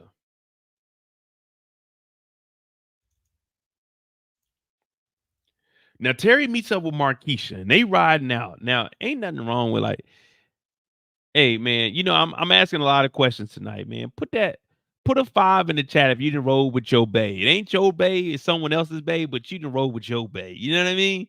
It ain't your bae, but you didn't roll with your bae. You know what I mean? Put a 5 in the chat. You know what I'm saying? We ain't calling nobody out. We all adults here. You know what I'm saying? Don't nobody know nobody in this motherfucker. But put a 5 in the chat if you didn't roll with your bae, which is somebody else's bae. You know what I mean? Because sometimes that's the best thing to do. You know what I'm saying? It ain't my bae. Like right now,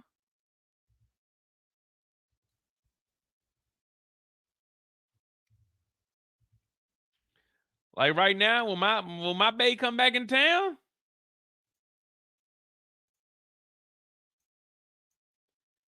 When my bae come back in town, you know what I'm saying? She might be somebody else's bae, but when she come back in town, she can be my bae. She can be right upstairs. Y'all not gonna see her in here, but she can be upstairs. You know what I'm saying? She can be upstairs. It'll be my little bae.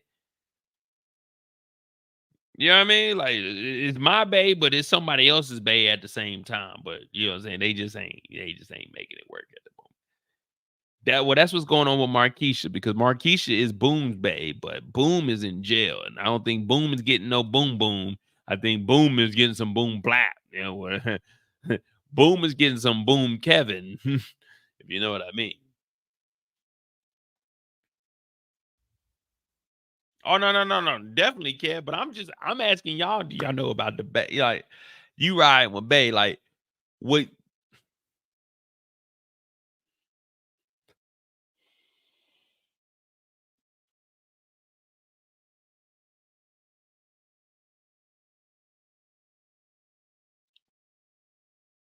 This whole time we've been assessing the situation. Hey, shout out to Kevy Kev. Shout out to Kevy Kev. Marquisha ain't no bae, she a jump off. This whole time, we've been addressing this situation differently. Marquisha is like 24, 25 years old in this show. We know that Terry is still getting out of high school. Now, she's not no jump off. She's manipulating this minor. If this was the other way around, we all call Detective what's his name? Detective Howard a pedophile, a Pinocchio. Everyone gives Detective Howard a bad name because Detective Howard did what? Oh, he messed with Rock up underage.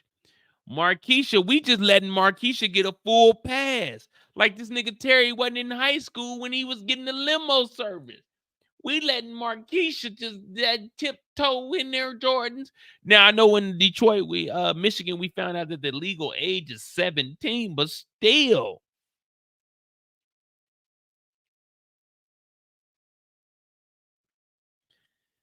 Now on the show, Marquisha's supposed to be like 24, 25. Now we know in real life, Marquisha 44. We know in real life, Marquisha like 45. I think Marquisha probably about 8 years older than me. She might be 46. I definitely know she was older than Carmelo when they got together, but you know, I ain't no hater though. Marquisha, Lala, whatever you go by.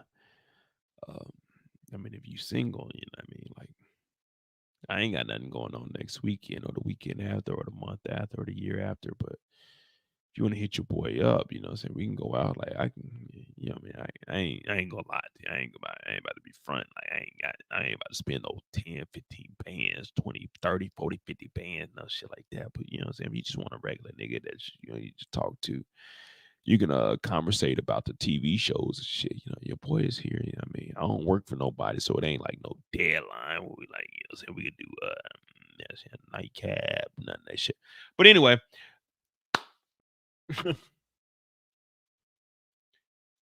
Anyway, all right. So they dipping out. Now she wants to go out and plan a meal. But he's like, no, I can't do nothing because Wanda's about to have the baby.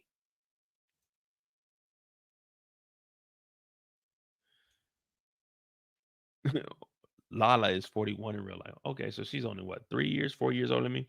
Nah, Kendall, we good. We don't need no Wawa tonight. We're gonna finish this thing off. I'm not gonna drink no more tonight. Well, when they go to the diner, like it was low-key disrespectful though. What did y'all feel? What did y'all like? Be real. What did y'all feel? Terry is 17, 18 years old. He's bringing you to his diner. She's talking about, I thought we was gonna go like somewhere cleaner. This is what this young man is doing. Like, you're fucking with a 17-year-old. He isn't even fully developed yet. What did y'all think about her taking this little jab and then unplugging the nigga's phone, disconnecting the nigga's phone? Like, hey, we got to start going in on Marquisha. It can't just be me, y'all. It can't just be, she turned off this nigga's phone.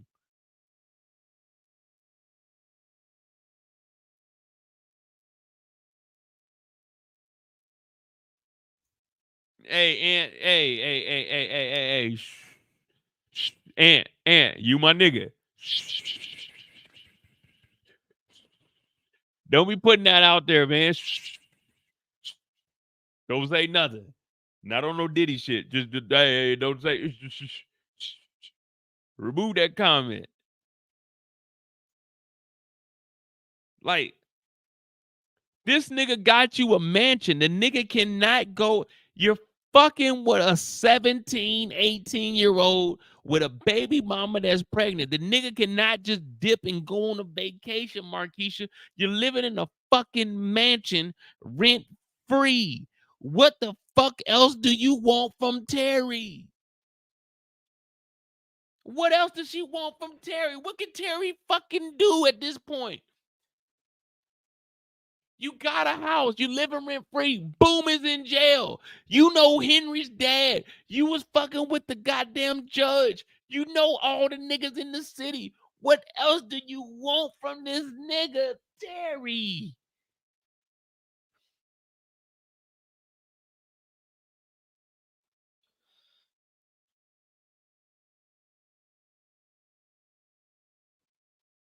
What do you want from me? What Markeisha want from a nigga? Really want? What Markeisha want from a nigga? Bling bling in all that jewelry, girl. I bought it. Hey yo, what these bitches want from a? Tell me what these bitches want. Damn, man. I was 19 with a 31-year-old, but she wasn't even asking for this much from a nigga. I know people say, oh, Bo, she was taking advantage of you, nigga. I was a goddamn adult at 19, nigga. I was in that motherfucker called crazy. But that's neither here or there.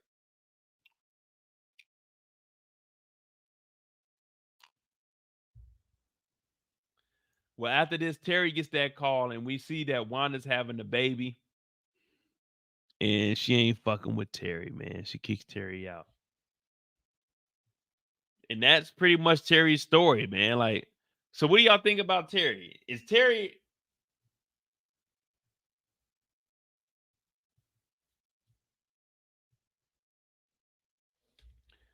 How can Terry get out of this situation, y'all? Like, be real with me. How can Terry get out of this situation? If getting out of this situation is even possible. I mean, we know what happens in real life. I mean, we went over her story. She's like the first lady of BMF. Hey, nigga, no, you're not. We don't even know who you are. I mean, she's trying to take the moniker of first lady of BMF. Let me tell you something. No disrespect, but all disrespect. We don't give a fuck about your story. We want to know about Meech and Terry. And see, if y'all look closely, you can see my part over here. Well, it's over here somewhere.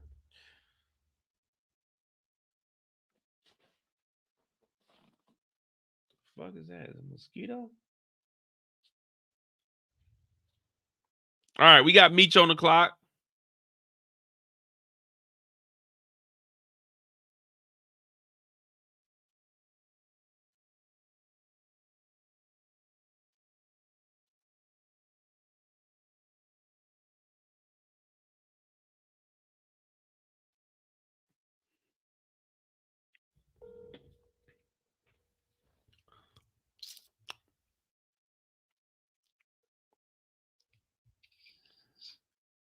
All right, y'all. We got Meech on the clock. I got my homegirl on I got her on FaceTime right now because she talking about Mo is drunk. So I said, nah, I ain't drunk. So I'm gonna show her how I put on the show. So all right, we got Meech on the clock. Give me 1 second.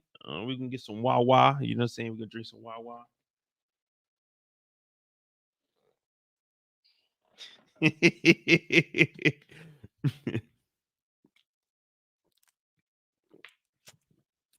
Make sure you hit that like button, hit that subscribe button. We got Meech on the clock. It's probably about 25, 30 minutes, maybe. Not even that long because we didn't already went over we didn't talk about Angel, but we did talk about Henry. We kind of went over what's the boy's name? Well, no, we didn't even talk about Clyde and them. All right, we'll take that from the top. We'll take that from the top.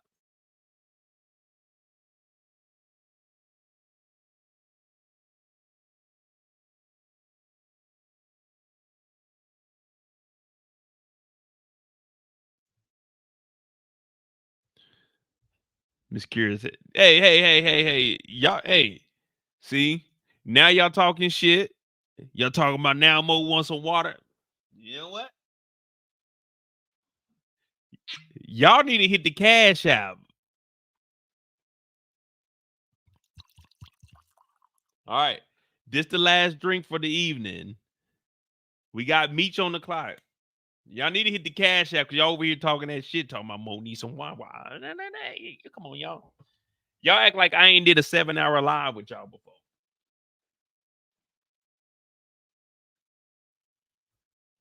All right. Here we go. Showing off. Miss Kira, you know, I don't do no showing off. You know, I do this shit on the live with y'all every week. I try to put on a show for y'all.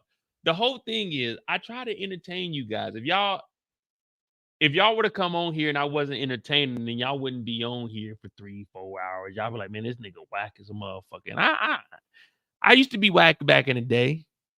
I used to be a little whack.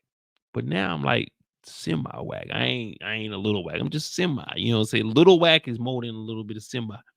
But we got Meech on the clock. So we're gonna go ahead and start Meech on the clock, probably about 4:17.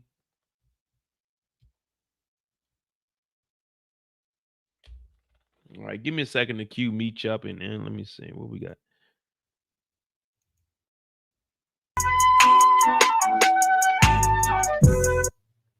All right, what up? Welcome back to the channel. I'm Mo.J. Hit that like button, hit that subscribe button.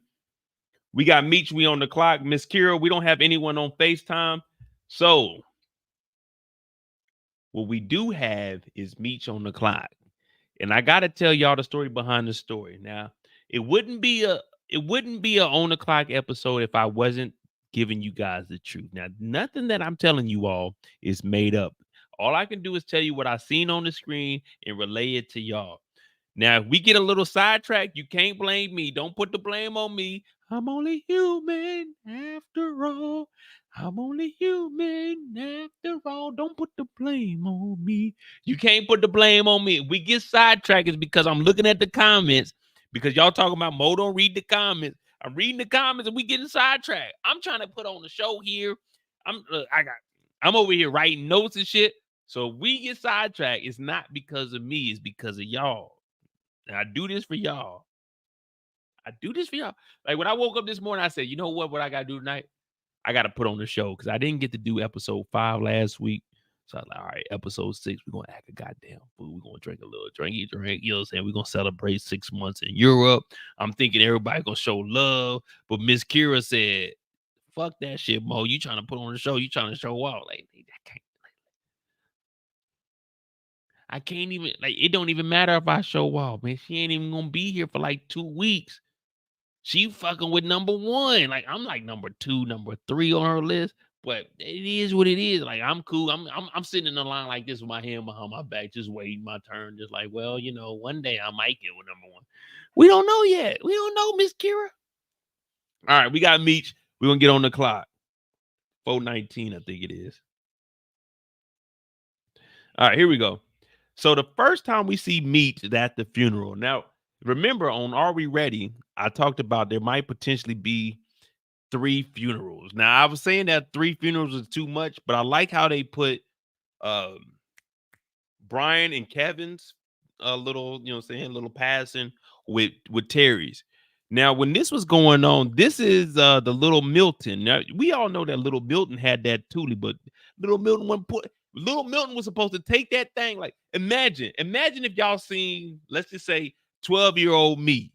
From all the stories y'all know, me getting kicked out of school, me getting kicked out of school, fighting, getting suspended, getting arrested, like my 12-year-old life. Imagine if y'all knew Mo. Like at that time, I wasn't even little Mo back then. I was just little Julius. I was just a little nigga that was fucking up. Imagine if y'all knew 12-year-old me.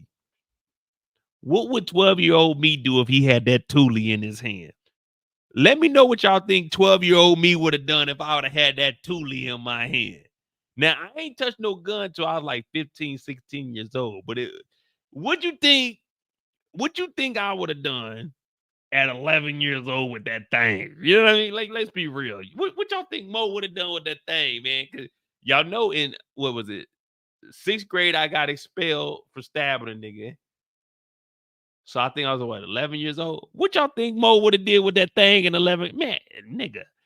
Man, if I'd have had my hand on a gun in 12th grade, like, no, not 12th grade. Definitely not in 12th grade. I had one. If I'd have had my hand on a gun at like 12 years, nigga, there may have been 9, 10 bodies. Well, I probably wouldn't have got that many bodies, but nigga, I would have been a goddamn fool with that thing. I was already listen, niggas already was making fun of me because my head was cracked wide open. Nigga, I would have had a gun back then. Oh, shit. Well, nobody ever said nothing about me. Pop, pop, pop. Nigga, I would have been letting that motherfucker loose. They talk about, God damn, that nigga Mo. They would have been like, we need to send this nigga Mo to Afghanistan. This nigga can go get Saddam himself, nigga. 12-year-old me with a Thule. Oh, nigga. I would have been goddamn Rambo at that bitch. You think Kevin was a bad motherfucker? Oh, nigga, I would have. Shit. Nigga, I'd have been walking around school with that bitch. The principal, hey, you can't have that. Nigga, say something. Nah, I'm just bullshitting y'all, man. I ain't play with no guns back then. It was I ain't touched my first gun until I was 15. Well, I shot a rifle at like 13, but I ain't touched like my first pistols at like 15. So.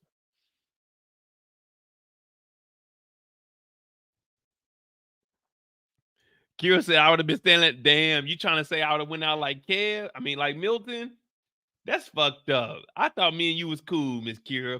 I thought me and Miss Kira, we went way back. But nah, Miss Kira talking about I would have been standing in the doorway.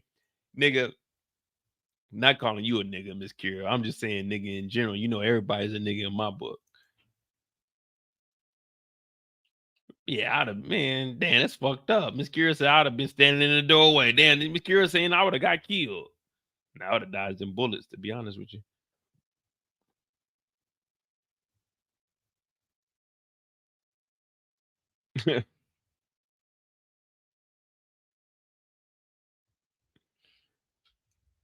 All right.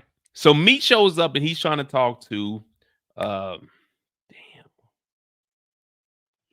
Remy and the dude Clyde. Now, this is the first time I'm hearing Clyde's name. So Clyde is the guy on the left. Give me a sec.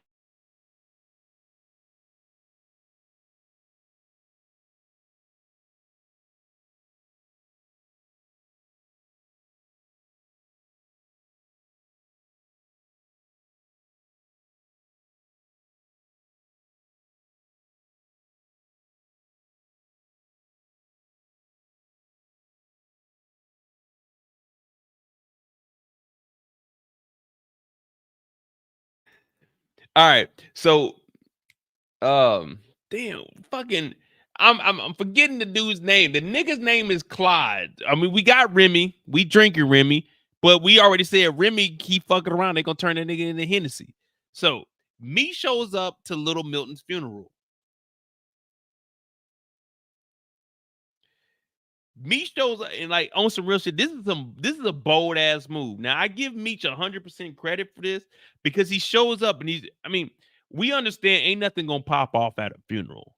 Now there is, I've never witnessed it in real life, but I did witness in Chicago. There was like a funeral, like maybe 5-8 years ago. Niggas got to shooting at the funeral and kill. Well, they didn't kill, but they shot like a nigga. I think that nigga is Wooski or whatever the fuck. I don't know none of that shit.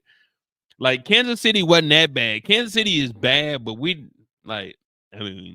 if niggas like my car only got hit 2 times in my lifetime. And that's when I was trying to drive up out of there, but we were stuck in traffic. So that's the only time my car ever got hit. Kansas City was different though. I mean, you got to think when I was growing up, like the early 2000s, it wasn't really too much shooting. I mean, niggas was shooting. I know some niggas that died, but niggas wasn't really shooting like that. It was more doing some fighting. But Meech shows up to Remy Ransom, not his funeral, but Remy Ransom is taking care of Little Milton. And we know Little Milton was in the room when Meech was in the room. Remember, Meech, when he came in the room, the two dudes came through that back room and old boy killed him. And Meech was in the room, and then Meech ended up dipping out. So Remy's over here, and we got Clyde also. And Clyde, he's listening to Meech, and he's like, okay, Meech is making sense. But Remy, he hears what Meech is talking about. Like, nah, fuck that. Because Remy got a lot of pride. Remember, Remy is the top dog when it comes to Techwood. And that's one thing about being the top dog. Like, I've never, to be honest with you, like none of the neighborhoods that I lived in or none of the niggas I was associated with, I was never the top dog. And I'm appreciative of that because it's like, man, making those kind of decisions is like, nigga, you can get either everybody killed or niggas is gonna turn on you. So for me, like I said, I was never in no gangs or nothing. And in Kansas City, it wasn't, I mean, we had gangs, but it was more like your streets. So where my parents lived at, like I was in South KC. The school I went to was a hood school before we lost accreditation and we moved to the suburbs for my junior and senior year. Like, I mean, I knew all like all the hood niggas, and I knew all the niggas like in the city that I could hang with and didn't hang with. But I was never like me personally, I was never into like none of that hood shit. I know growing up, where me, my mom, and my sister lived before my mom married my dad, like we lived in the hood. I told y'all the story. They robbed my mama house. They took my crib. They literally took my crib. They took our TV. They ran up in the house because it was me, my mom, and my oldest sister. Because my second sister that y'all hear that get on the line, Sharice, that's my dad's daughter. So my dad was living a different life than what me, my mom, and my oldest sister was. So when they robbed us, they took my crib, they took our TV, they took the phone off the wall. And I just remember all that from my sister telling me all that shit. But like I was just a kid, so I was on like 2, 3.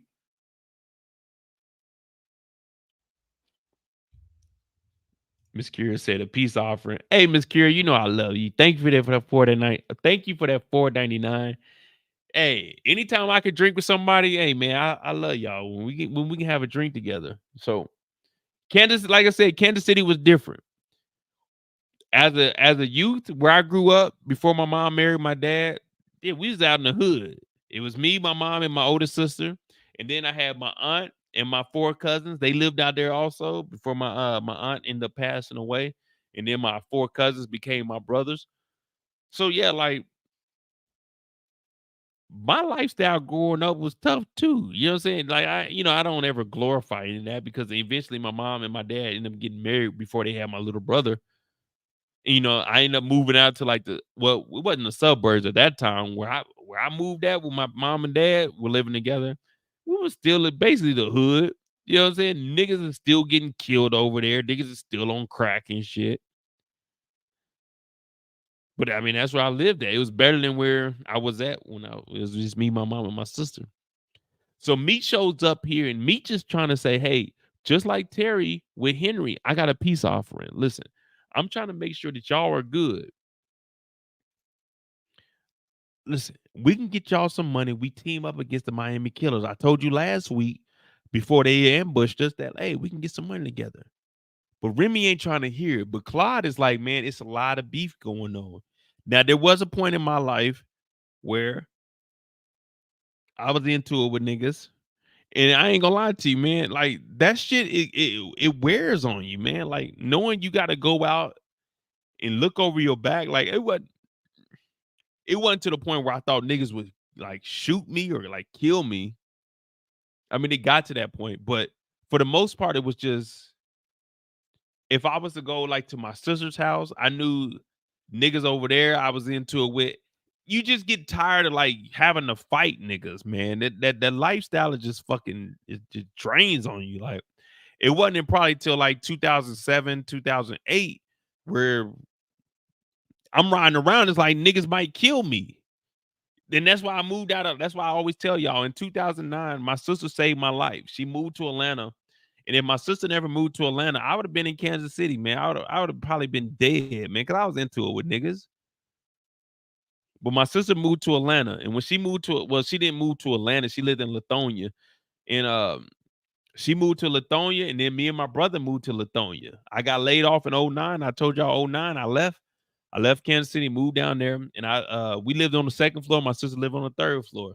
She saved my life. I mean, niggas ended up breaking into my car and stole like my goddamn in-dash TV and shit, but they didn't get like my headrest or my speak. Well, no, they took my speakers. It is what it is, but I didn't have to worry about niggas like shooting at me or no shit like that. So I always like, whenever I get a chance to thank my sister, man, she's the one that told me to start doing lives on YouTube. Like, always, my sister Tanika, that's always something that's always gonna touch me, man, because man, she saved my life, man. And if it wasn't for her, even before she passed, she was the one. She saved my life, told me to move to Atlanta with her. And then, like, shit, 2 months before she passed, she's like, man, go live on your YouTube channel. And ever since then, I've been going live. So I always just think about that. Like, my sister really saved my life, man. I was on some bullshit in life, but so if it wasn't for her, then shit, nigga, man, niggas would have killed me. So Meech is showing up, and Meech is like, man, look, I'm trying to squash the beef, bruh. Now, after that, we see Meech go back to Duffy's house. Now, when he goes to Duffy's house, this is the same crib where they got robbed when Stacks was over there. So we got to keep this shit going. We can't be sentimental because y'all go like, oh, nigga Mo, bitch ass nigga, man. That nigga Mo over here crying again, man. That nigga bitch. But we all know Mo ain't no bitch. You know what I'm saying? Mo got to do what he got to do. Now, we get to Duffy's crib, and Duffy's over here giving a speech like, man, Rip was the real nigga, man. We got to hold it together, y'all. We got to hold it down. Now, Meech ends up showing up, and he tells Duffy straight up, he's like, hey, Duffy, listen, I went over to Remy Ransom and them for the funeral. He's like, damn, you went over there? He's like, hell yeah, I went over there. Because he's trying to make shit happen. And that's what I respect about Meech. If y'all know me, I've told y'all, everywhere I go, it's not because I want to go, it's because I'm trying to network. It's because I'm trying to, like, okay, if there's some attractive women, I might go in there, you know, I might do my thing, I might try to holler at something, but 9 times out of 10, if I'm going somewhere, I'm trying to holler like the DJ. I'm trying to find out whoever the promoter is. Because I don't give a fuck about none of that shit, man. All that other shit gonna come with it. I'm trying to get this money. I'm not like I told you, I don't have to work. If I don't want to, I quit this shit now and I move somewhere and I'm done. But I'm here and I'm networking so I can stay in Europe so I can start traveling to countries I ain't never been to. So Duffy is talking to Meech and they just gave love to Rip. But Meech is saying, hey, listen. I'm trying to plant my seed over with Claude. Now, Claude is the right-hand man to Remy. If we can get Remy on our side, I'm not Remy, if we can get Claude on our side, plant that seed, let that blossom, pause on all of that shit, because it does sound iffy. But if we can plant that seed, have it blossom, we can take out Remy. But then we can start getting the rest of the crew to fuck with goddamn Claude. And then from Claude, we good to go. And I'm like, damn, that is a good plan. Now, remember, I always told y'all I was expecting BMF to team up with the Miami Killers to go at Techwood. But this is a whole reverse situation, but it's the same exact situation that I was predicting in episode 3. So what he's trying to do is backdoor Techwood, take out Remy, bring Clyde in, make Clyde a boss, the same way he's doing with Duffy. Because remember, Meech is leaving this episode to go to St. Louis. Duffy is going to be in charge. Now, if Duffy is in charge, and then we got Clyde in charge of Techwood, we all eating. Everybody got their role. So Meech is very, very smart. And he's very meticulous with how he's moving. So you're looking at Meech is like, damn, this ain't that bad of a move. But we just got to watch it play out. Now, the next time we see Meech after this,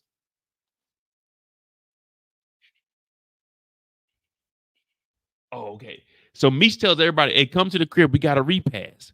Now, the repass is for Rip. Now, we know ain't nobody, like, let's be real. Put a 3 in the chat if you listening to Rip.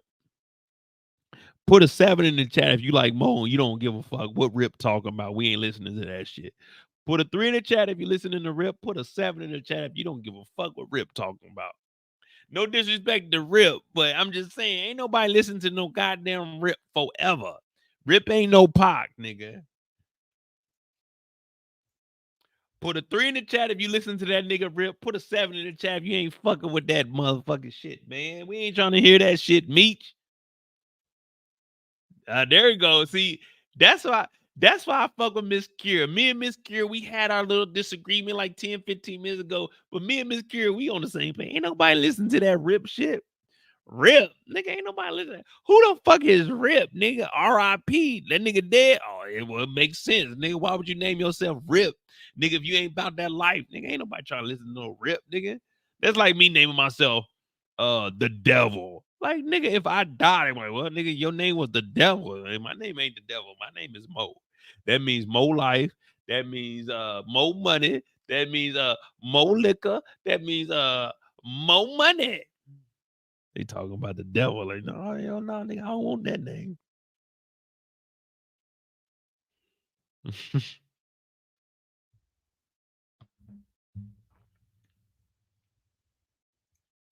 Nah, DeMarcus Duffy and Laz, they did not snitch. Now, we haven't got to that point yet, but at this point, we're having a repass, and Meech is basically saying fuck everybody.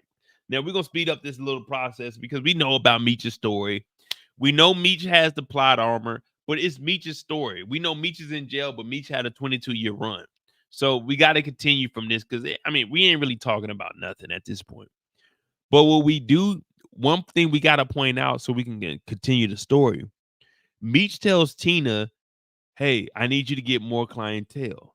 But he also tells Duffy, because this is putting Duffy in the position to be that leader. Hey, Duffy, I need you to vet every single member that Tina brings in.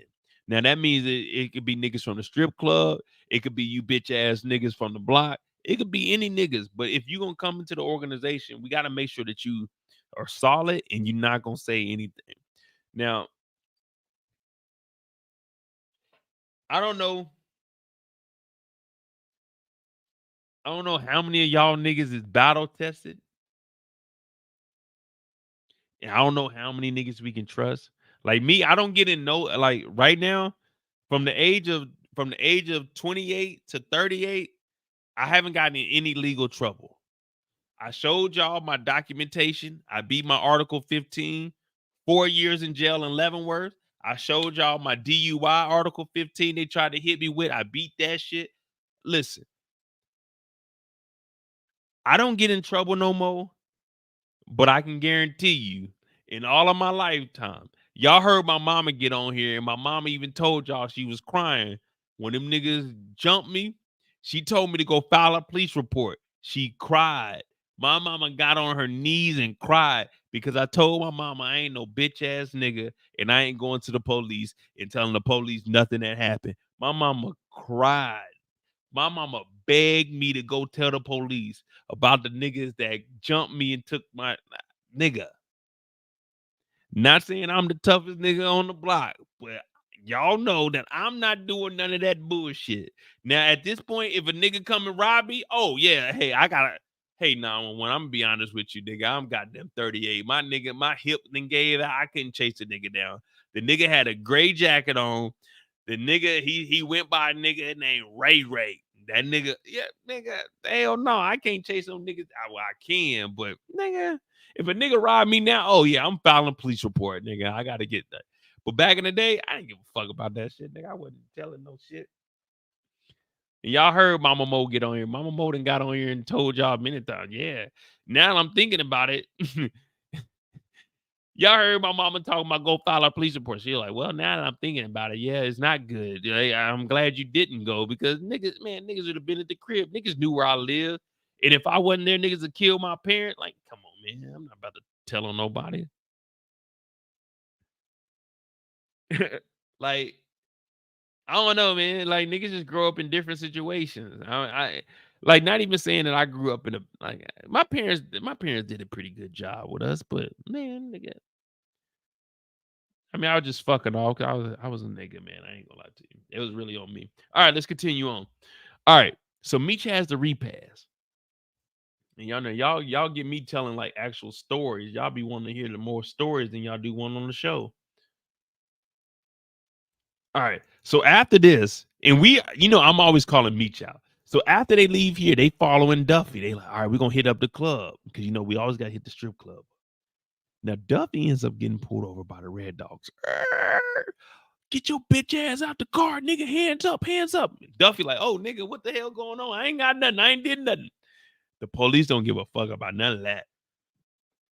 They don't give a fuck about none of that. They slamming this nigga head on the car. Bow, get your bitch ass down, you bitch ass nigga. Like, damn, nigga, what I do? What I do? He talking about you violated my rights. Now I told y'all, so I got 287 Cutlass 442s, 2 old schools, nice old schools. So we went up to Firestone. I dropped my shit off to get an oil change. I told y'all this story before. They pulled my brother over. Now I got classic cars. So they only got their back license plates. But in the state of Missouri, you got to have front and back. So when Meech sees Duffy get pulled over, he's sitting in the back. I make a right on my street. The police hit their lights on my brother in my 87, the good 87.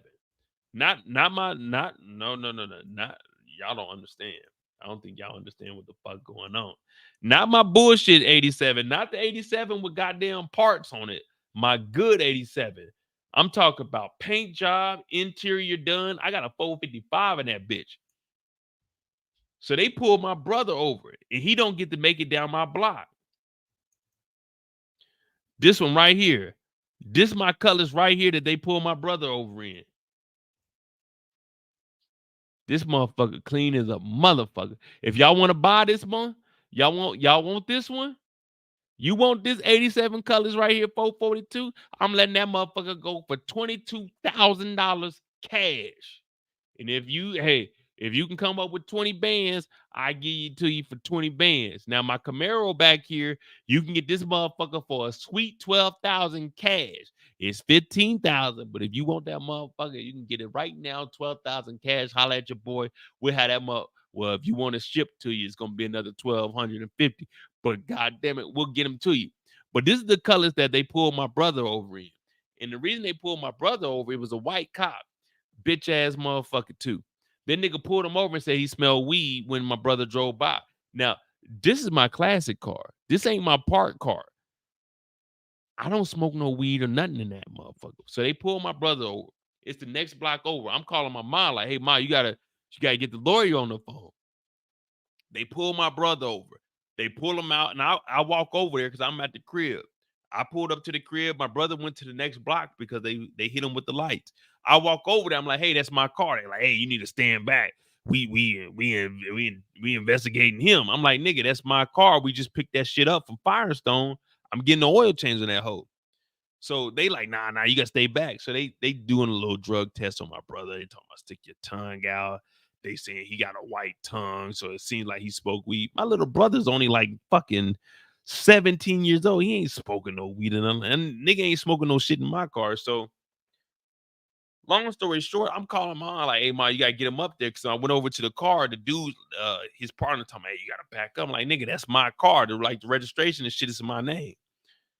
So we end up going up to the police station and shit. But you got to remember, this is like the early 2000s. It's not like now. If it was now, then we could file all kinds of complaints and sue niggas. So this is probably like,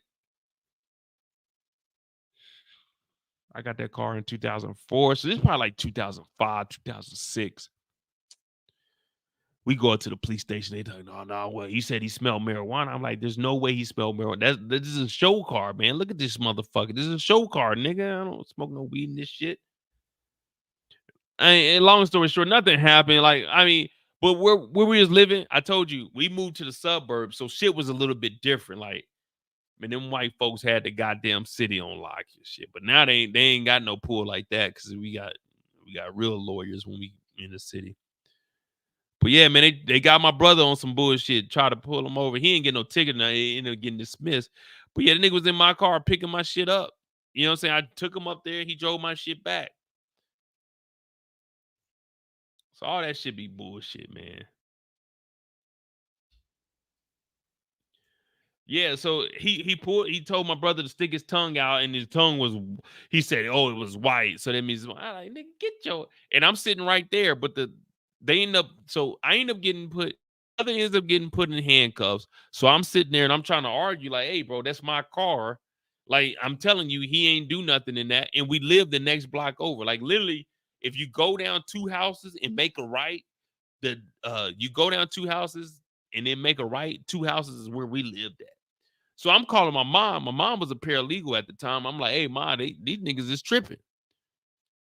I mean, we end up getting all this shit like dismissed. Nothing happened, but it's like, man, these motherfuckers, bro. He just seen a nigga in a goddamn classic car was like, and the shit was registered to a goddamn 23-year-old. So you seeing me, I done put what fucking, you know what I'm saying? I done put 10,000 in that motherfucker. Like everything, like, man, come on, man. It's just some bullshit. But that came with us living in the suburbs, man. That, I mean, it is what it is. But it was still a better lifestyle than what we had when we was living before we moved out there. But anyway. All right, next time we see Meech, Duffy gets arrested. Meech ends up driving off. Meech meets up with Clyde. Now, Meech meets up with Clyde at this diner. And the reason they at the diner, what up, Hoodie? Hey, shout out to Jay Hood. Hey, Jay Hood, that's my nigga I grew up with. I told y'all. So Jay Hoodie, he's my homeboy's little brother. Before I moved to Atlanta, Jay Hoodie will tell you. I mean, I gave him probably about $300, $400 worth of shoes. You got to remember, this is like 2008, 2009. I gave that nigga like all kinds of dunks. I gave that nigga some J's. They're probably like $300-$400 worth of shoes. But shout out to Jay Hoodie. Man, that's my young boy right there. Well, I can't even call him a young boy. It's disrespectful. He's a grown-ass man now. He's probably like 30 now. Shout out to Jay Hood. That's my dog, though, man. That's my boy. I grew up with him. I remember he was a little, like, he used to be a little kid. When we were growing up, we would go over to his house. His house was bigger than ours. So in his basement, we go down there, we be down there, we playing like poker and shit. We playing like PlayStation.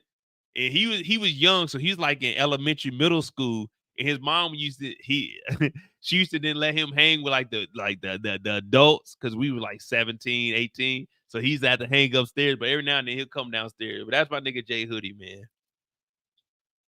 And like everything I'm telling y'all is facts, man. Jay Hoodie will tell you, man, before I moved out to like Atlanta, man, I gave that nigga like $500 worth of shoes. That's my nigga. That was my dog's little brother. So it's like, man, fuck it. You want these shoes, man? You got them. Like, that's my nigga. So, like, everything I'm telling y'all, I'm not gonna bullshit. I mean, I bullshit you. I bullshit y'all 90% of the time, but I'm always gonna keep it real with you. You know what I'm saying? Every story I tell y'all, I can back it up with facts. So, but nah, Jay Hoodie, that's my nigga, man. So show love to Jay Hoodie.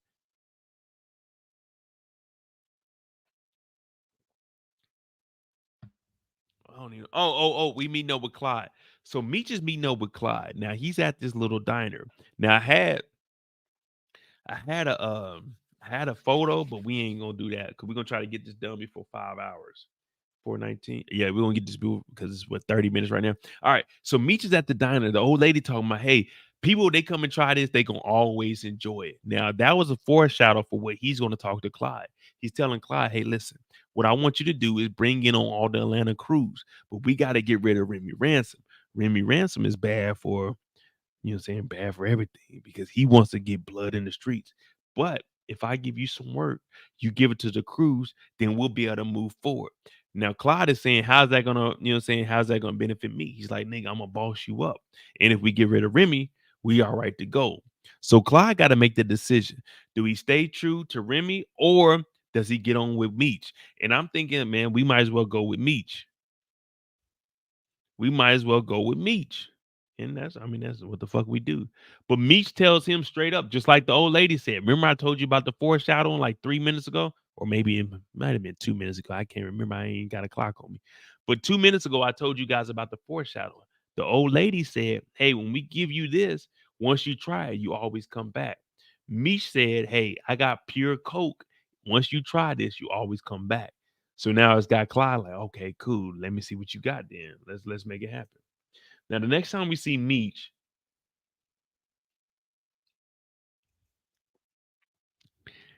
it's Meech, Duffy, and Angel because Duffy got arrested and they're trying to figure out what's going on. Duffy comes back, beat the fuck up. Now, I ain't never been beat up where I got beat up. I ain't gonna lie to you. Y'all know I had one good ass whooping. Now, I lost 3 fights in my life. Like 3 certified fights I lost. But there's only been one time. There's only been one time, and I've told y'all there's only been one time in my life that I can verify a nigga whooped my ass. I'm talking about I ain't stand a chance. I'm real with y'all. Nigga beat the shit out of me, nigga. But one thing you can say is that nigga Mo ain't back down. Nigga, I fought that nigga. That nigga beat the fuck out of me. I'm talking about nigga, I knotted up. But nigga, I lived to fight another day. And after we fought that time, probably like 3-4 months later, when I seen that nigga, we didn't have no issues. Me and him never had any issues after that. After that nigga whooped my ass one good time, because he knew man, I ain't gonna lie to you. I told y'all that story. I thought I had this nigga. I'm like, all right, I can get this nigga. The nigga was nonchalant about it. Me and this nigga fighting. He ain't really like throwing too much. I'm like, boom, boom, I'm connected. Man, when I tell you this nigga, for some reason, I don't know if it's like a video game, this nigga powered up. This nigga hit me so hard, pause. I said, God damn, nigga, I wanted to quit. I almost dropped. Like, God, what the fuck? This nigga, God damn. So at this point, I'm just swinging. I'm trying to stay afloat at this point. This nigga proceeded to put his foot in my ass. This nigga, bow. I'm like, God damn, this nigga, God damn. I couldn't fight back, but I'm standing up. I'm like, nigga, don't fall. Hey, when I'm telling you, when this nigga got finished, oh my God. Girls is talking about, man, you held your own. I told all them hoes, nigga, why ain't nobody break that shit up? I'm leaking. I'm like, God damn, nigga, why ain't nobody break this bitch up? Nigga, y'all knew I was undermatched. God, I'm in that motherfucker. I'm hurt. I'm in that motherfucker like this, y'all. Hey, real talk. This is real talk. I've only had my ass whooped one good time in life. Now I lost 3 fights in my life, but this one I had, nigga. After that nigga got done whooping, I'm in that motherfucker like, nigga. Oh shit. The girls like, oh, you was holding your own, man. I'm like, bitch, why you ain't break that motherfucker up, nigga? You see this motherfucker leaking. Nigga, I couldn't leave that house for like 2 weeks, bro. That nigga beat the fuck out of me. I ain't gonna lie to you. But I ain't no nigga that's gonna lie to you. That nigga beat the shit out of me. This is probably like 2000. This is like 2006, dog. I had to go to work the next day, dog. That nigga beat the fuck out of me, bro. Pause on the beating the fuck out. That nigga whooped my ass, nigga. But shit, everybody knew that nigga Mo wasn't gonna back down, man. I went in that motherfucker, put him up. That nigga, bow. I was like, damn, nigga. Oh no. Help. Please, I can't see shit, nigga. That motherfucker left eye was goddamn leaking. Oh well. But I never been one that's like, man, you get around. I'm undefeated, like nigga. All right, well, I done fought some niggas that done whoop my ass. Nigga, I got 3 ass whoopings in life. Well, technically I lost 4. And I got 1 real ass whooping. That's when I realized that I'm not as tough as I think I am. And that nigga really beat the shit out of me. But I don't give a fuck, man. Like, nigga, I fought the nigga. Like, as far as like when it came to like niggas in the streets, they like, okay, nigga Mo's gonna fight. You would never, like when I told you I went to CMSU, it was probably about 3 on, it was 3 on probably like 6, 7. I told y'all, like, as soon as them niggas came over there, it wasn't no talking. I just punched a white boy because I remember the white boy when they jumped me. Like, man, I don't give a fuck about. I don't. If we gonna fight, I don't care about losing in a fight. Like, no one can say anything like, "Hey, nigga, boy, guys, that." Yeah, I did, nigga, but shit, I fought. See, I don't give a fuck. So I only been shot. Well, I've been shot at probably about like 4 times. But as far as my car getting hit, my car only been hit twice. So yeah, the other 2 are just like niggas shooting in our direction. But anyway, let's continue on.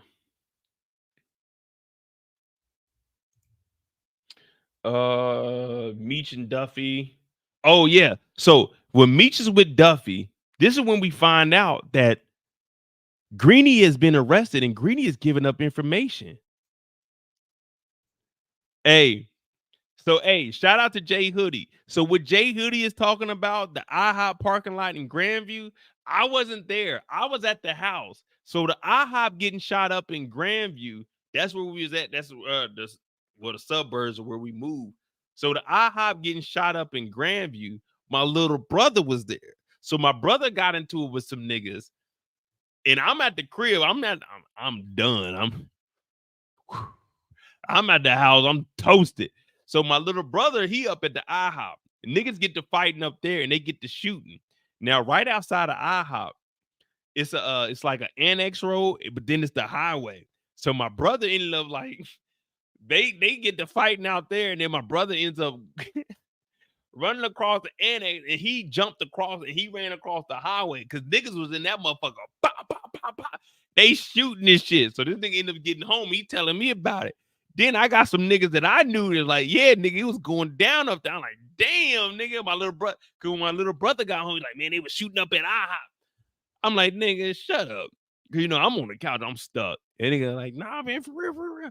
So my homeboy hit me like, nah, nigga, they shooting up this bitch. It's crazy. So it's like, man, J Hood to tell you. Look, nigga, IHOP was a dangerous place because you can go to IHOP. There's only like, at that time, there was only like 2 IHOPs in Kansas City. You can go to the one in Grandview, or there was one up by like the football stadium.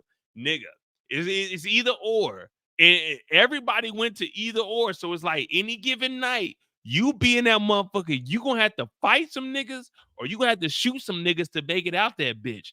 That shit was dangerous as a motherfucker. Like there was only 2 of them. There was only 2 IHOPs at the time. So we got Waffle Houses in Kansas City, but it ain't Waffle Houses like down in Georgia. Like the Waffle Houses we got, they terrible. Ain't nobody really fucking with them. So you go into IHOP in Kansas City, and nigga, we only had like 2 major ones. You had one up north, and then you had one down south. Nigga, you go to that one down south, oh bro, you might fuck around and get killed in that bitch. Like nigga, you had to be on your P's and Q's. Or you go during the daytime. Don't go after like midnight, because you go in there, niggas is going there, and niggas is shooting inside that bitch. Y'all niggas think we playing like Kansas City is different.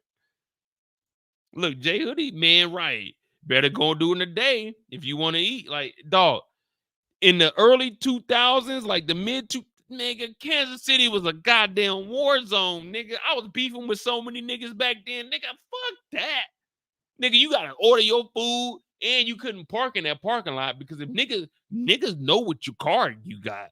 You park in that parking lot, niggas ain't even going to eat. They sitting next door, they waiting in the parking lot, and as soon as you niggas leave, nigga, man, Kansas City's ain't, man, y'all niggas think Kansas City's a goddamn joke. Nigga, get your ass knocked off out that bitch you fuck around in Kansas City.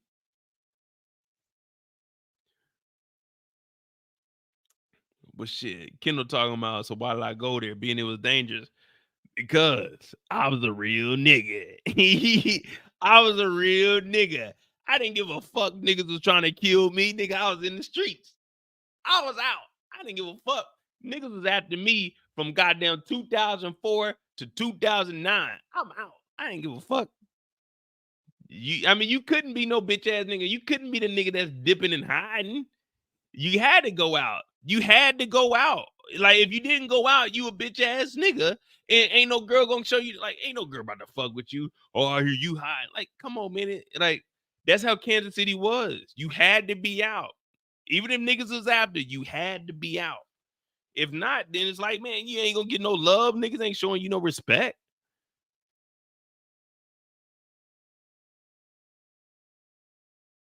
Look at DJ. Y'all forgot DJ 816. Nowhere in Kansas City to eat at night is safe. If we being honest, dog, you can go up to like Westport. You can go to Crown Plaza, or dog, Kansas City was a fucking war zone at all times. I told y'all there was a moment in time in Kansas City where if you go down to Crown Plaza, there was 13 years old knocking out old folks into the fountains.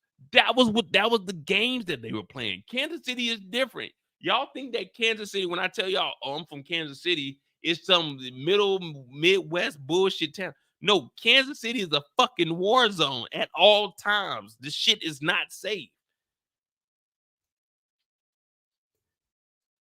Y'all think like when I tell y'all Kansas City, y'all like, oh, ain't nothing. Nigga, go to Kansas City and bullshit if you want to. Niggas will kill you out that motherfucker. That shit is fucking crazy. That's the life that we were living.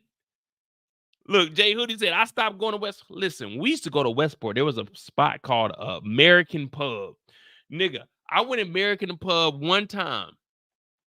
Well, I've been in there multiple times, but there was one time I went in an American Pub.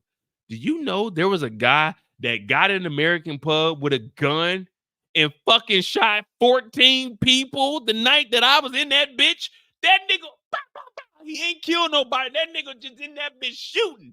Like, nigga, I'm in this motherfucker trying to, I got a tall T on, nigga. Fuck Kansas. Nah, I ain't gonna say fuck Kansas City because that's my city, but god damn, nigga, it's a fucking war zone out that bitch.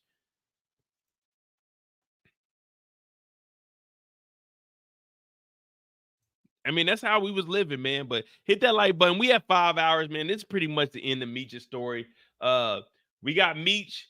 He told everybody he got to dip out to St. Louis. And the reason he got to dip to St. Louis is because, well, you know, niggas is snitching. Greeny said that he had something to do with some shooting. And that's really all it is, man. That's really all it is, man. Hit that like button, hit that subscribe button. Meech is going to St. Louis. Now, I did put up a video. You know, you got your what's next video. We got the recap for episode 6 that'll be up tomorrow. We got what's next that's up right now. Meech is about to head to St. Louis and he cuts off Angel. Now, I was saying that Meech needs to cut off Angel. And the reason that he needs to cut off Angel is because Angel ain't doing nothing but just sucking up this nigga's life. And she just sticking around. But once she mentioned that she was going to fuck with Glock, then that's when you got to cut them off. Now, my bae right now, she on like the Luxembourg, Belgium border. She don't really give me too much detail. But when she, if she ever tell me that she about to be, you know what I'm saying, fuck with another nigga because another nigga got that bankroll, then I got to cut her off. But right now, she, you know what I'm saying, bae, she cool. You know what I mean? Me and her, we kicking it and shit. But the moment she tell me, she, you know what I'm saying, number one's back in the picture, now I got to be like, man, nah, I can't fuck with that. She look good, too. She got a nice body, too. I said, where you get that body from? She said, I'll be in the gym. I said, damn, you be in the gym more than me. Look real good. But you know what I'm saying? When she come back in town, she got like 2 weeks left. Hopefully she's still fucking with your boy. But if not, then, you know, I'll be on this live with y'all crying, talking about, yeah, she left me, man. She left me for another nigga. Why? What did I do wrong? All I did was try to make her happy. But nah, she cool. You know what I'm saying? She cool people. So, you know, I might bring on a live one time. It just depends on her. You know what I mean? Sometimes she be fucking with your boy. Sometimes she be trying to go in on. I had to tell her today. I came in this motherfucker with in my head. Don't make me leave with my foot in your ass. Be cool. She over here laughing and shit, thinking it's a game. Like I ain't running shit. But you know, it is what it is. But hey, y'all hit that like button, hit that subscribe button. We got 5 hours in. I think tomorrow night, what I'm gonna do, I thought I was gonna do a live tonight, but I'm gonna see if I can play the videos on Rumble. If so, then we're gonna start doing the videos on Rumble. So I need you guys to follow me over on Rumble. Subscribe to the channel here. Subscribe to the Mo You Know. I'm gonna start doing more articles over there. You just gotta let me get back in my rhythm. If you want to support the channel, Cash App is pinned in the chat also. MOEDOTJ. We got 5 hours in, man. I appreciate y'all. It's been 6 months. We're established and we good to go, man. Hit that like button, hit that subscribe button. My name is Mo.J. Remember, always be responsible. Don't drink and drive. One drink water in between, and always have a plan. Have a DD. And y'all be safe, man. I'm gonna get on out of here. We got 5 hours in, and hey, I love y'all, man. We're gonna listen to the Japanese flute before we get out of here. Love y'all. Hit that like button, hit that subscribe button. I appreciate y'all. Road to 50,000 subscribers.